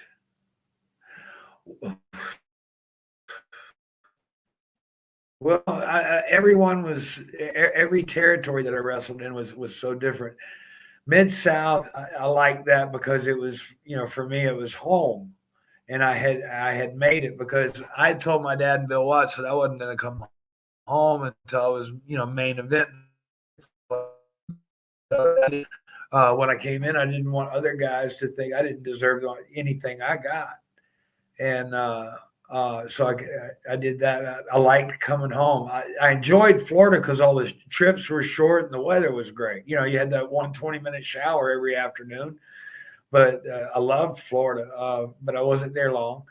The Carolinas, the time when I was starving, it was hard. The times when I was making good money, it was great. So um, I'm in the Carolinas now, so I guess this is home now. So I like it here now. But yeah, I think the out of the territories when I was coming up in the territories, Mid South would have been my favorite because just it was an awesome. They put out an awesome product. They put out awesome mega stars. They just Bill Watts and my dad and Ernie Ladd and all those guys did an incredible job. How did you personally get along with Bill Watts? Yeah, I got along with Bill because I started when I was with him when as a ring crew guy, setting up the rings and stuff like that. So I was getting when I was a ring crew guy, I was getting $250 a night for setting the ring up. Then I pick up another $50 for timekeeper. Then if this that or the other. So as a 15, 16-year-old kid, I'm making good money every night. Uh, so when I started working, Watts wanted me to come. Well, Watts, when I came back from Florida, they wanted me to come here, and I told my dad them no then, and I said I wasn't coming home until it was a main event. When I came to work for Watts, everything was great. I got treated really good. I thought I was back making the big money again for that 6 7 months. And then bought it out. So I didn't really have problems with Bill that my brother did. I didn't know I just I never knew the underneath story, what was going on and the money involved between him and Jake's differences. I definitely would have seen things a little bit different if I had known. But I got along good with the guy. He run a tight ship. Mike D would like to know any memories of wrestling in California. Well, shoot, yeah. Gosh, I think it was San Francisco, and Jake was wrestling Rick Martel in a Jim Bowie death match. Rick Martel had sprayed the fungicide or whatever it was, perfume in Jake's face. Well, so they come finally. They got the mask thing. So they're sitting there and they're in the ring and they're going around. The people are going nuts when they get close. All of a sudden they point them, they reach epic proportions. You go that way and then they miss the guy. Oh, it was funny. So anyway, finally Rick Martel pulls his hood off and now he can see, but Jake can't. And he's putting the boots to Jake and I'm watching back in the back. So I take off and hit the ring. As soon as I hit the ring, Rick Martel hits the skids. So Jake's on the ground, and I go to help Jake up. As I'm helping Jake up, he hooks me, DDTs me, knocks me out, and then Rick Martel rolls back in the ring and starts beating the snot out of Jake again. That was a good one. Was that at a house show or was that a taping? I believe it was a house show. I don't think it was taped, but it might have been taped. Sometimes they did stuff like that. but yeah, there's a lot of stuff of me, I guess, that will never make it out. I know I did a uh, at the Hall of Fame thing right before Warrior passed away. When I was walking through, me and him had like I don't know 30 minutes. And we were talking. The cameras right there, and they're filming. We're talking about old stories and stuff like that. I look for that all over the place, and it's not. I can't find it. They keep there's two matches I know that I've seen, or two out of three matches that were filmed with me and Big Boss Man. They were just great matches. Well, I think it was three all in all, three different matches that were on film, and then you could only find one of them now.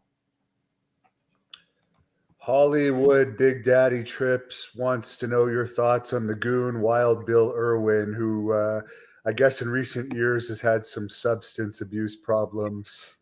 Oh well, I wish him the best. I always had the best. Gosh, I've known Bill Irwin since I was since 1971 or 72. Uh, gosh, and this business will do it to you. And he's up in the cold in Minnesota. There ain't a whole lot to do except sit there in a miserable place and indulge. No, I'm if he's got his problems and addiction problems and stuff like that, I wish him all the best, and I hope he gets help, and I hope he finds what he's looking for. It's not going to get any better the more you drink. You're just going to get more sloshed and be able to pass out quicker. Tomorrow, those problems are still going to be there. Yeah, he did an interview with me that didn't even go half an hour, and he was practically passing out during the interview. It was pretty funny, actually. Oh yeah, I'll leave it to the boys. I mean, with us, you got to expect, expect the unexpected. The CACs goes to give Kim Patera an award, and it's such a long walk to the bathrooms that he had to find the place to pee and the whole 9 yards. And then I guess there was a big stink because it was in the hallway.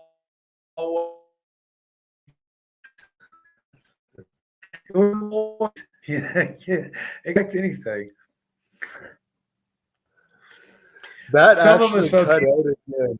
Sorry, the last 10 seconds. The last 10 seconds of what you said there cut out. Could you mind just saying that again? What, where he peed on the hallway? Yeah, that didn't come out. Could you say that? Oh, okay. They were giving Kim Patera an award at the CACs.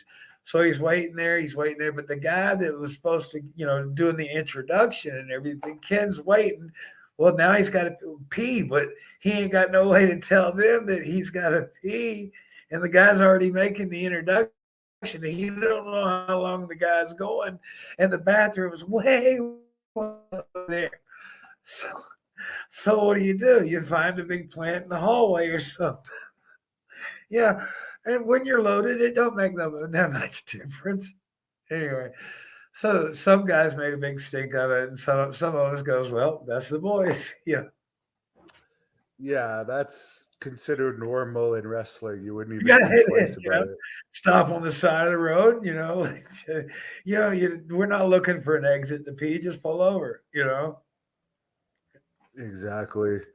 Someone wants to know your thoughts on Tito Santana, whose daughter is now into wrestling, Jenny. Oh wow, I didn't know she was in. Tito is Tito and I were always cool. I've known Tito. Matter of fact, I think it was when Tito and Tully Blanchard first started coming in for shots for Watts when I was a teenager. I first met Tito, Tito and Tully. And then I worked with him. I never worked against him for Vince, but we traveled a little bit together, not much. But we were on the road together and stuff. We always got along. And matter of fact, when I got out of prison and stuff, and it was the first WrestleCon in first WrestleCon in Dallas. I had purchased. No vendors were hiring me or anything like that. I had a bad rap. I'm a prisoner. Blah blah blah. Well, nobody knew that I had 6 or 7 years sober at the time, and I was working really hard on myself and and it's coming out what I'm doing. But so I had to rent my own table, So I was by myself. I had a table, and Tito come up, and he didn't have a place to sit, so I let him sit at my table with me. I didn't charge him no money, and just let him sit and took care of him. We're the boys, take care of each other. Yeah, we're supposed to, but it doesn't happen all that often. But you're definitely one of the nicer wrestlers. Well, thank You're in you. the I mean, top 5 that yeah, I've it met. don't cost nothing to be nice. And Hannibal, I got to tell you, the way it is for me. I mean, um, I love this business. This business is a passion of mine. And for a long time, this is all I lived for. Yesterday on the road, with my wife being sick, you know what? I love that I've made an accomplishment like winning the U.S. title, the whole 9 yards. But that's not where it's at. And it hurt me to have to leave home because I had an obligation for a title. And that title doesn't define the man that I am in my heart, or the man that I need to be. Through God's goodwill, yesterday was a successful day. I traveled about 7.5 hours through storms on the way to Lancaster and then on the way back, but I was able to make it. You know, that's because He's riding with me. You know, we're supposed to serve one another. And that's what makes the world go around. If I serve you and you serve me, and that want is there, then you can love thy neighbor. Love your neighbor as yourself. But as long as we're trying to use and abuse each other, it ain't going to happen. I'm pretty sure you got off alcohol strictly through religion, but when I interviewed your brother, he was saying he takes these anabuse pills that basically make your body allergic to alcohol. Did you ever try those? No, I was going to, but I just didn't want the thought of getting sick when I drank because I figured I was gonna backslide. I tried for years and years before I quit drinking. You got to realize from 1991 to 2009, I mean, I was drinking. I was steady drinking. I was power drinking. I was drinking 1 to 3 fifths a day, almost every day, except when I try to get sober. Now, one time I went a year and a day. One time I went about a year and a half, and oh gosh, one time I went about somewhere right around there too. 3 times I had over a year sober, and I always thought I had it licked. And I'd be driving down the road or something like that, or be sitting there and thinking, well, I could get a half pint and nobody will know. Well, you get that half pint in you, and that happens that first day, and nobody notices, you know, because you built your trust. And so the next few days, it's the same thing. Well, I can go do that again. Well, then that half pint's not enough. So then it goes, well, I've got by with that half pint. Well, I sneak me a pint in, and then before long, it's back up to that fifth, and then back to where you were. And um, what did it for me was okay. I got arrested on August the 28th of 2009 for an improper lane change. Um, the officer smelled alcohol in my breath, but they didn't have enough to charge me with a DWI, so they hit me with the improper lane change. I bonded out of there. I went to Center Court, checked into there. I was there 3 months to the day, and they went to court to pay the ticket for an improper lane change, and they threw that charge out and hit me with a DWI fourth offense. And that's when everything started happening. Well, that day they remanded me to Murderers Row there, because I was a security threat in Baton Rouge. And I was there 2 days, and I went to hang myself. I tried to hang myself, and both nooses broke. And 5 days later, my mom died. Now, I was already in Cinecor. I'd already had over 3 months sober. I'd had the day I chose to change myself was August the 29th. So it was the following day that I counted as my sober date. So 5 days after I tried to kill myself or tried to hang myself, they chained me up, took me to the chaplain's office. Walked in, the chaplain looked at me and said, "Your mom's dead. You can use the phone." So I made arrangements with my sister to be at the funeral in chains, but I was there. So they took me back to my cell, took the chains off of me, and I dropped to my knees and I promised God, my children, my mom, that I wasn't going to drink again. And I haven't. Um, it doesn't bother me. Now, I wasn't over it overnight or anything like that, so I don't want anybody to think that but I had to make decisions. And you can get booze in prison and jail. You can, because we make it, or they make it. You can get whatever you want to. So don't think you can't. Um, but these were decisions. I had to stand up, draw a line in the dirt, say, cross that line and say, you're not pushing me back. And that's what I've done. And I've never been happier in my life. I'm clear headed. I'm still a lot of fun. I never was a mean drunk or a bad drunk or anything like that, unless you attacked, my alcohol, my crutch, called me out on being a drunk. But I was usually a pretty cool dude. Yeah, I can't imagine you having too much of a mean side, which, by the way, the goon did have a mean side when he was drunk. Bill Oh, Lemon. I didn't know. Yeah. Yeah, Well, he was a wow. real asshole. Oh, well, poor guy. Well, he might just be misunderstood in some ways. Who knows? But I love Bill to death, and I talked to him a couple of months ago when this action figure stuff started happening.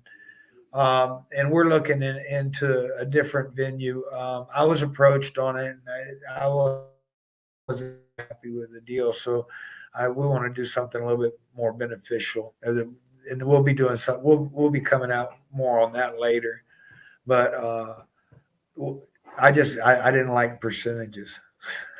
Not the Yeah, ones. is that the Greg Gagne figure series? Yeah, and I got to tell you, their figures look pretty good, but so do the new ones that are coming out of me. And I'll own the company, so that's cool. And then what we'll do is the boys that we do business with, we don't want any. I don't want any of anybody else's money. So the action figures that they sell, they get to keep it. I'm not going to cut myself in on somebody else's deal. Yeah. There's another fan on here, CJ Marshall, that wants to know why in the Crockett territory did it seem like enhancement talent were treated better than anywhere else? Well, what do you mean? Which Crockett territory? Mid Atlantic or WCW? Probably Mid-Atlantic, I would assume. Okay, well, in Mid Atlantic, I mean, when I first came up here and everything, the enhancement talent wasn't treated well. I mean, we were on a $50 a night minimum. That's all we were getting. We were driving hundreds of miles for just about nothing, and then we're working only 2 nights a week. You can't survive on that. Nobody can. And so then, we weren't treated well. As far as TV tapings, the job was just to go in there, get hit 3 or 4 times, and find a soft place to land. Probably no, but when I got here, I started, fighting back. I wrestled the way I know how to wrestle instead of just take some bumps and spin and toe hold. I always tried to have a match. I think enhancement talent for Vince was treated well. The enhancement talent there got treated better than the boys. I know for television tapings, the boys, we only got $50 for that, but the enhancement talent would get $250. And if you wanted to have a good match with somebody, give him your $50 and he'll work that much harder for you. Ryan has a comment here. He said, Sam, I had a hand in leading my mother to Jesus Christ. She passed away a year ago this Thursday. Though her death, my father accepted Jesus 3 weeks after she died. Jesus turns brokenness into beauty. God bless you. He does. He does. And those are some great words. And congratulations to them. And please, lift his holy name. They will be. Here's the cool part. Now he's a believer now, so he will see her again. They will be back together again soon. That is awesome. One guy that might not be going to heaven is Mel Phillips. David is wondering your opinion on him.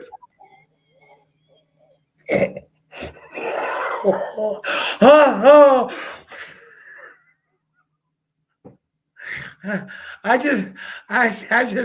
don't know.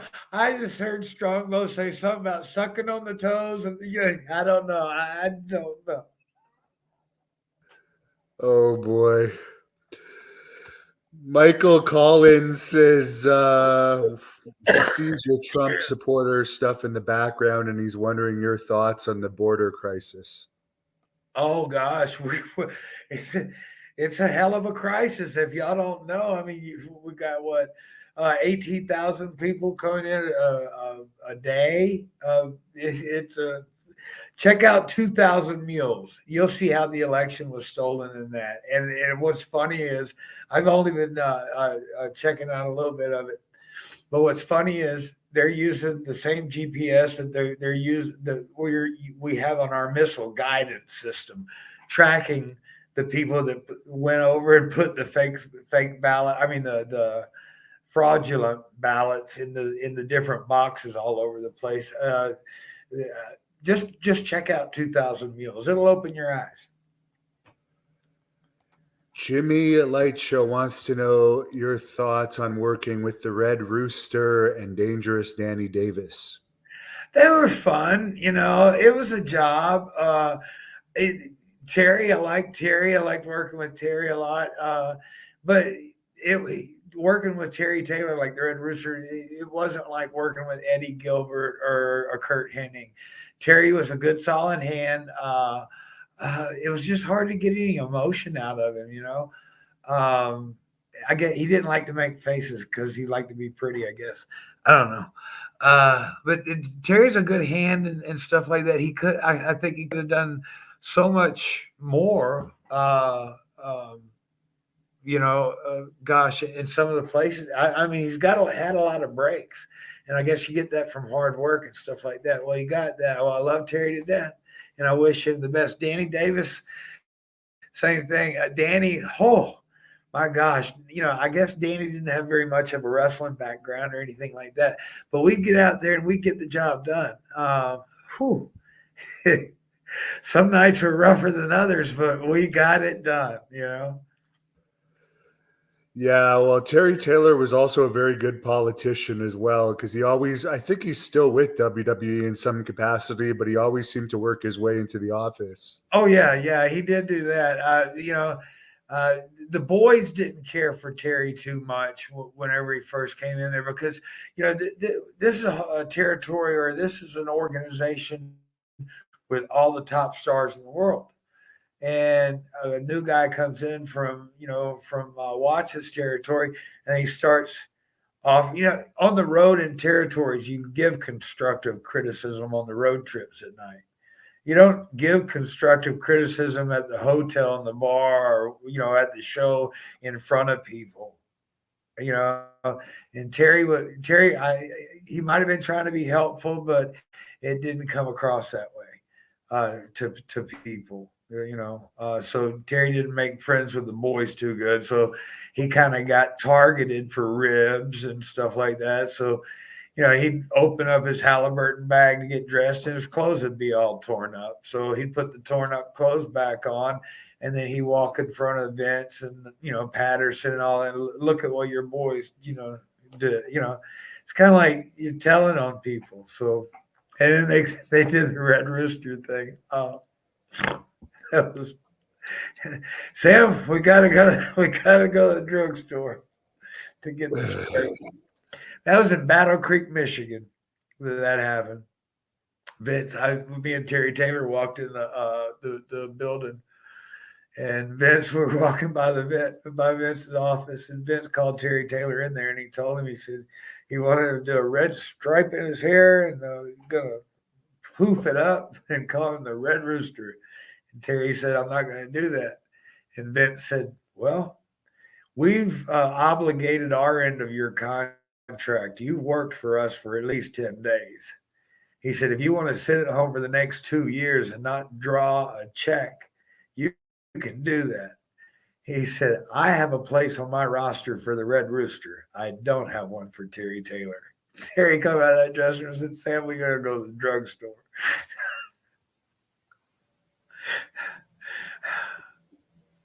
Very funny day. Yeah.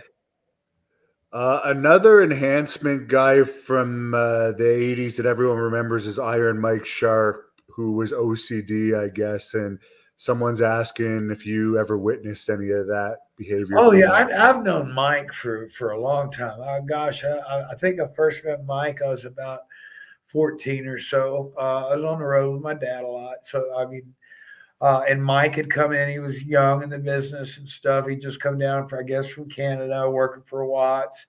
And, they brought him in. They really used him well. They, used him he wasn't the top, nobody's going to be the top, not when Dog's there and stuff. But of course, anybody that knows how Watts' talent was, everybody was sort of all up there. They were at the top of the ladder, so Mike was one of those guys too. Mike was a little OCD. Yeah, he carried 12 rolls, a whole 12-roll pack of toilet paper on the road with him. You always get the big bottles of, baby oil. He'd carry a case of tape on the road. Mr. Wrestling too used to mess with him over the tape. He never wore tape, but Mike would come back from the ring, and all the boys in the dressing room would be taping their wrists up and wasting tape. And then Mike would catch on. It would be Mike's tape, But yeah, Mike was a great guy. I knew Mike for a long time, and then working with him, gosh, then you suffer the boom boom. And he had a hell of a boom boom. He was a good guy, though. I really liked Mike a lot. One of the ribs I used to play on Mike was I'd get in the dressing room, and then I'd see Mike coming down, so I'd go in the bathroom. And as Mike's walking to the bathroom, I'd stop and I'd shake his hand. And then after I'd shake his hand, because Mike's first thing he would do would be to go wash his hands. So I'd shake his hand, he'd wash his hands. And then while I'd be talking to him, I'd shake his hand again. And after I'd shake his hand again, while we were talking, he would go back and wash his hands again. And I'd get in like 3 or 4 times a day, I'm the guy that likes to sit there in the shopping mall with a piece of pizza around Christmas time, and as you're walking with your bags, don't say a word, just point behind you and see people turn around. That would have been me in the dressing room playing around. Just something to, kill the time, make the time go by. But Mike was a good guy. Were you there when he had his little scuffle with Billy Jack Haynes? No, I wasn't. I heard about it, but I wasn't there. I like both of the guys. I don't know if there's a right and a wrong or anything else. One thing that I did have a lot of respect for was after it was over, I heard Mike Sharp stood up and shook hands with him. Carl wants to know if you ever wrestled Terry Funk. Did I ever work with Terry Funk? Yes, one time only. I wished I would have gotten more, but it was right after I'd got my Austin Hall boots, the first pair I had, the Western Sky, the red, white, and blue ones with the stars. I worked with Terry Funk one time in Greenville. Greenwood, South Carolina. Um, it was just a TV match or something like that. It didn't last long. But Terry come up to me and he was looking at my new Austin Hall. He goes, "Joe Hall make them boots for you?" No, he said, "Did you get them boots from Joe Hall?" And I said, "Yeah, Austin Hall." He said, "Yeah." He said, "How much did you pay for them?" And I told him. And he said, "I'll be damned." And he goes, "I sold them that same pair of boots for $110. They made $200 on you or something." Anyway, it was funny. Terry, I miss Terry. Patrick wants to know if you ever wrestled Barry Windham and if you think he could have been a world champion. Oh yeah, I wrestled Barry when Barry was the Widowmaker for Vince. We only did like I don't know 3 or 4 days or something like that. We had really good matches, and I think we could have done a whole lot of it. But Barry was just so fluid in the ring, and yes, he could have been a world champion anywhere. Uh, he's got that presence about him. Somebody's wondering if you could tell the story about the angle you did with the Horsemen where they broke your arm. He says that really blurred the lines to him between kayfabe and realism. Well, let's see. I beat Arn. What was it? Did I beat Arn on national TV first? I think I beat Arn on national TV first, or something like that.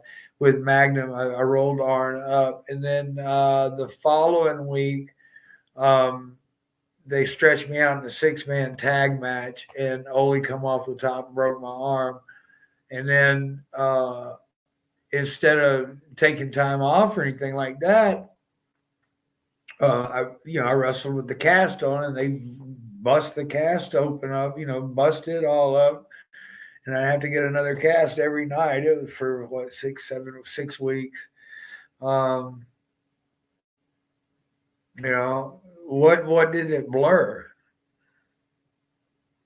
Who knows? He was probably younger back then. Someone else wants to know, when you were backstage with WWE, did the Pat Patterson, Steve Lombardi rumors already exist in those days? Yes. Interesting. So they go all the way back. Oh yeah, dude. Bret Hart used to do these cartoon characters on the dry erase or the chalkboard. Oh my gosh. And he did these characters of everybody, and I mean they'd have you in tears. Yeah. Yeah, I think I heard that because that Brawler would be bent over in those drawings, wouldn't he? Yeah. Yeah. Weird stuff back in those days. Hey, we're professional athletes, There are no limits. I am impressed that the Brawler kept the job for like 30 years before. Yeah, more power to him, Yeah. Company man, Yeah, for sure. right on. Hopefully he's set for life. The rumor was why they finally released him was apparently he was leaking news to the dirt sheets. That was the rumor. Oh, I didn't know that. I didn't. Yeah. Ryan, did he ever draw a picture of the Brawler taking it when he had the kimchi mask on? I don't think so. I never saw that one. I didn't see that one. I didn't see the Kamala. match. Yeah, he was. Kamala witnessed some stuff, wasn't some involved in unusual none of the stuff. draw. Yeah, he wasn't involved in that stuff. Ryan wants to know if you. Pardon me? Oh, I was looking. It says Buzz Sawyer. Oh yeah, sorry, Buzz Sawyer. Yeah, I worked. I worked with Buzz one time on a TV. Just we had a match. He power slammed me off the top rope. The only thing he went the wrong way. but I mean, he was all right. I know he and Jake, from what I understand, they were both vying for the job as booker or something in Atlanta. So there was some heat there. I didn't know. I wasn't involved in it, but I got along good with his brother too, Brett. Yeah, Brett, I've done some interviews with. He seems like a good guy. Yeah, we were in. I think he was in Australia with us. Uh, it was Brett Sawyer, Denny. I think it was Brett Sawyer, Denny Brown, Manny Fernandez, and myself. Now, Manny Fernandez is a storyteller that it seems like everything that comes out of his mouth is an exaggeration. Yeah, yeah. Well, that's Manny for you. Yeah, Yeah. he's a good, yeah. His heart's in the right place. John wants to know who was the bigger partier between you and Tommy Rich.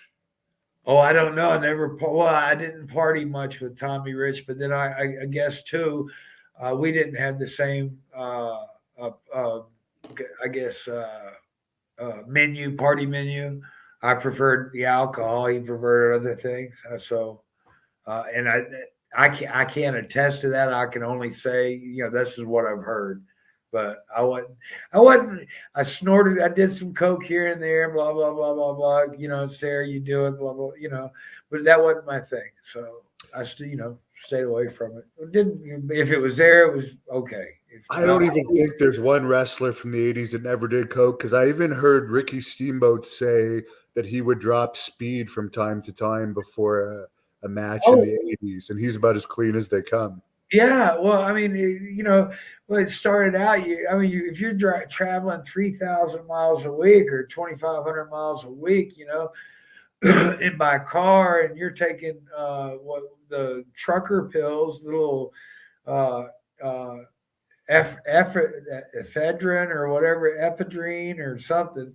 You're taking the trucker pills, and then, anytime you start doing something extra, you're going to keep going. You're going to, the human nature is to look for the ultimate buzz.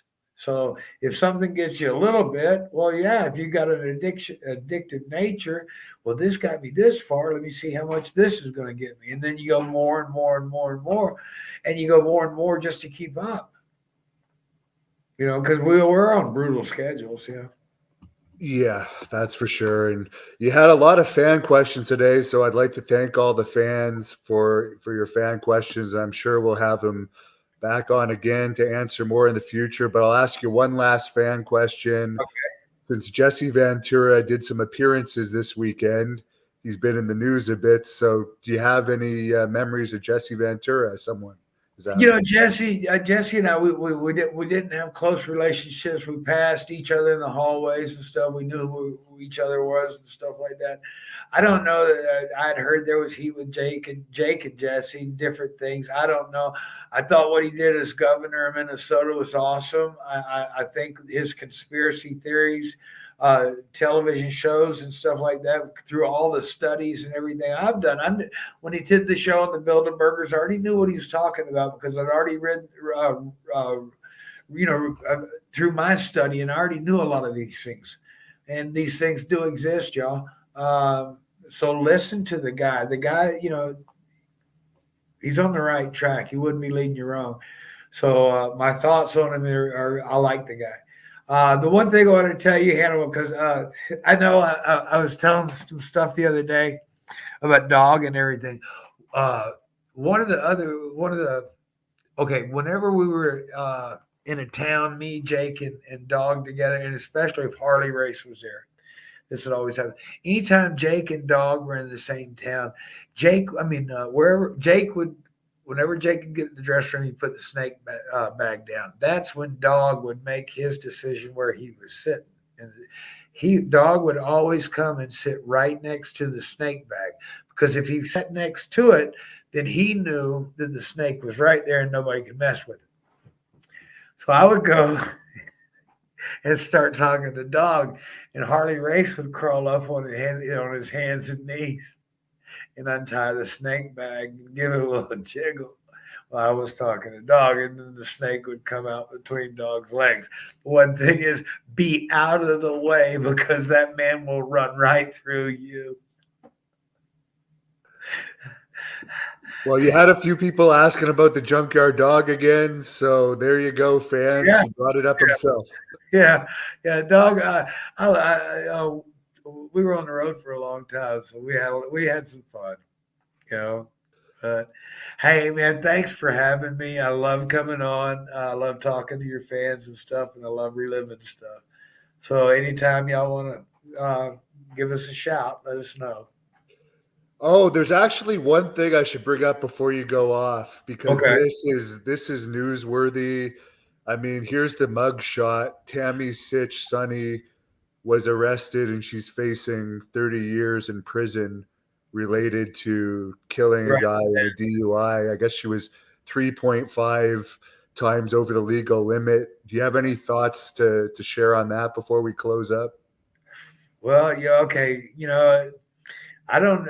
I can't. I don't know what all her battles are. I've heard about all the crap in the news, but it looks like it's time to take your lick right now.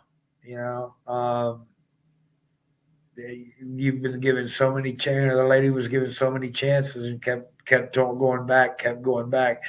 Addiction is a vicious cycle. I hate it for her, but this is what it's going to take to get hit rock bottom. Take this and use this time to rebuild yourself. I don't know what statute you're under or she's under or anything like that. I don't know if she'll have to serve a third of her time, half of her time, 85%. Every law or every state is different. Um, uh, there's a lot of things they're going to have to factor in when she's going to be eligible. If she, or yeah, she should be eligible for parole, later on. So, even though they're saying it's 30 years, it may not be that much. Yeah, and she hasn't been convicted yet. They're just saying she's facing up to that much if convicted. Well, she needs to take this time, work on herself, get right with God. They told me what I was facing with it, and I was in that prison 2 days, and I went to hang myself. I mean, that's where you go. That's where you go in your mind. You can't take it. You gotta get ready, and you gotta inside. You gotta get ready. I pray for her. She's in need of prayer. She's in need of help. Maybe somebody can get through, but she's got to be the one that reaches out and asks for it. It can't be done her way. It's got to be. Yeah, right now she hasn't shown any remorse. She was trying to allege that the guy had a heart attack and actually died from a heart attack. So She needs to take her lick.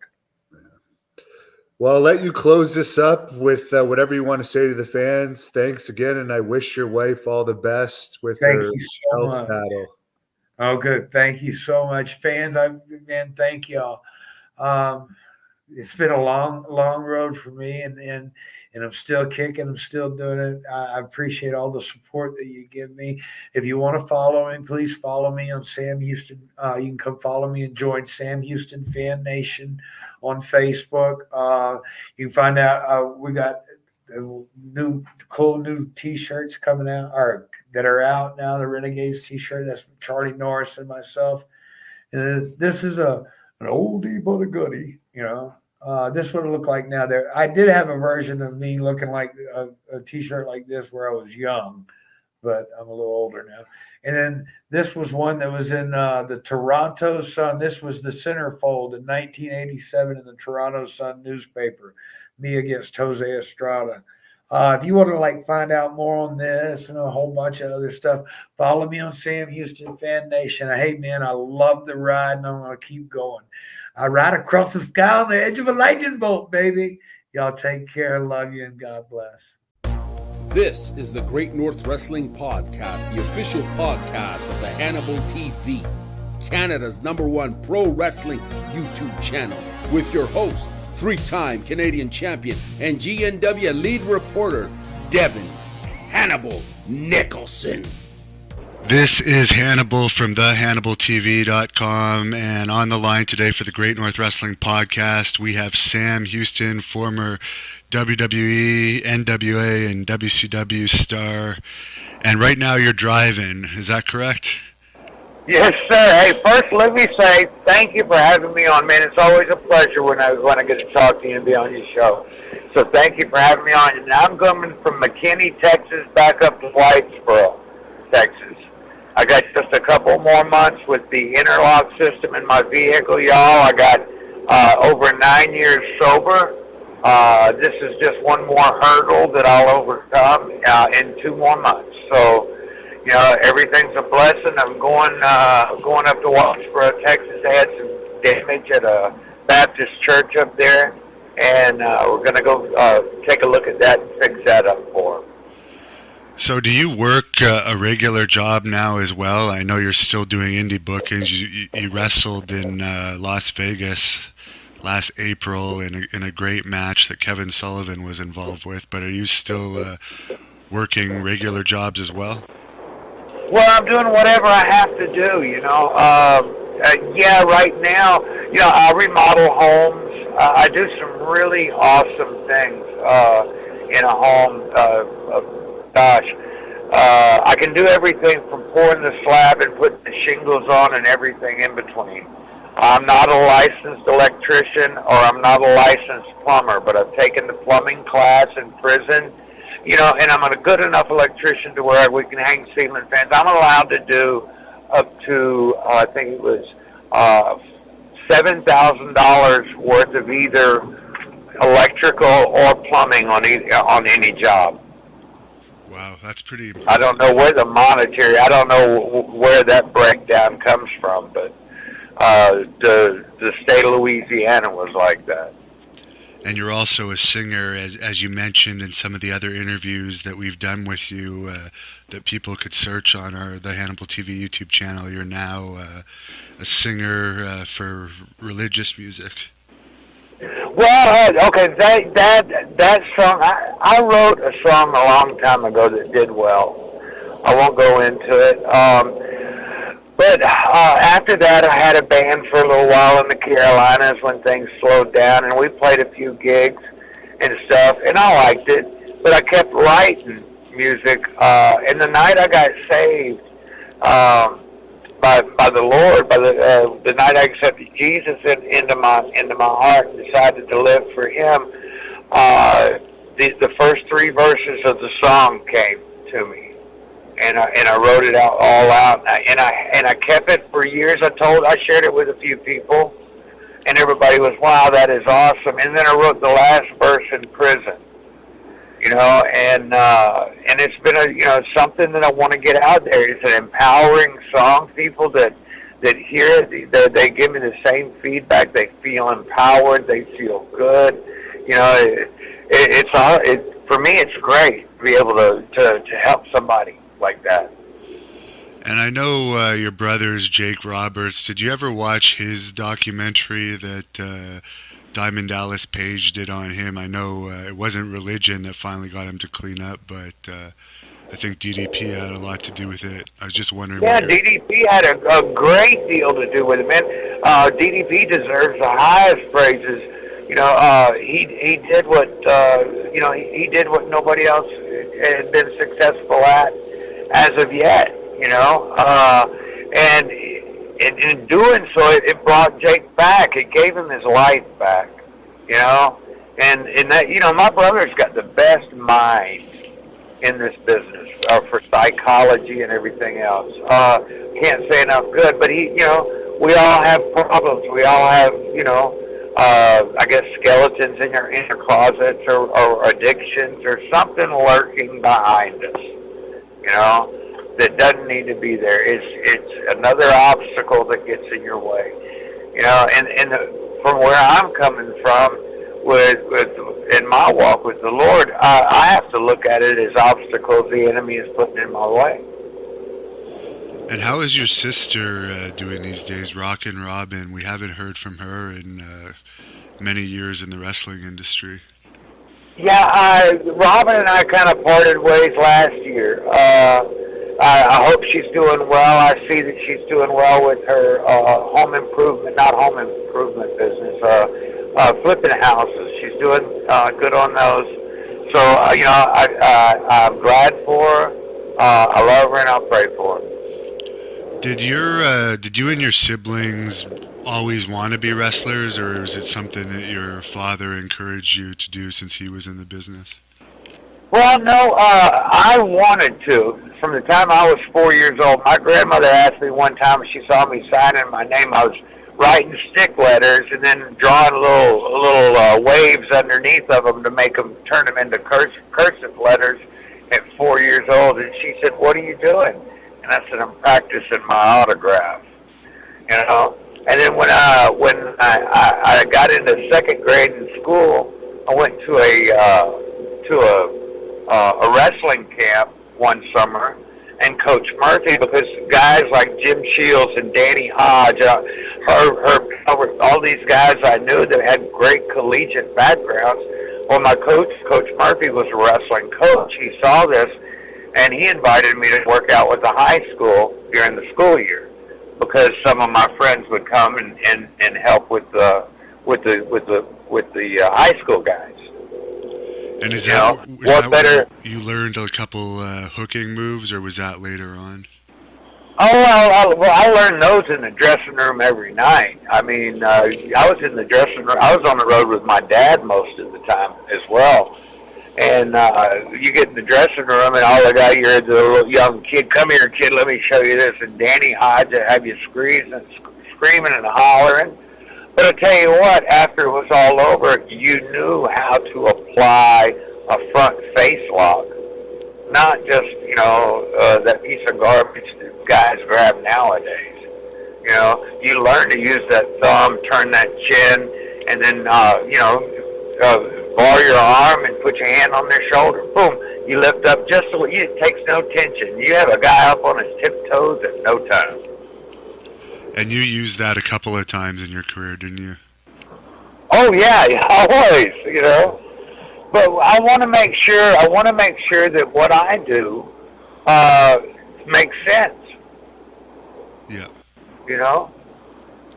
So when you started your pro wrestling career, was Florida the first territory you worked in?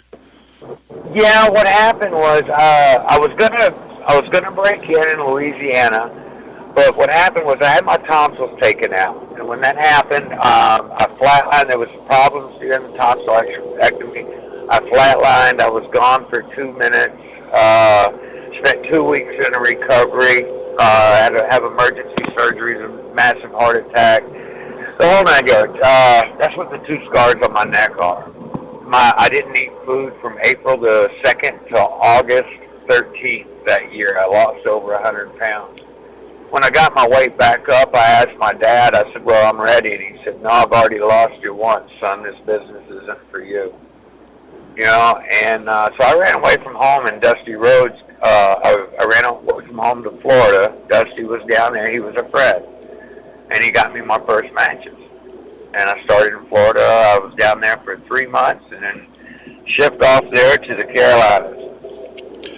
And I guess you developed your friendship with Dusty just from being in the dressing rooms with your dad when you were younger?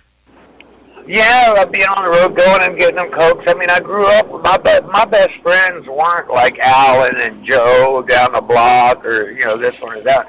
My best friends was, were Wahoo McDaniels, Mr. Wrestling 2, Ted DiBiase, these guys, the boys. And I mean, and when I was driving the boys everywhere. I mean, I was at the Hall of Fame the other night. I guess a few months back, in Wichita Falls, and we were sitting at the table, and Johnny Mantell, we were talking, and Johnny Mantell had brought up a point, and I finally, it's always been a story, because of the drug use and everything else. It was rampant and drinking. I was doing all that stuff at 15 years old.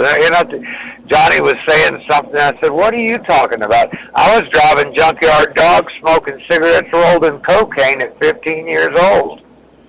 There's a whole lot of people don't know. And I'm not trying to bring anybody down, but that is that is how I grew up. I was out there, and my addictions and stuff like that just flourished. I'm just really thankful that I've got 9 years without. So. So I guess you were driving the junkyard dog around when he was at his peak in Louisiana then. Oh, yeah, in Louisiana. And Ted DiBiase, let me tell you one on him. Teddy bought him a Smokey and the Bandit Trans Am. Oh, rest in peace, Burt Reynolds. Anyway, but DiBiase had that the black Trans Am. And it looked pretty and everything. Well, I worked at a gas station. I took care of all the guys' cars, too. And there's a linkage on a 4-barrel carburetor, on that Rochester 4-barrel carburetor, that it can take it off when you step on the gas pedal instead of it going, whoa, and then kicking into 4-barrel. This dumps it all in at once, and it's like, and gone. And so I did that to Ted's car, and I did it to Jack Howell's car, because Jack Howell had a Firebird that had the same engine. So, and those things would pass everything on the highway but a gas station. Yeah. Yeah, those Firebirds. Didn't Jack Briscoe have a Firebird at one point too, I think? Well, Duggan had one. That's what Duggan flipped in. But see, I was there and all that. These were my friends. And then I got told I couldn't get in the business, and then so I ran away from home and got in. Were you a witness to any of the infamous dressing room fights in that territory? Because I hear that there was a lot back in Bill Watts' day, because he would kind of let it go sometimes.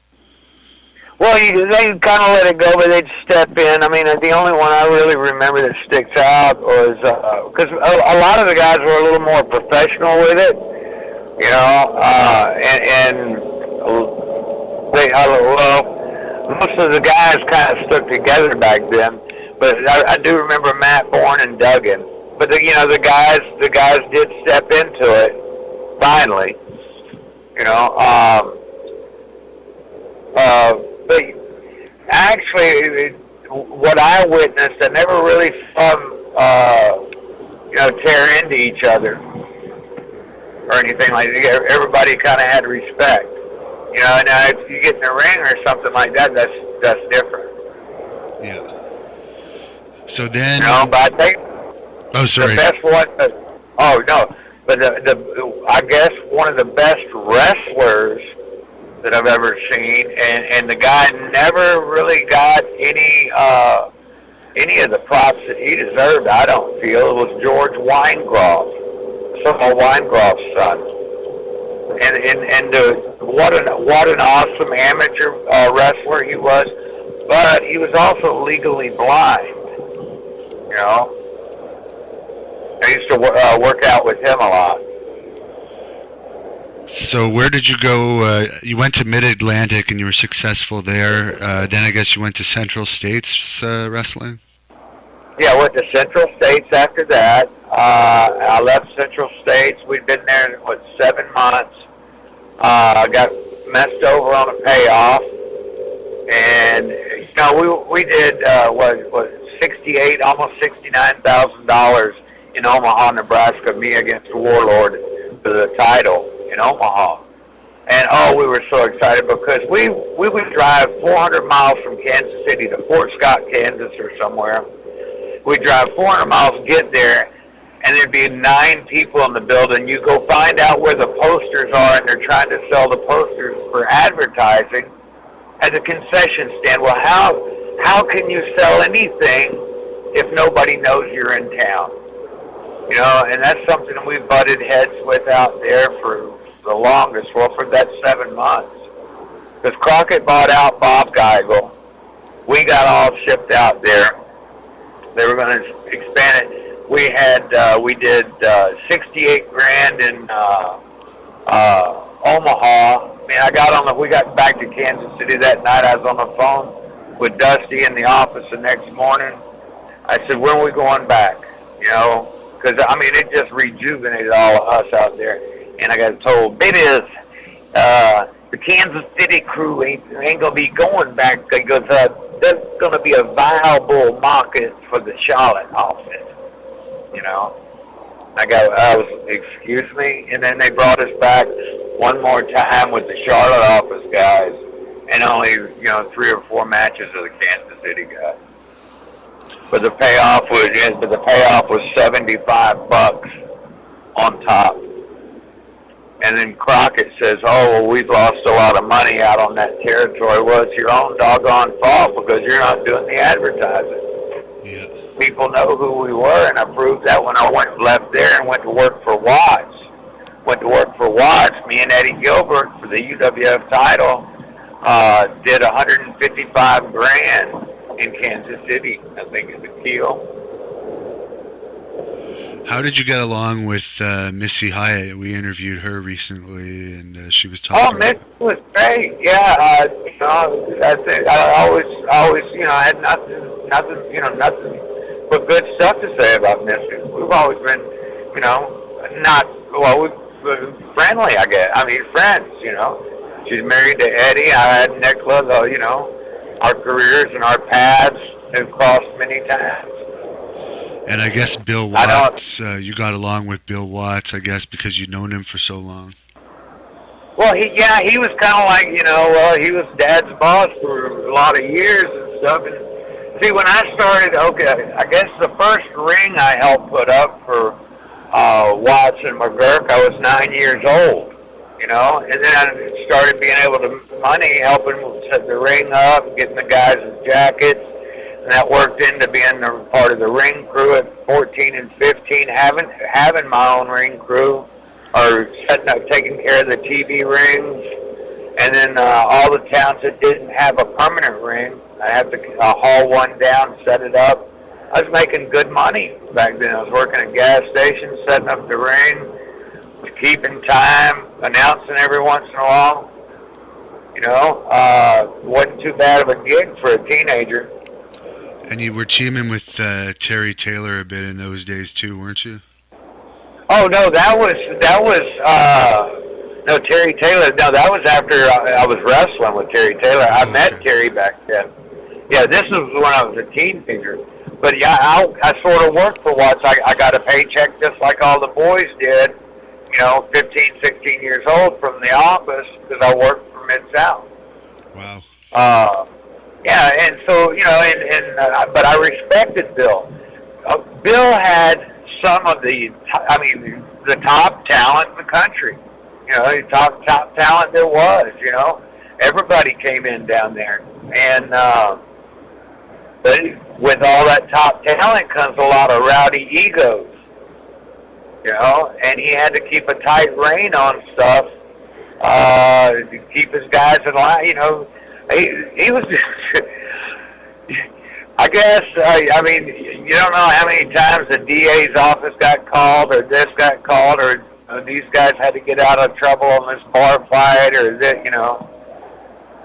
It was almost an everyday thing going on, you know, because the guys were nuts. I mean, and they're looking for a way to cut loose. They're putting 2,500, 3,000 miles a week, you know, on their bodies. Yeah. You know, Watts had a successful territory. He worked hard to, you know, get it that way, and it was, to be honest, it was one of the most well-respected organizations. Do you think the wrestlers were better characters in those days overall because they were really nuts in a lot of cases, whereas like today you don't see quite as good characters as you did in the 80s and the early 90s? Guys don't live it now. You know what I mean? You know, to be a gimmick, you gotta be a walking, talking gimmick 24/7. You know, you have to handle yourself the way Nikita Koloff did. You know, Nikita. I didn't know Nikita wasn't from over yonder. You know, I'd heard, he was one of the Road Warriors buddies from Minnesota, and then the other. And Darso, his thing was, you know, one of them is either his mother or his father is Russian or something. So I didn't know. I didn't really pay all that much attention. I knew Nikita, but whenever he talked to me, you know, just like, you know, he talked on interviews, I guess. The missing link, Dewey Robertson. That's a man, again, that lived his gimmick, you know. But I learned that through my dad. My dad wrestled as a 7-foot tall, you know, lumberjack kind of guy, blah, blah, blah, big bear hug. You know, that's what he was. You know? Jody Hamilton, in his book, The Man Behind the Mask, gave my dad credit for that. Always that he lived his gimmick. And that's what, everybody now wants to separate the two. Hold on, I got to blow. Yeah. That's that interlock, y'all. Anyway, go ahead. What were the groupies like for like a young baby face like you in those days when wrestling was extremely popular? Well, I mean, there was a whole lot of pretty girls. I'm not going to say there wasn't,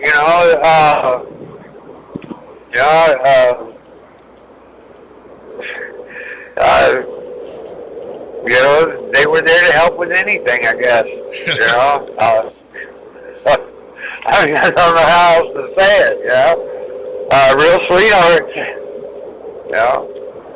So it was almost like a rock star's life that you would get to Oh live. yeah. It could have been. I mean, I didn't choose that lifestyle or anything like that. I mean, it was there if I wanted. But no, once I was in a relationship, or I was in relationships most of the time. Okay. So I didn't really I mean, yeah, I did some, but not all. Anyway. And how did you end up in WWE? When Crockett bought Watts out, I went to work for Watts. When Crockett bought Watts out, and that's where me and Terry got together some. Because I had left Kansas City territory, and Nicola and I, Baby Doll and I, Crockett came in. They told everybody they weren't gonna fire anybody that worked for Watts. But they'd already called me in earlier that afternoon and said, "You're fired." They told me I was fired. But they were letting all the rest of the boys know, and I told them, I stood up in the dressing room. I said, "That's all right, Jimmy. You can tell them all y'all fired me this afternoon. I got my 2 weeks, guys. I love you guys. You're family to me." And every one of them was, So I worked my 2 weeks out, and then, but after I got that call that afternoon, I had to go down and meet Eddie Gilbert at Billy Bob's. I went back home and called up Vince. And Vince said, "You start March the 10th." So I think somebody's been watching me. Yeah, because at that time, that was what, around 86 or 87 when WWE was... No, that was, I believe, 87 with WWE. Either 87, 88, somewhere. Okay. So did they have any talks with you about your character in those days, or was it more you come up with?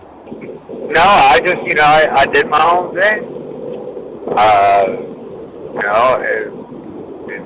I was just me.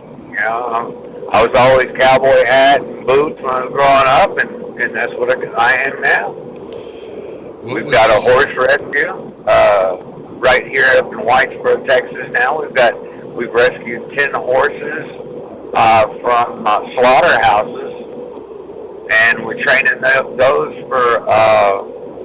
to be service pets for autistic children and elderly and all kinds of things. Cancer patients, disabled. And I'm talking to a guy in 2 weeks about doing this for the Wounded Warriors. Right, that's with the veterans, right?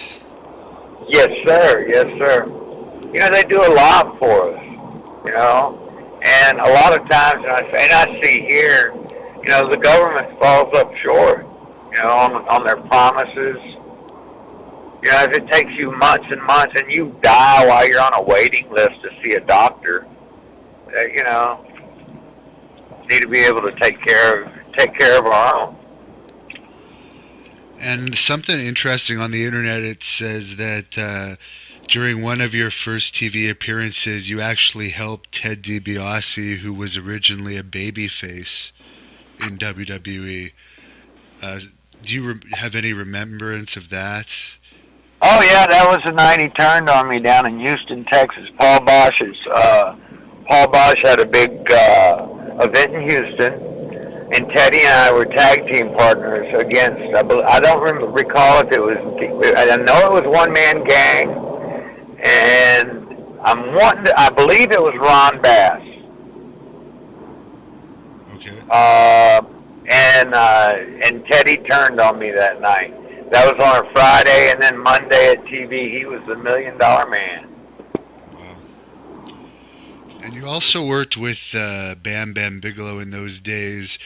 We've heard from some people that he treated some of the talent not too good and other talent good. What were your experiences with Bam Bam? Mine was great with him. You know, we had a blast. I guess I had one of his first matches when he first came in for Vince at first, and I mean, we tore the place up. And I guess we bonded and had, you know, and had a friendship, and that's what I was the only one that he would let call. I called him Sparky. That was my nickname for him because of his head and stuff. But yeah, we you know, get together, have a few drinks, the whole 9 yards. He was always cool with me. And you wrestled, I guess, Joe LeDuc in WWE too. A lot of people don't remember his run. Do you remember why he didn't last very long in WWE? Because he was a pretty good character. Well, he was a good character, and he would have. I think they were just trying to phase him out. To be honest, I think they were trying to give him a paycheck for a little while, and kind of like, you know, just phase him out, make him disappear.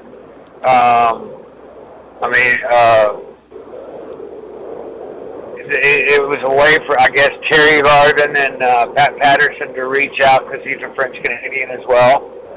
Just for them to reach out and sort of take care of their own, give them another shot at the big time, and then after it's over, let him ease out with dignity, basically. Does that make sense to you? Yeah.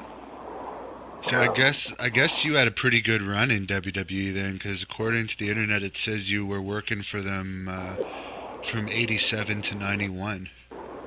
Yes, sir. And then, you know, a lot of people are like WrestleMania 5, and I forgot it until I saw a film the other day.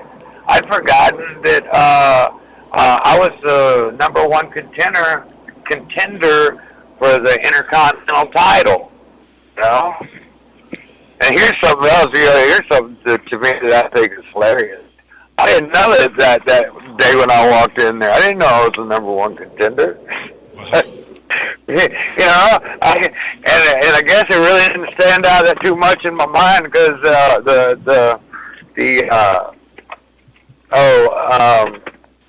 what's the word I'm looking for? Must not have stood out too much in my mind, you know, because the match wasn't one of my best. It wasn't one. You know, you got 5 or 10 minutes to go out there and get a job done. You know, come on, I want to get out there and I want to spend 30 or 40 minutes. You know, that's when you're doing something. Who was that? You know, against? Was that against Kurt Hennig? No, that was against Honky Tonk Man. Honky Tonk Man, okay. Yeah. You know, if it had been against Hennig, whoa, could you imagine? Oh, that would have been amazing.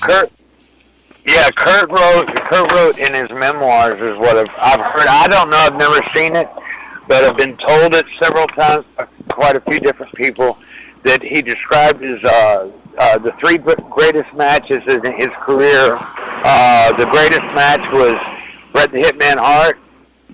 Second was Nick Bockwinkel, and third was Sam Houston. Well, you're definitely a great hand, and you're still a good hand. From what I saw in Las Vegas, you're still in top shape too. You got your abs, and you look like you're in as good a shape as ever right now. Well, I'm trying. You know, I wrestled in Whitesboro, Texas the other night, and I've got partials. And I was wrestling one of the guys from Wildcat Wrestling, Luke Hawks' group. And he gave me he did something to me anyway, knocked my teeth out, but I did like a Fonzie cool thing. when my teeth come knocking out, my hand was right there, caught them, and then slipped them right back in. Nobody ever saw a thing. That's hilarious. Well, we'll wind it down here because I know you got work to do today, but we'll definitely check in with you again in the future. You want to just tell us where we can follow you on social media and where we could find out more about your music? Yeah, you can follow me on my Facebook page. My personal page is under Michael Sam Houston, but it's open to the public. So anybody, even though my friends list is full, you can still watch and follow me on that. You can go to Sam Houston Fan Nation on Facebook and follow me there. Also on YouTube, it's Sam Houston Brand is my YouTube channel. And anything you'd like to share with me on that of yours, Hannibal, I'd love to do it. You know, just holler and send it over, and I have my pal Jamie Morris hook it up. And then we've also got Sam Houston. It's not Sam Houston. It's God's Got a Hold on Me. Just God's Got a Hold on Me, and that's a Sam Houston sponsored page as well. And it tells you, that one tells you the things that I'm doing in the churches, because I go to the substance abuse center here in Gainesville, and I talk to these kids at the state school. They're locked up. I go in and talk to them. 2 weeks ago, I spoke at my father's church. We've got a congregation of about 400 people. So I've been doing my testimony and things like that. So if you want to keep your ear to the ground or drop me a line, please do. Very good. Well, we wish you luck in the future. We're going to keep talking to you, and we'll definitely check in with you and find out what you're doing in the coming months. So thanks a lot for doing this interview with us. Oh, yeah, and everybody, come on. You got to check out Salvation by Sam Houston on YouTube. Hey, Hannibal, thank you so very much, and you have a blessed day, my brother. Thank you for listening to the Great North Wrestling Podcast. Subscribe to this podcast on iTunes and subscribe to the Hannibal TV on YouTube for all the latest GNW news and videos. Follow at Devin Hannibal on Twitter and check out our website at thehannibaltv.com.